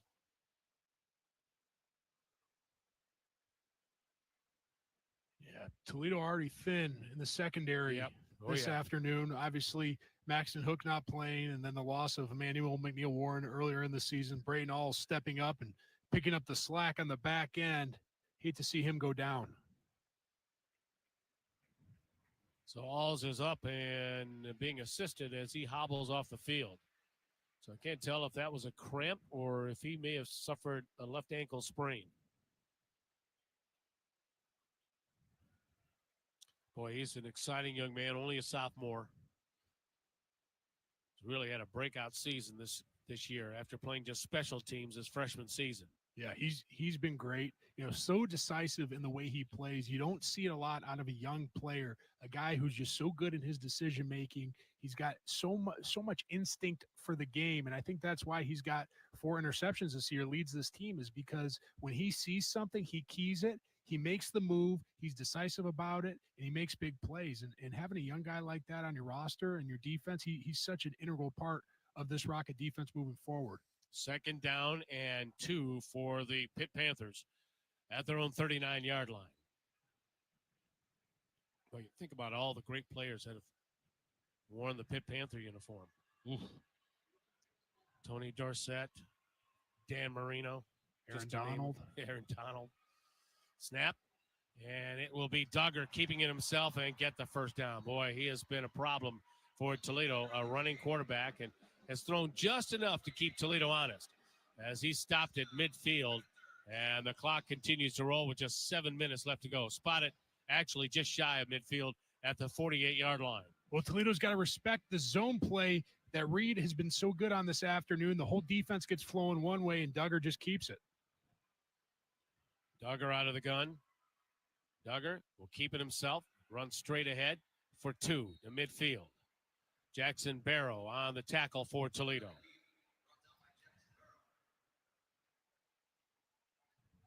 Jaden Dotton leading the way for Toledo with 8 tackles. Avery Smith with 7, and Nasir Bowers also with 7.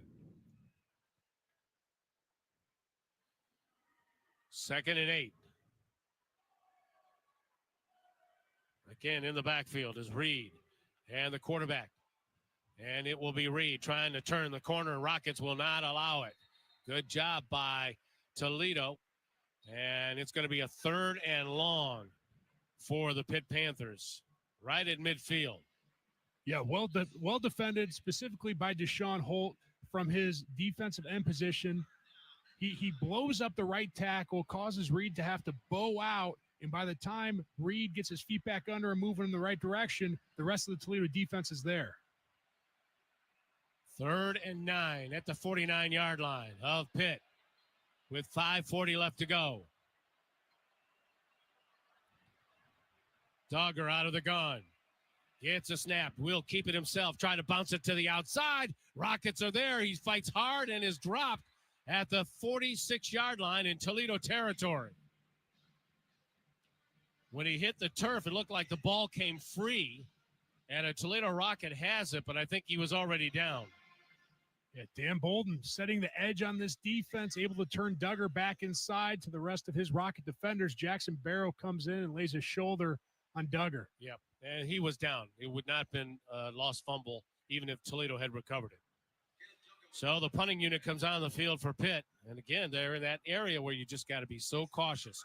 Pitt with a 3-point lead. Braden Alls is on a cart headed to the locker room. And now we got a flag and delay a game on Pitt. So that'll move the ball Delay back game. 5. Kicking team, 5-yard penalty, 4th down.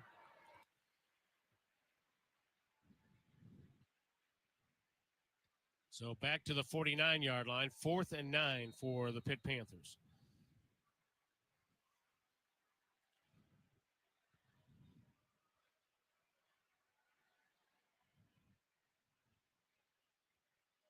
Bryson Hammer awaiting the kick, standing at his own 9-yard line. 4:46 left to go in the ball game. 30 for Pitt, 27 for Toledo. High spiral. And the punt goes in and out of the end zone. Touchback. Toledo will have it at their own 20-yard line. That was a beautiful kick, just too good by Caleb Guess. All right. The Rocket offense got opportunity here off of the touchback on the heels of the Darius Alexander big man interception, down by 3 here. Time is ticking out. Time to make something happen. If there's ever a time to make one of those big explosive plays by Junior Vanderos or Jawan Newton, now is the time. Terrell Crosby Jr. checks in as a wide receiver for Toledo. He split to the near side. Jock Stewart in the backfield with Tucker Gleason.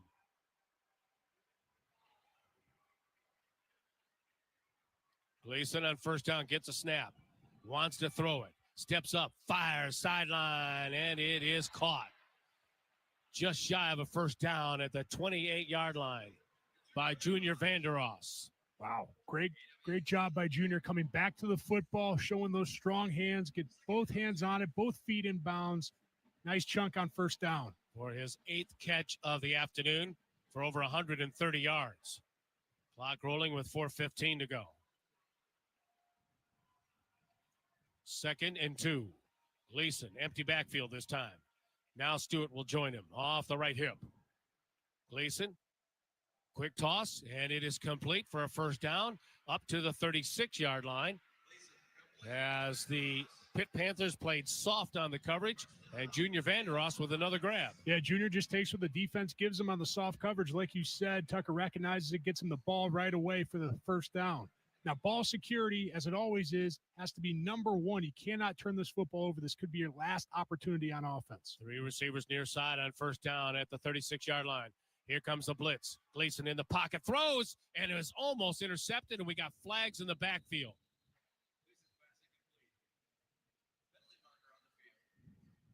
So the officials are talking about it at the 25-yard line, holding on the Rockets. Holding. Number 79, offense. 10-yard penalty, 1st down. So that'll make it 1st and 20 as Allen Jones Jr. is called for the holding penalty. Yeah, Pitt brings a 6-man pressure. Defender just gets on the edge. Nothing you can do there besides let go of your man. But if you do, you're going to get your quarterback hit. Probably a smart holding call, but you got to keep your feet moving, stay in front of the man. All right, Gleason almost threw an interception. He's very fortunate. The pass just fell harmlessly short. 1st and 20. Gleason gets it.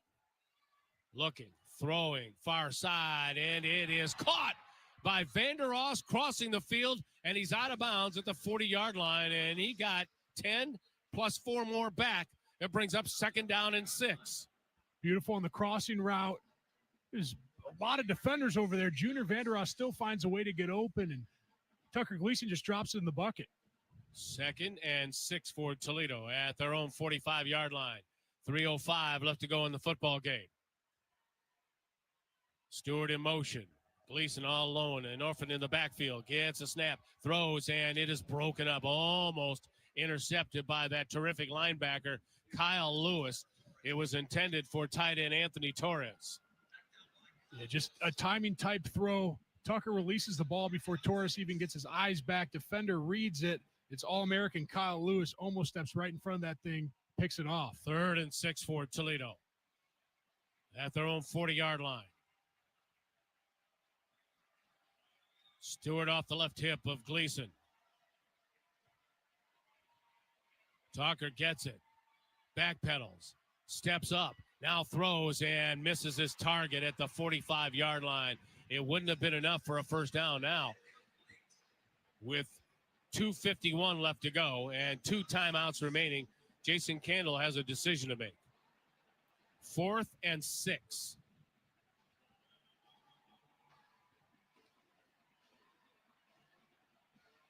And the Rockets offense stays on the football field.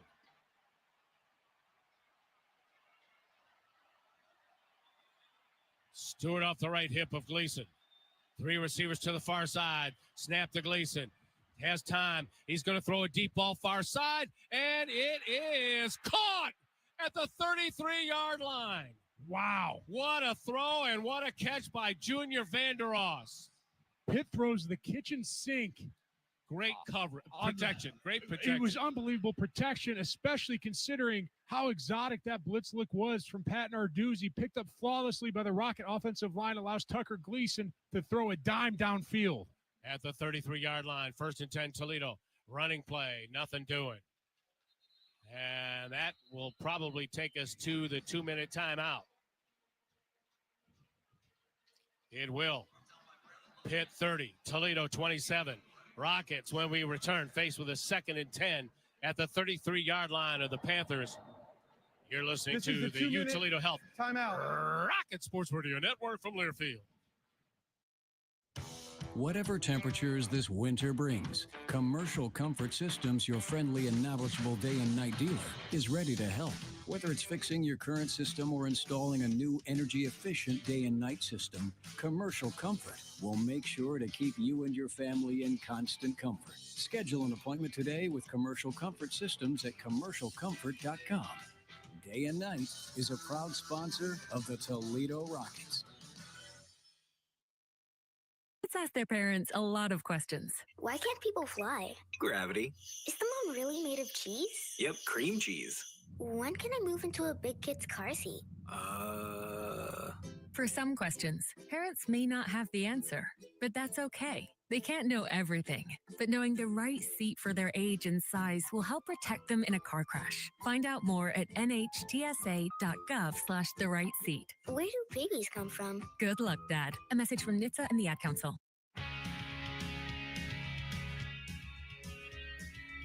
27, just 2 minutes left to go. And the Rockets faced with a 2nd and 10 at the Panthers' 33-yard line. Let's get a Bud Light sideline update and join Michael Robinson. You guys talked about Pitt and all the great players that come from there. There was one of those great players, and Aaron Donald, who had a brother who played here at Toledo, and Archie Donald.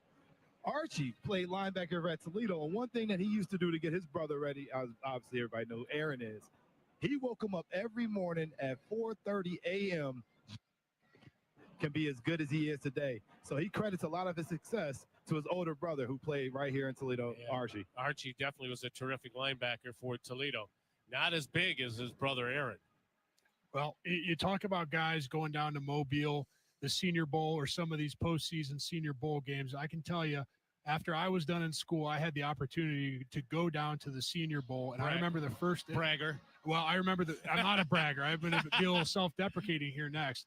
The first rep I took was against a guy who's a pretty good player here at Pitt, Aaron Donald, and I've never been more humbled in my life. Putting in hands just emanates power. I mean, his work ethic, you talk about teaching Archie probably how to play the game, and I mean, that family is all about football, man. And I don't know. I look back now, it's just like I see these guys going out on the football field. I'm sitting up here in the booth with you, Mark. I don't know how I was ever able to step on a football field with a guy like Aaron Donald. He was just an absolute freak. I'm Mark Beyer, along with Jack Muhort, who played for Ohio State and, of course, played in the NFL for a number of years. And, you know, I was just giving you a little ribbing there. It's pretty cool that you got to play in the Senior Bowl. Well, I don't know if I played or just stood in the way of Aaron Donald and was his blocking dummy.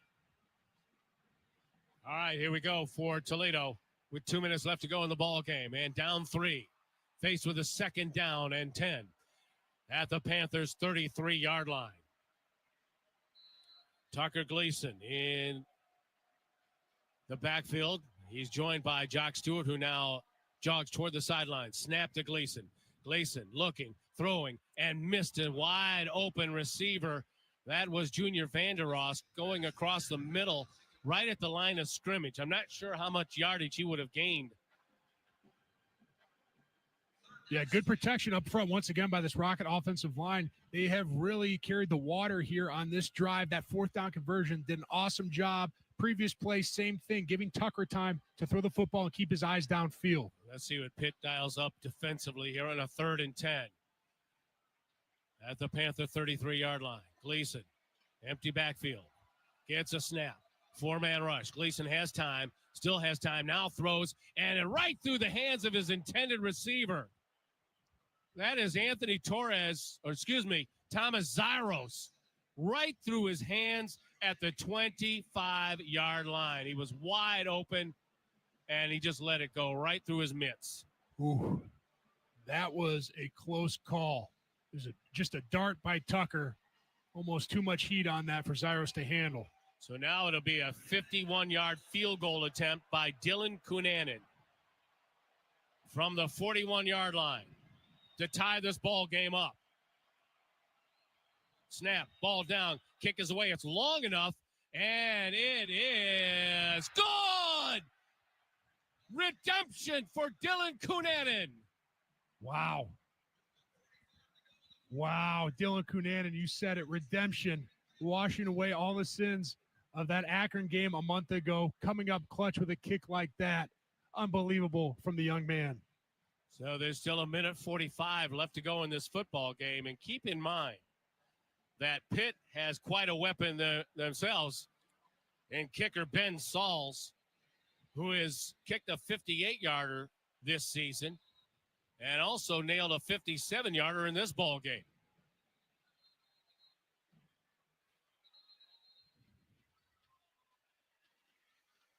What a ball game this has turned out to be. Just when it looked like the curtain was going to close on the Toledo Rockets, Darius Alexander, defensive lineman, pick 6.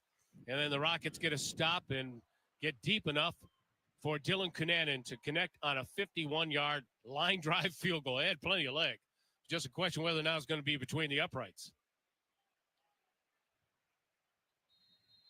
30 for Toledo, 30 for the Panthers.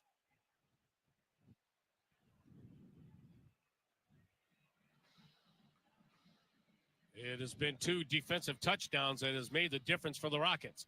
High, end over and kick, returnable, taken at the 3. Up to the 10-yard line and to the 20, and that is it. Maybe the 21-yard line, and that's where the Panthers will have it with 2 timeouts and 1:31 left to go.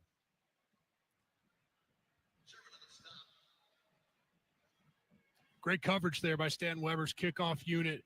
Now remember, Julian Duggar has taken the reins here for the Panthers in the second half, but he's primarily a run-first guy. He's got to do it the old-fashioned way here. You got a bit of the 2-minute drill going. You do have some timeouts, but you just got to key Duggar, not let him get loose and break contain and blow this drive wide open. At the 21-yard line, 1st and 10 for the Panthers. Snap to Duggar. Low snap. It's on the ground and is picked up by Reed in the backfield, and he'll get 2 or 3. That's it. That snap was right down by the ankles of Julian Duggar. Yeah, heads-up play by Reed, seeing it, picking it up, and actually gaining a few yards. Now we got an injury. Timeout on the field for an injury to the defense. That's Kevon Butler, who is sitting down now on the turf at the 28-yard line. Butler out of Whitmer High School in Toledo, started his career at Kentucky. So pause in the action. When it resumes, it'll be a 2nd down and 7 for the Panthers with 1:21 remaining. I'm Mark Beyer along with Jack Muhort, Pete Seymour, our engineer on site here, Michael Robinson, our sideline reporter, and Dan Naraki spinning the dials back of the mothership in downtown Toledo. They're still working on Kevon Butler. Toledo battling back from a 10-point deficit here inside of 8 minutes left to go in the ball game to tie this game up at 30 apiece. Finding a way. It seems like the Rockets, whenever this thing starts snowballing out of control, they always find a way to battle back and stay in it. Now the emphasis is going to be on finishing the ball game, get off the field here against the Pitt offense, and then hopefully get an opportunity on offense and let Dylan Cunan and really put an exclamation point on this thing. So Kevon Butler walks off the field, assisted. And we are set for action to resume. Ball on the far side of the football field. So wide side for Duggar because to the his clock right. was running and there was an injury to the defense, Pitt has declined a 10-second runoff. The clock will start on the snap.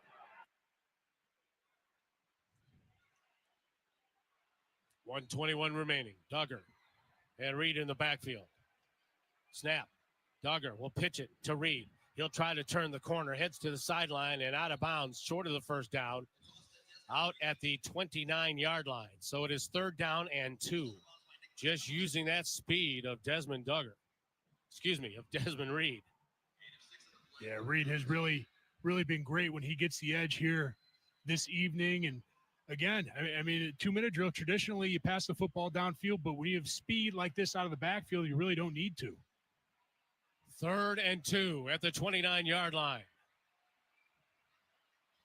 Snap to Duggar. He'll keep it himself, and he will be close to a 1st down.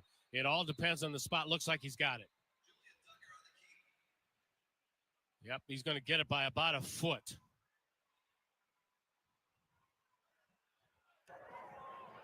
The ruling on the field is the ball carrier's forward progress was stopped after he got the line to gain. 1st down. So at the 31-yard line with 1:10 left to go.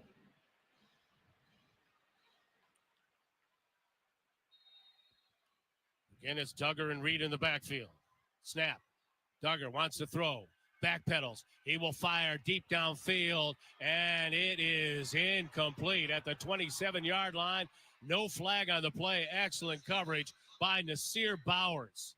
Yeah, and the reason there was no flag on the play is because Nasir Bowers played it perfectly. He got his eyes back to the ball, played the football, didn't face guard his opponent, able to knock that thing out, prevent a huge play. Intended for Poppy Williams Jr. Stops the clock with 59 seconds to go. 2nd down and 10. 2 receivers each way. Reed off the left hip of Duggar. Snap. It will be Duggar. All kinds of room. He will get a 1st down and more. Just shy of midfield at the 49-yard line as everybody went for the fake. Yeah, as Desmond Reed went right, Duggar went left. Malachi Davis bites on it, just vacates his defensive end position, creates a lot of space for Duggar to run. 49 seconds left to go. It'll be Reed. Reed spun down in the backfield, breaks a tackle, but still loses yardage as he's dropped at the 46-yard line. Clock rolling with 37 seconds to go, and Pitt will burn a timeout. They have a kicker that probably is good from 60 yards. Pitt, their second of the half. This would be a 30-second timeout. Clock operator, please reset the game clock to 38 seconds. 38 seconds on the game clock, please. Thank you. Second timeout. So with the ball at the 47-yard line, realistically, they need at least 10 more yards for an opportunity for Ben Sauls. And they have the time to do it with 38 seconds left to go. One timeout remaining. Key here for the Rockets to just keep contained on Duggar. Don't let him get loose. He's a guy who can easily pick up 10 yards with his feet on the ground. Gap sound, fundamental defense. Don't bite on any fakes, and just keep Duggar contained in the pocket. Two receivers to the far side, one near side. 2nd and 11 at the 47-yard line of the Panthers. Snap to Duggar. He will toss it and missed his target, and he would have had some room to run. That was tight end Gavin Bartholomew, who was headed toward the far sideline. And that stops the clock with 35 seconds left to go, and a 3rd down and 11. It looked like it didn't even look like they were going for the first down. It looked like they were just trying to get enough to get in Saul's field goal range. Just an errant throw there from Duggar. 3rd and 11 with 35 seconds to go. At their own 47-yard line, Duggar gets a whistle and a timeout, Toledo. As Kenny Johnson was streaking down the center of the football field for the Panthers. Timeout, Toledo. Their second charge timeout of the half. This will be a 30-second timeout.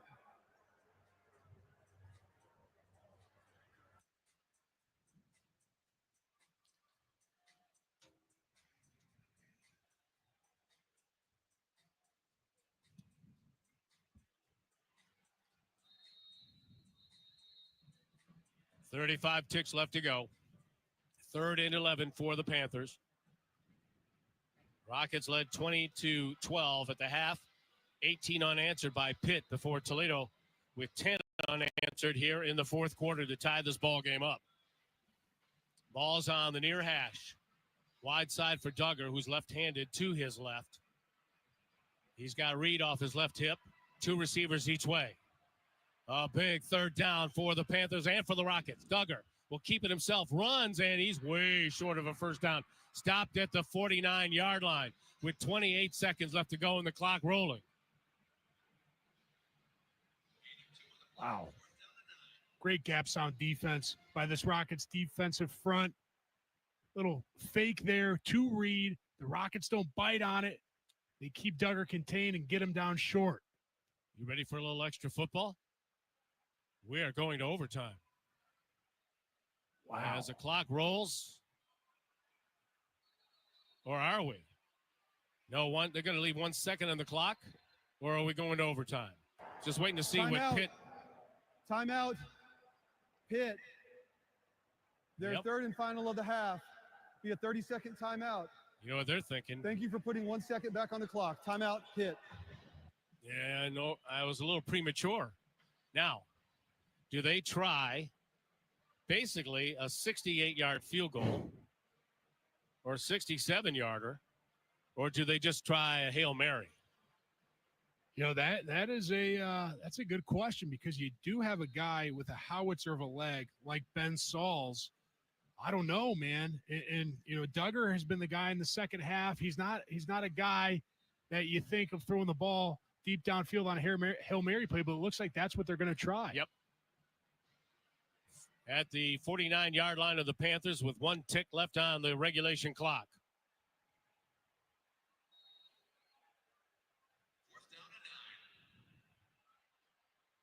And now Toledo will burn a timeout, I'll bet you. No, apparently not. They're ready to go. Here we go.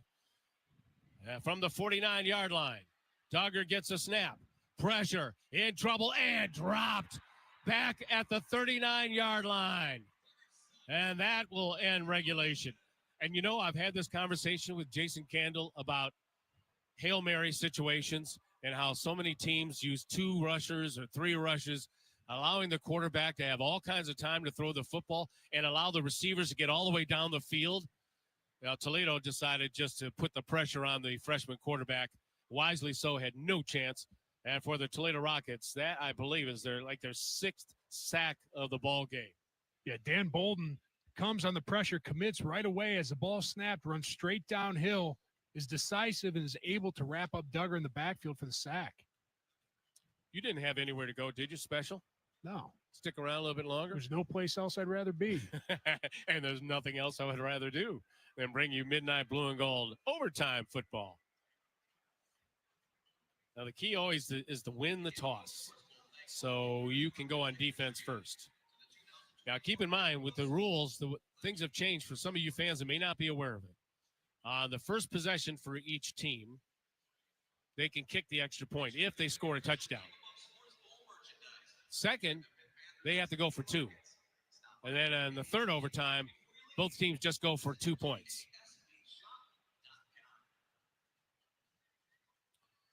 Pretty sure that's the... Sure? Yeah.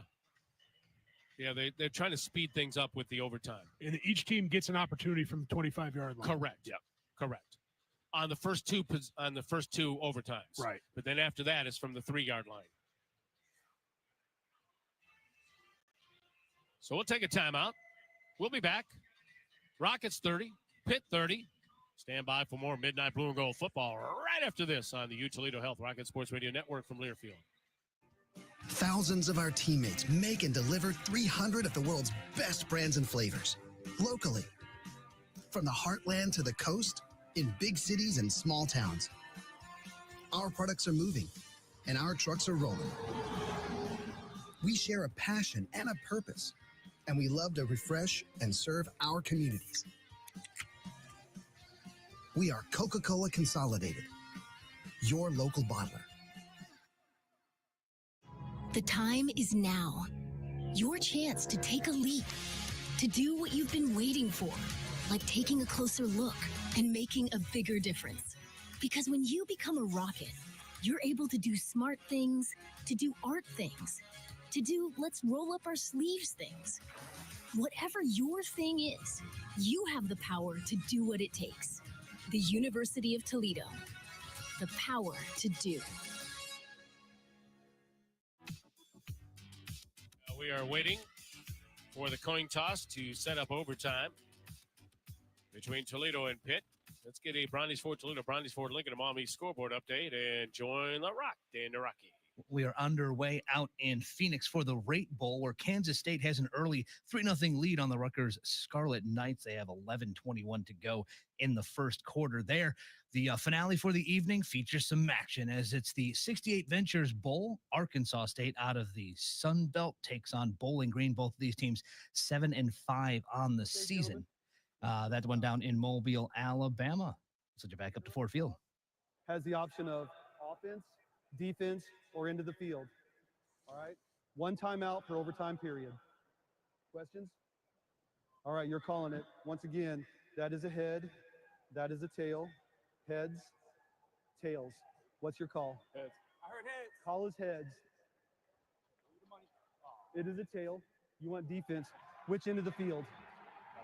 All right, so it's going to be 1st and 10, Pitt at this end. Toledo won the coin toss and chose to go on defense. It will be 1st and 10, Pitt at the 25-yard line. Well, that's advantage Toledo in the first round. And I think back to 1995, if I may, the very first ever Division I college football overtime game between the Toledo Rockets and the Nevada Wolfpack in the Vegas Bowl. First ever. And Gary Pinkel knew if he won the toss, they were going on defense. He had already planned it ahead of time. And when he went on defense, they were Rocket fans wondering, what the heck is he doing? Why is he going on defense first? Well, the reason being, you know what you got to do. Exactly. And what did Nevada do? They kicked a field goal, and Toledo, with Sean Tate, all-time great, scored the game winner. Wow. and almost passed out when he had half the team pile on top of him in the end zone. All right, here we go. At the 25-yard line for the Pitt Panthers. Didn't we just have an overtime game a month ago? Yeah, how about two of them, man, in the season? Back to back. Duggar wants to throw. He's in the pocket. Fires, end zone wide open. Dropped. Oh, my goodness. It was an easy touchdown for Desmond Reed. All he had to do was catch it, and he dropped it right where the capital P was in the end zone, spelling out Pitt. Desmond Reed streaking down the left hash, wide open, who's been such a great receiver out of the backfield for the Panthers this year, had it. Beautiful throw, just right off the hands of Reed. So out of character for a guy who's been so good. 2nd down and 10 at the 25-yard line. Rockets get a huge break. Duggar pitches it to Reed. He'll want to turn the corner, and he is bottled up at the 24-yard line. Deshaun Holt and Avery Smith there to make it a 1-yard gain, if that. So it is 3rd down and 9 for the Pitt Panthers. Make it 3rd and 8. They give them a 2-yard gain on the play. Ball on the near hash, wide side for Duggar to his right. He'll send three receivers that way. 30 for Toledo, 30 for Pitt. On a 3rd and 8 call at the 23-yard line. Duggar, 3-man rush, has time to throw. Now flushed out of the pocket, rolling to his left. He'll run toward the sideline, and he will get the 1st down. Oh, boy, the speed of Duggar just a little too much for the Toledo Rockets. Yeah, Duggar drops back, looks downfield. He wants to throw it. Timeout on the field for an injury to the defense. Dynamic athlete Result that he of the play is. a first down. Able to break contain and pick up the first. That was Darius Alexander chasing him, and then he hit the turf hard and is still down. Well, 3-man rush gave him time to survey the field. And that would be a huge blow if the Toledo Rockets lose Darius Alexander. But he's up and he's walking off the field. Alexander still leaning over as he reaches the sideline now. Kind of squats down. But it's a fresh set of downs for the Pitt Panthers as Duggar got just what they needed. Ball spotted inside the 15-yard line. A fresh set of downs for Pitt. We're in the first overtime. The true freshman who grew up in Pittsburgh awaits the snap. Gets it. Throws a little flare pass in the flat. And that is Reed to the 5. Reed is bottled up at the 4. Yeah, the Panthers have had a lot of success Yes, here this afternoon with those swing passes out of the backfield. Desmond Reed once again able to sneak out, and Duggar finds him. Easy gain. So 1st and goal at the Toledo 3. Duggar and Reed in the backfield. 4 receivers set. And it will be Reed on the carry. Reed is bottled up at the 3-yard line for no gain on the play. A host of Toledo Rockets coming out of the pile, including Kavon Butler. Good to see him back in the ball game. Now, Reed isn't a guy who's had a ton of production between the tackles here this afternoon. They tried again there. Toledo up front just does a nice job coming off their blocks and stopping them short of the goal line. So 2nd and goal, just inside the 3-yard line. Duggar gets it. He'll run it himself. He'll dive into the end zone for the touchdown, although he fumbled it in the end zone, but they say he crossed the goal line before he lost the football. All right, so now if you're the Rocket offense, you know what you got to do. Yeah, there's no ifs, ands, or buts. The ruling on the field was a fumble recovered in the end zone by the offense. Touchdown. Timeout on the field for an injury to the offense. Got an injured Pitt Panther down and now being assisted to, and that is Desmond Reed. Reed gingerly heading toward the sideline.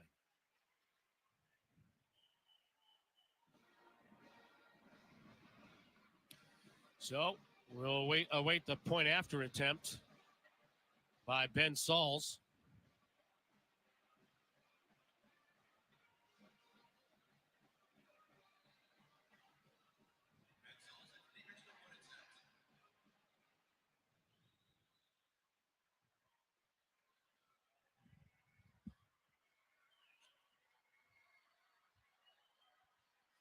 Saul's point after is up, and it is good. And we got a 37-30 ball game. Now it's Toledo's turn. Well, big third down conversion by the freshman. Running for the first down to keep the drive alive. Otherwise, Pitt would have had to settle for a field goal attempt. Yeah, when he's been able to break contain and get loose a little bit, he's been certainly effective. And that on that drive, after the drop touchdown pass on the first play, he knew he needed to make a big one, and he did.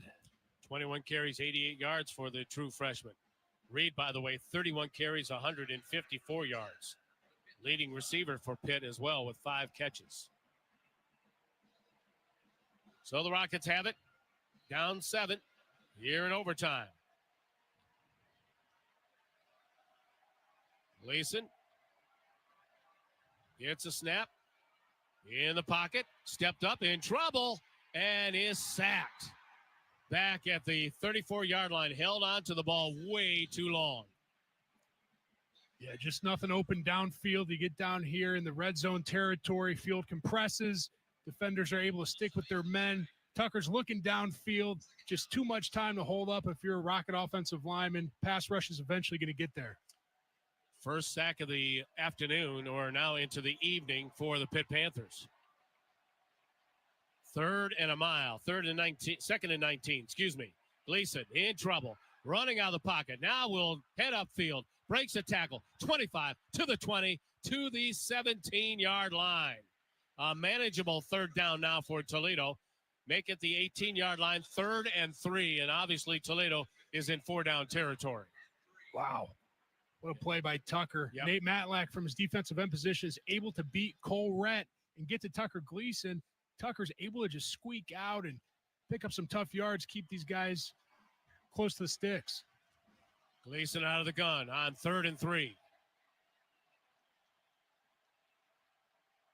4-man rush. Gleason steps up in the pocket, in trouble, and will just throw it into the turf right where Jawan Newton was in the vicinity. So it's not intentional grounding. That'll do put the situation before the Toledo Rockets. A do or die, 4th and 3.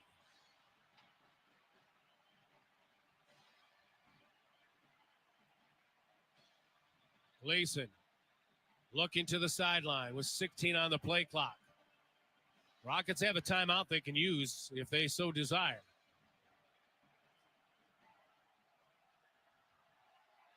And they better burn one here pretty quick unless Gleason gets a snap. And Jason Candle does use his timeout. Timeout. Toledo. They're 1 timeout of this overtime period. Be a 30-second timeout. So a 4th down and 3 at the 18-yard line for the Midnight Blue and Gold. Down 37-30 here in the first overtime.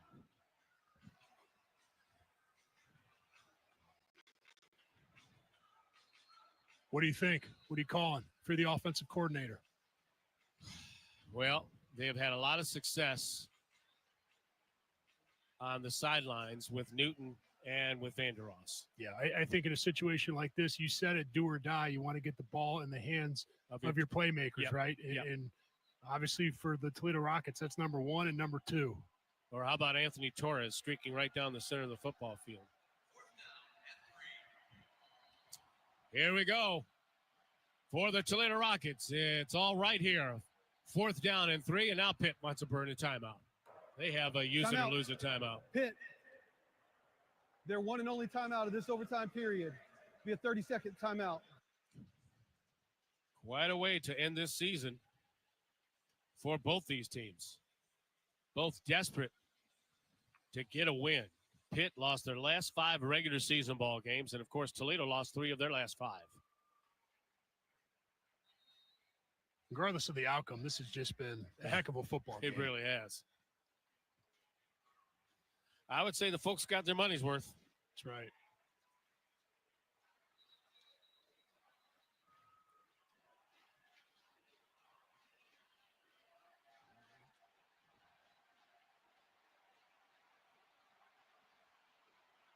at the 18-yard line. 4th and 3 for Toledo. Gleason awaits a snap. Sends Stewart in motion. Snap to Gleason. 4-man rush. Throws, and it is caught at the 15-yard line. Up to the 12, and a fresh set of downs for your midnight blue and gold. And my friend, we called it. Yep. Jawan Newton on the reception. Yeah, I'd throw it to the guy who has 11 touchdowns on the season, the all-time record holder at the University of Toledo. Just a stud. Who else would you throw it to? His 7th catch. So Toledo now has it 1st and 10 at the Pitt 12-yard line, down 37-30 in overtime. Gleason gives it to Stewart, and he'll get a yard. That's it. Little acting job going on by one of the Pitt Panthers, Isaiah Neal, as he tried to draw a flag on Toledo. 2nd and 9 for the Rockets at the 11.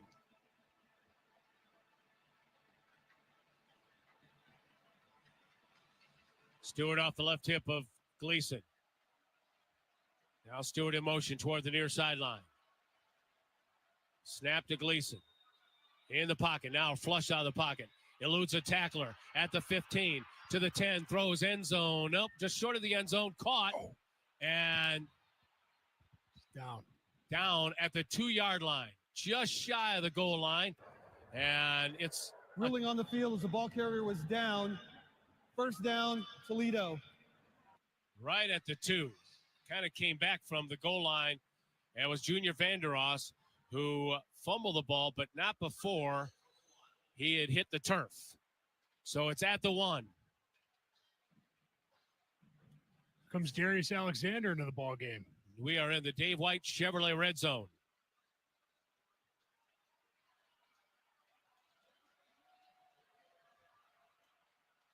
Underneath center is Gleason. Hands it to his tailback.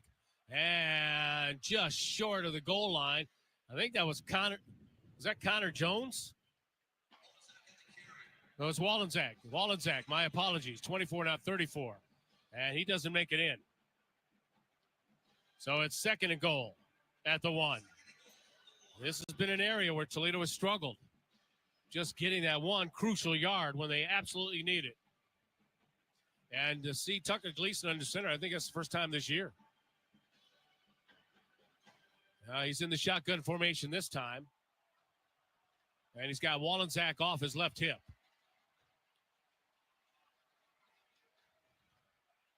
Snap to Gleason. He'll keep it himself. Head toward the end zone. And he scores! Touchdown, Rockets! Tucker just will not be denied. Takes a snap from shotgun, some motion pre-snap from the Rockets. Big number 4, your quarterback just barrels in for the much-needed touchdown. So now the point after attempt by Dylan Cunanan to tie this game up and send it into a second overtime. Wow, what a gritty drive there from the Rockets, Yes, especially sir. Tucker Gleason.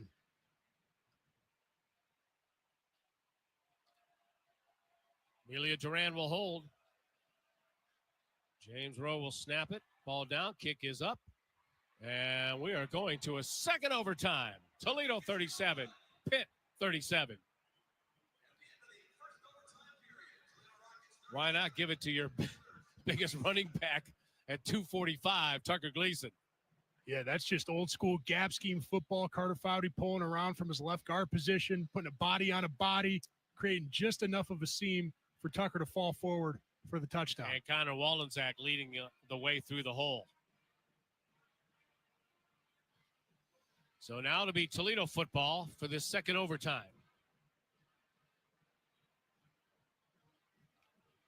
So now both teams must go for 2. That's my understanding. I'm surprised the official isn't explaining that to the fans. I was watching a game the other night, and the official did a great job of explaining each step along the way. Yeah, the official's waving to Pitt and Toledo. Let's get this game moving. It's already been over 4 hours. You must have dinner plans. That or a flight. Yeah. Out of Detroit Metro. So Toledo will have the football with the game tied at 37. And we are in the second overtime. And The ball will be spotted along the near hash.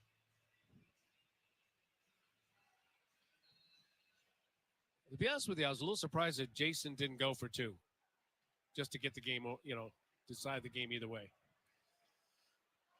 especially as long as this game has been going on. Gleason on first down, steps up, throws toward the end zone. Look out. It is broken up. That was a dangerous throw intended for Jawan Newton. And Gleason is very fortunate. That ball was not intercepted by Donovan McMillan or Javon McIntyre. Yeah, Tucker able to get that ball off just at the last second off his back foot. Rocket offensive line does a nice job picking up a 6-man pressure. Jawan Newton comes back to it, able to really prevent an interception. Yeah, he had to play defense because that ball was underthrown. 2nd and 10 at the 25. Gleason looking. Time. Throws it over the middle. It is complete to Stewart. Just shy of a first down at the 16-yard line as he came out of the backfield to make the grab. Yeah, Stewart working against Brandon George, the big Mike linebacker for the Panthers. Stewart just too shifty. Let me correct myself. First down. They spotted at the 15-yard line. Good spot for Toledo. Gleason on the quarterback draw. Oh, good job by the Panther defense, keeping it to a minimal 1-yard gain. Yeah, had they not made that tackle where they did, there was a lot of room for Tucker to run. Guess who? Kyle Lewis. As he came from behind. No gain on the play. 2nd and 10 for Toledo. Yeah, there was plenty of room for Tucker Gleason to run had Lewis not made the play.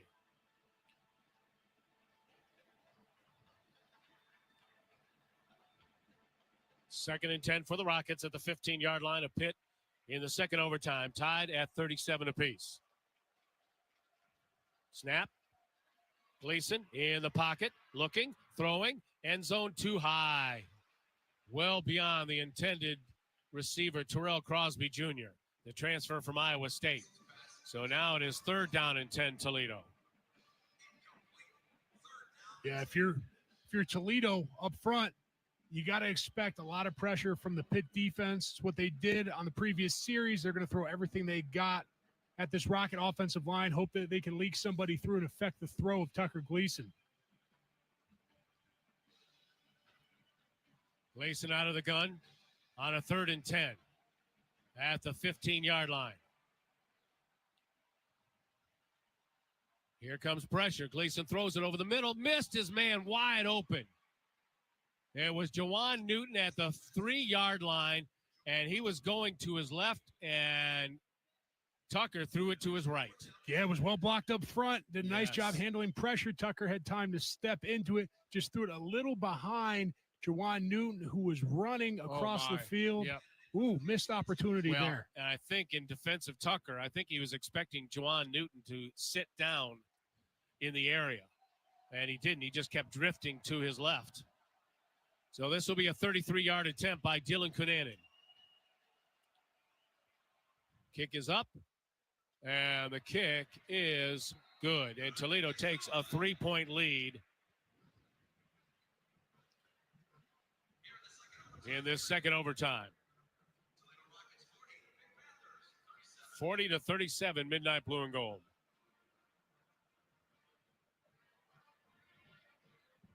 What can you say?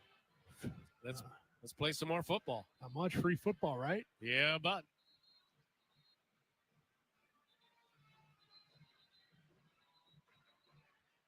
yeah, as I looked at the replay, that was a situation where Jawan Newton should have sat down, and he was open for the first down, and he just kept drifting to his left after Gleason had already released the football. Yeah, if you're Tucker, you might be seeing, there are 2 defenders in the area. You certainly don't want to throw an interception. You want to put it in a spot where you have opportunity to score. False start. And we got a false start on Pitt on their first play at the 25-yard line. Touchdown wins it for Pitt. False start. Number 74, offense, 5-yard penalty, first down. And if Toledo can get a stop, they win this bowl game this afternoon, or now in the evening. My apologies. It's plenty dark here in December at 6:14 on a Thursday, day after Christmas.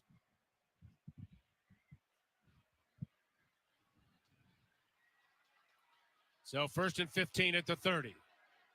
Dogger gives it to his tailback, cuts it upfield, breaks a tackle, still on his feet at the 20, spun down after a 10-yard gain. Man, oh man, Desmond Reed, and we knew it coming into this afternoon and this evening. He was going to be a real chore for Toledo's defense. Yeah, and with your starting quarterback out, he was going to have to pick up the slack. And he's hobbling off the field now. And he was reaching for that hamstring, his back right leg. Timeout on the field for injury to the offense.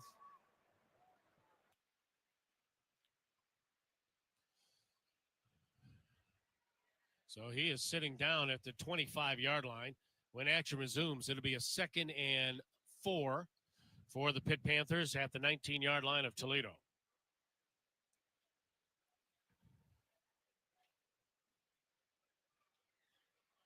And Desmond Reed is still down on the turf.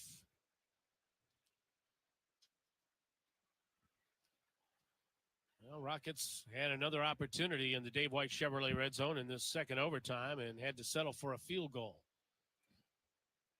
We have had some terrific play by both teams today. It's just been a very entertaining afternoon and evening of college football with Rockets on top 40-37. Toledo led 20-12 at halftime. 18 unanswered by Pitt. Toledo came back with 10 in the fourth quarter to send this game into overtime. We got to give credit to Dylan Cunanan, too, bouncing back after a tough Akron game, hitting that field goal to obviously send it to overtime and doing his job here in overtime so far. Rockets settle for a field goal. Cunanan did a nice job getting it through the uprights. He sure did. A 51-yarder, and then just a moment ago, a 33-yarder to give Toledo a lead of 3. And Desmond Reed is still down on the turf. That's a big blow to the Pitt offense. Well, Reed did leave the field a little bit gingerly after that previous Pitt touchdown, the fumble in the end zone that resulted in a Panther touchdown. He hobbled off down on the turf again. Hope he's all right. I mean, spectacular football player. I've had a ton of fun watching him here this evening. You never want to see a guy leave with an injury. Let's get a quick Bud Light sideline report from Michael. Hey, guys, right down here, I'm standing in the back of the end zone as Pitt attacks this end zone right here. One thing that you can tell about the Rockets defense, they have really good communication, and that has been emphasized from each and every coach right here, that they have to communicate as this team likes to run different patterns. Back to you guys. So back in the ballgame, a running back is Jules Goff. It will be a jet sweep, and it's going to be short of the first down at the 16-yard line. Kenny Johnson on the carry.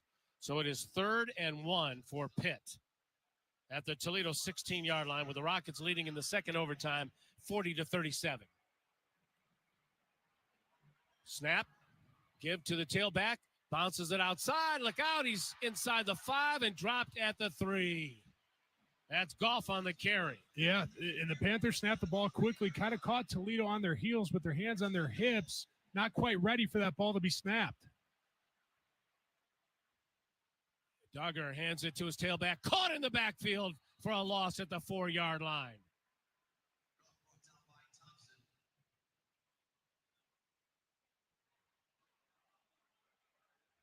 Malachi Davis in there to help out. Here is Alexander, checks back into the ball game on a 2nd and goal, just inside the 4-yard line for Pitt, with Toledo on top 40-37 in the second overtime. And Reed back in the ball game. Desmond Reed. It's going to be the quarterback. Make that a tight end running and trying to get pushed into the end zone. And the Rockets would have none of it. Short at the 1-yard line. Ball carrier's forward progress is stopped. 3rd down. So it is 3rd and goal. Yeah, interesting play. They line up their big tight end Overman, in the Wildcat. Takes a snap at quarterback, bunch of blockers out in front. Nice job by the Toledo defensive line, just standing him up and denying him from the goal line. 3rd and goal at the 1, with Toledo on top by 3. Pitt with the football, and Pitt will use their timeout. Timeout. Pitt. They're one timeout of this overtime period. Be a 30-second timeout.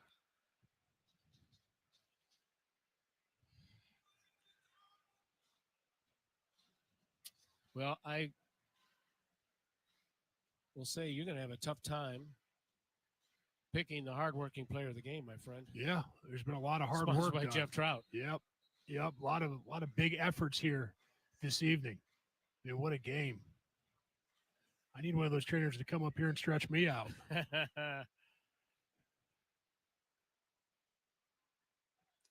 So we're in the second overtime, and the Pitt Panthers are faced with a 3rd and goal at the Toledo 1, obviously. Rockets, a field goal ahead. Here we go. 3 men in the backfield. Again, it's the tight end. And he's looking to throw. It does. Incomplete, and the man was wide open. Oh, my goodness. It was Bartholomew for Jake Overman, and Overman was open. Wow. Yeah, you know what? It was actually the defensive lineman. So they brought a bunch of big bodies in. Bartholomew takes the snap at quarterback. They bring in Neal, the defensive lineman, make it look like they're going to run it downhill and actually throw the pass with the tight end at quarterback. You tell he doesn't do that often. He has the same number as tight end Jake Overman. Yeah. So it's going to be a field goal attempt to tie this ball game up and send it into a 3rd overtime. Ball down, kick is away, and the kick is good. And we go to a 3rd overtime, and Pitt will have the ball first. Wow, what a stand by Toledo. Just unbelievable. And Pitt opts to go for a little trickery on the last play, getting cute with their tight end, throwing the pass, and just too high. That was an easy pitch and catch, and Yes, they just can't convert.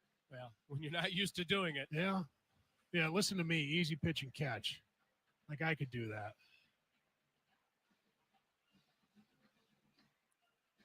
40 for Toledo, 40 for Pitt. Pitt will have it first at the 3-yard line.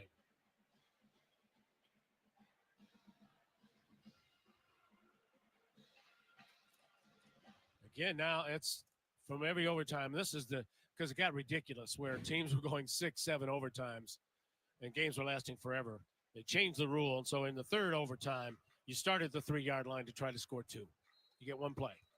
Okay. 1 play. So Pitt will have it with first. This overtime period, the ball will be placed at the 3-yard line. Each team will have 1 offensive play. There's your explanation. Well, I stayed up very late to watch a similar situation just a few days ago.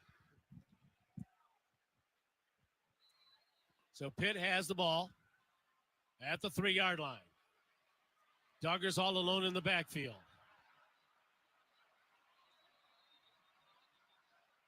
And we get what? Timeout? Timeout. Toledo. They're 1 timeout of this overtime period. Be 30-second timeout. Jason saw something he didn't like. Well, or Vince Karras, the defensive coordinator. Hypothetically, if you get a stop on defense, can you kick a PAT? No. No, you got to go for 2. Sorry. Nice thought, though. I'm trying to find loopholes here. There aren't any. You have to go for 2 from the 3-yard line. And it's easier said than done, as Pitt just found out. Yep. They brought about all the beef they had on their sideline in to try to run it right down the throat of Toledo. And Darius Alexander and company were having none of it.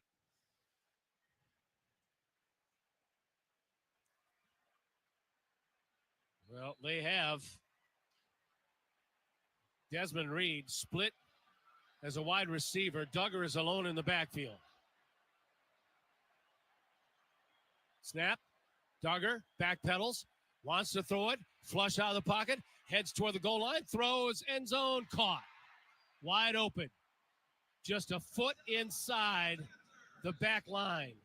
And so that's 2 points for Pitt. Well, there's that scramble drill again. When you have a quarterback like Duggar who can extend plays, that's what it turns into, right? The whole defense comes down on Duggar thinking he's going to keep the football. It opens up the backdoor touchdown pass to Kenny Johnson. So they put up a 6, but it's actually 2 points. But whatever. It doesn't matter. Toledo's got one play to tie this ball game up. Should make it worth 100. There you go. They just changed it on the scoreboard. 42-40 Pitt. One play for Toledo to send this into another overtime. Wallensack in the backfield with Tucker Gleason.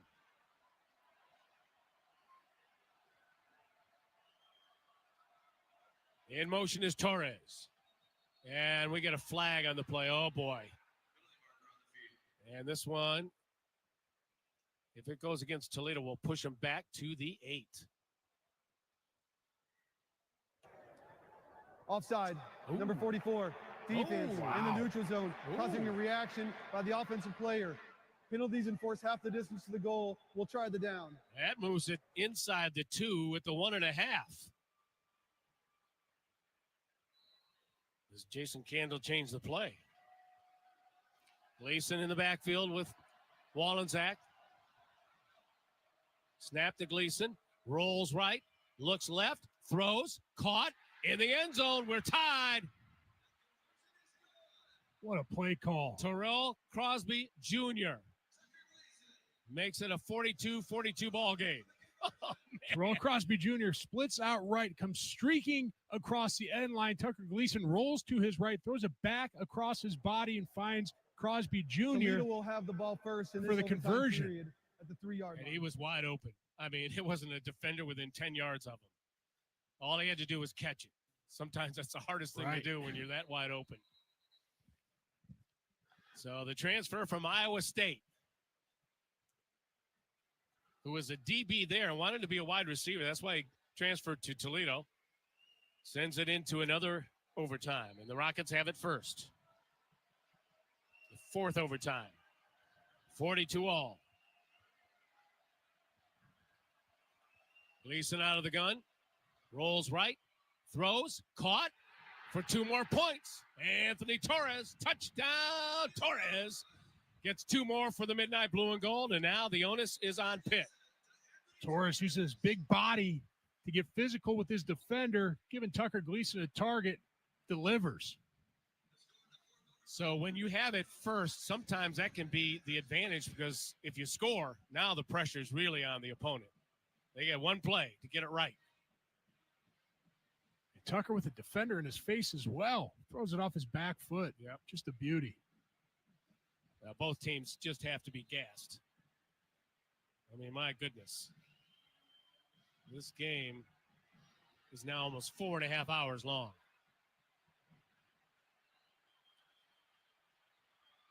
Here we go. Toledo by 2. Pitt needs a score to send it into another overtime. Duggar gets a snap. Pressured. Eludes a tackler in the backfield. Still running with the football. Still running toward the sideline. Still on his feet. Being chased and dropped at the 25-yard line. And that will do it. The Midnight Blue and Gold. Wait a minute. There's a flag in the end zone. Hold on, everybody. There's a flag in the backfield. Hold on. The players rushed to the field, but this game may not be over. It all depends on what the call is.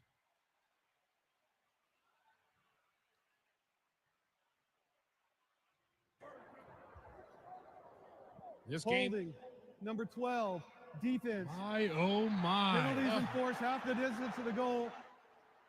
We'll try the down. Timeout for an injury. oh my goodness gracious. All right, just when you thought it was over, they pull you back in. That was a heck of a call, though. Yes, by it you. was. Thank you. For not. Yeah. I heard it. Oh, my. So now it'll be inside the 2-yard line. It's premature celebration by the Midnight Blue and Gold. Well, it's that same thing. It's a scramble drill again. Avery Smith holds his man because Duggar is running around scrambling Avery Smith is trying to find a way to stick on his man that he's covering and results in a holding call. That official does not have an early flight tonight. Guess not. That's why. Otherwise, he would have. He's got a hotel room. Slide. Yeah. Here we go. Inside the 2. Pitt with a football. Rockets lead by a deuce. Duggar looking to the sideline because Jason Candle burns a timeout.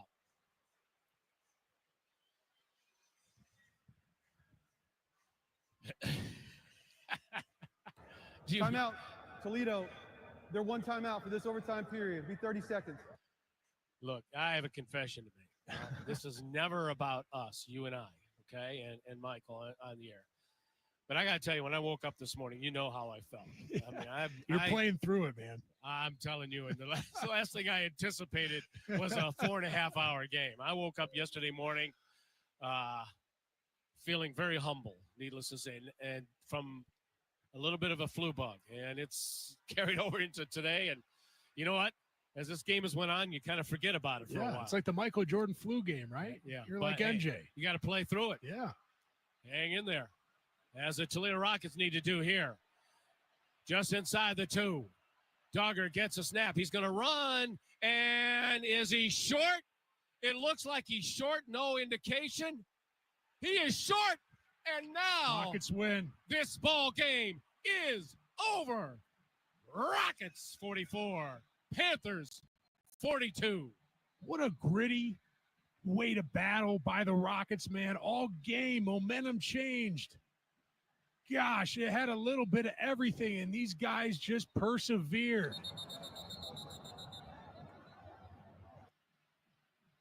You going to review it? Well, they can review it. I'll tell you The what. ruling on the field. The ruling on the field is the runner was short of the line to gain. Short of the goal line. The play is under further review. It sure looked like it from our angle that he was short. Yep. Well, I guess they just don't want the Rockets to celebrate. That's 2 celebrations that they've rained on the parade of. No. We'll see. Julian Duggar isn't a big body like Tucker Gleason, a big, thick-built guy. Now the elbow's down, and the ball is short. So it's going to have to be definitive. His elbow is down.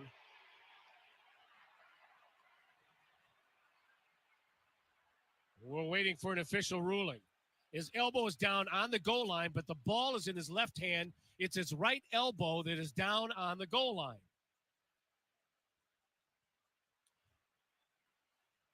We're getting another look at it. Oh, he crossed it.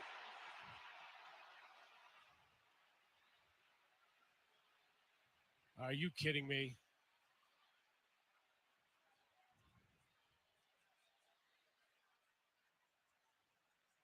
But it's got to be definitive, right? Yes. If they have an angle. The angle I see is his right elbow is down on the goal line, but the ball is behind the goal line. We're going to get another look at it. Dan Bolin is holding from behind. See, and the elbow is down, and the ball is short of the goal line. Right there. Oh, is his knee down there? Yeah, he's down.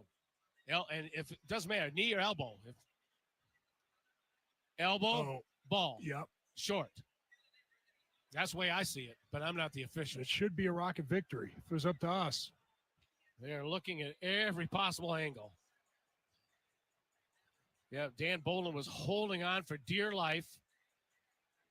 Now, did he cross before his elbow touched the goal So line? right here, he stretches. Yeah.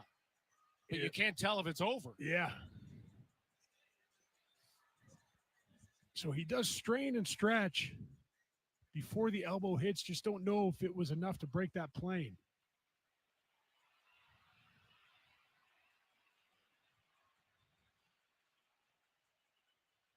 I don't know. It's a tough angle to be definitive. It's not right along the goal line. Come on, make a decision. It's been a long, long day.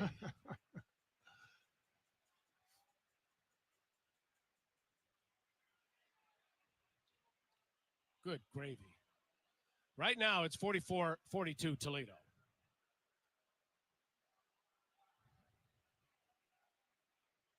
They just can't make a decision.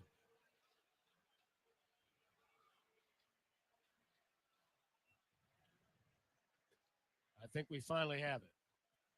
Or do we? Thought the official was going to take his headset off. See, the angle they're showing from the goal line is blocked off. Here we go. After review, it was determined the ball carrier was not down when the ball crossed the goal line. Touchdown. Wow. Okay. Wow. Buckle up, Rocket fans. Yep. Well, they've had two celebrations that have went for naught. So we're tied at 44.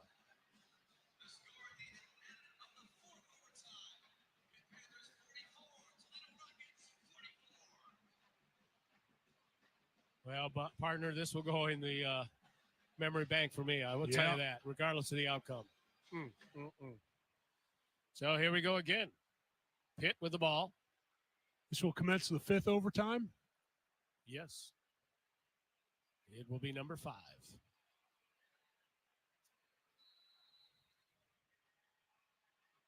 Right? I'm losing track. Yeah. Doesn't matter. No, it doesn't. Duggar with it. Out of the shotgun. Awaiting the snap. From the 3-yard line. Gets it. Looks to throw. Does. End zone. Bobbled. Was it caught? They say yes. It was bobbled in the end zone by Bartholomew. Well, if they take this one away from Toledo, this would be a heartbreaker. Yeah, well, Duggar's got a ton of time to throw. Good protection up front by this Pitt offensive line and delivers a pass right over the head of Nasir Bowers to Bartholomew. Is able to go up top, climb the ladder, and come down with it. Does bobble it, but able to get possession and get one foot in the paint before going out of bounds. Well, let's see. Yep, he had control of it.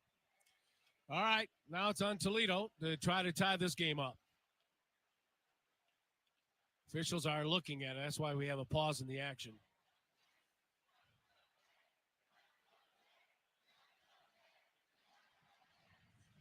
(46-44) at the moment. Pitt. Toledo with the football.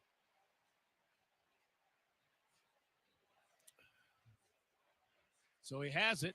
Foot down. And does not bobble it. He has control. Yep. Catches it twice, but he does catch it. Yep. So Toledo now has to score or this game is over. Rockets have been on the field twice celebrating. Tucker Gleason waits a snap, but we're going to have to wait a little bit longer. Timeout. Pitt. One timeout in this overtime period. It'll be 30 seconds in length. Pitt burns a timeout. Why not?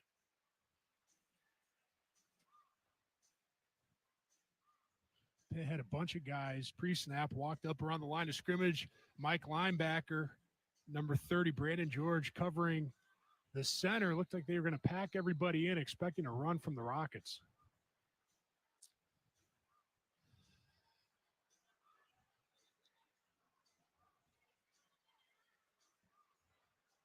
(46-44) Pitt.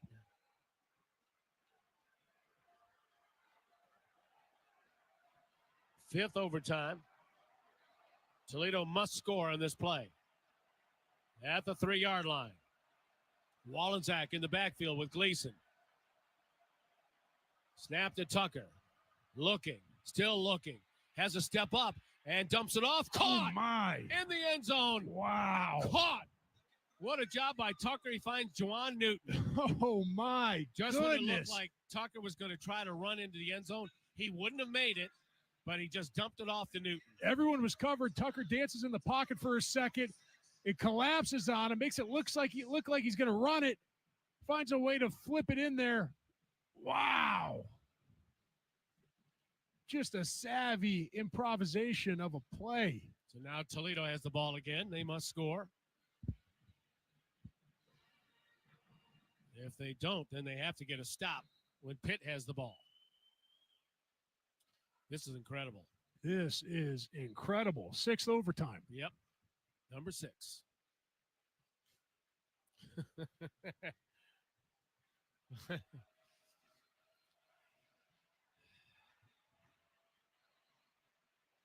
Gleason in the gun. Wallensack off his right hip. And end each way. Tucker throws, end zone, easy pitch and catch to Junior Vandeross, and Toledo takes a 2-point lead, 48-46. Beautiful play design. Once again, Pitt stacks a bunch of guys near the line of scrimmage. Junior Vandeross takes full advantage, just burns out on the pick play to get to the corner. Tucker Gleason finds him right at the pylon. Nice throw, nice catch, doing what they had to do to stay in this thing. 48-46, Toledo, as we look into the Rockets coach's booth, and Coach Robert Weiner, Coach Robert Weiner looks at me and just puts his hands on his head, says, wow, yeah, this is something. But Coach Weiner, one of the great guys in this coaching staff, too. Absolutely. Out of Florida.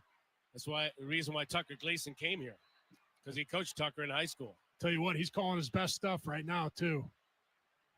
All right, here we go. Toledo needs a stop.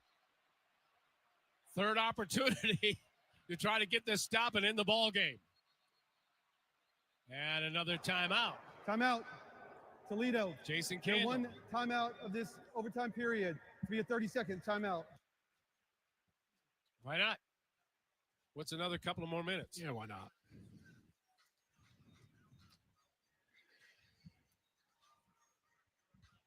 Well, it will take an hour to recap this game.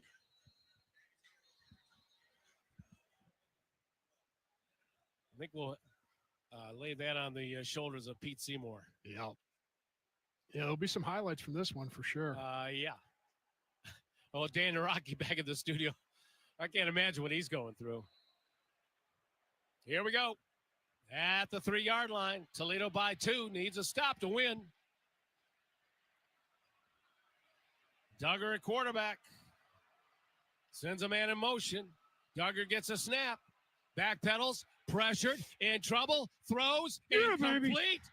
And no flag. Wait. No flag, or is there? I'm afraid to say it's over.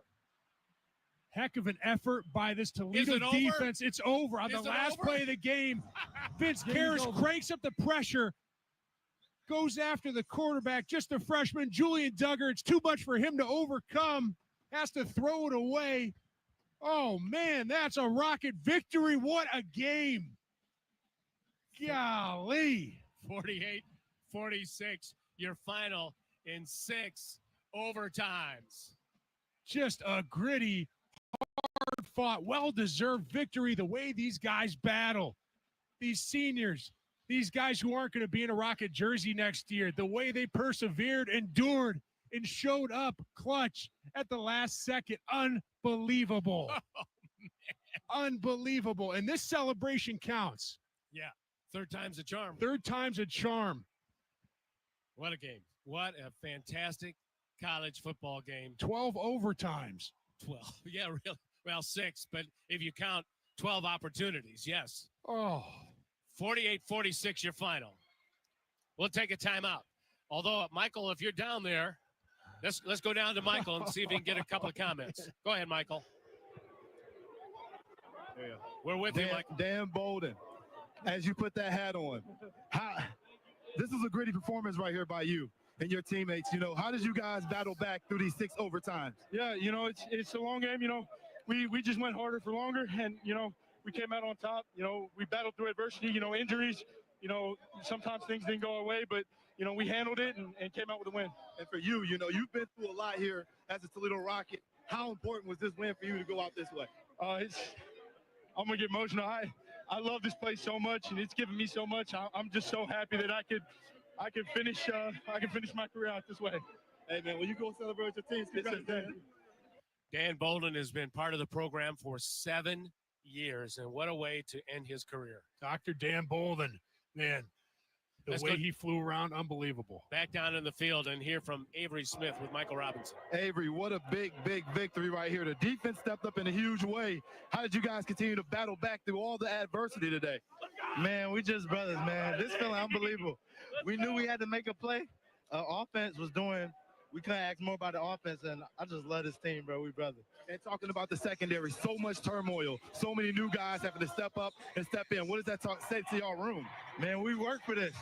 I mean, we knew Q.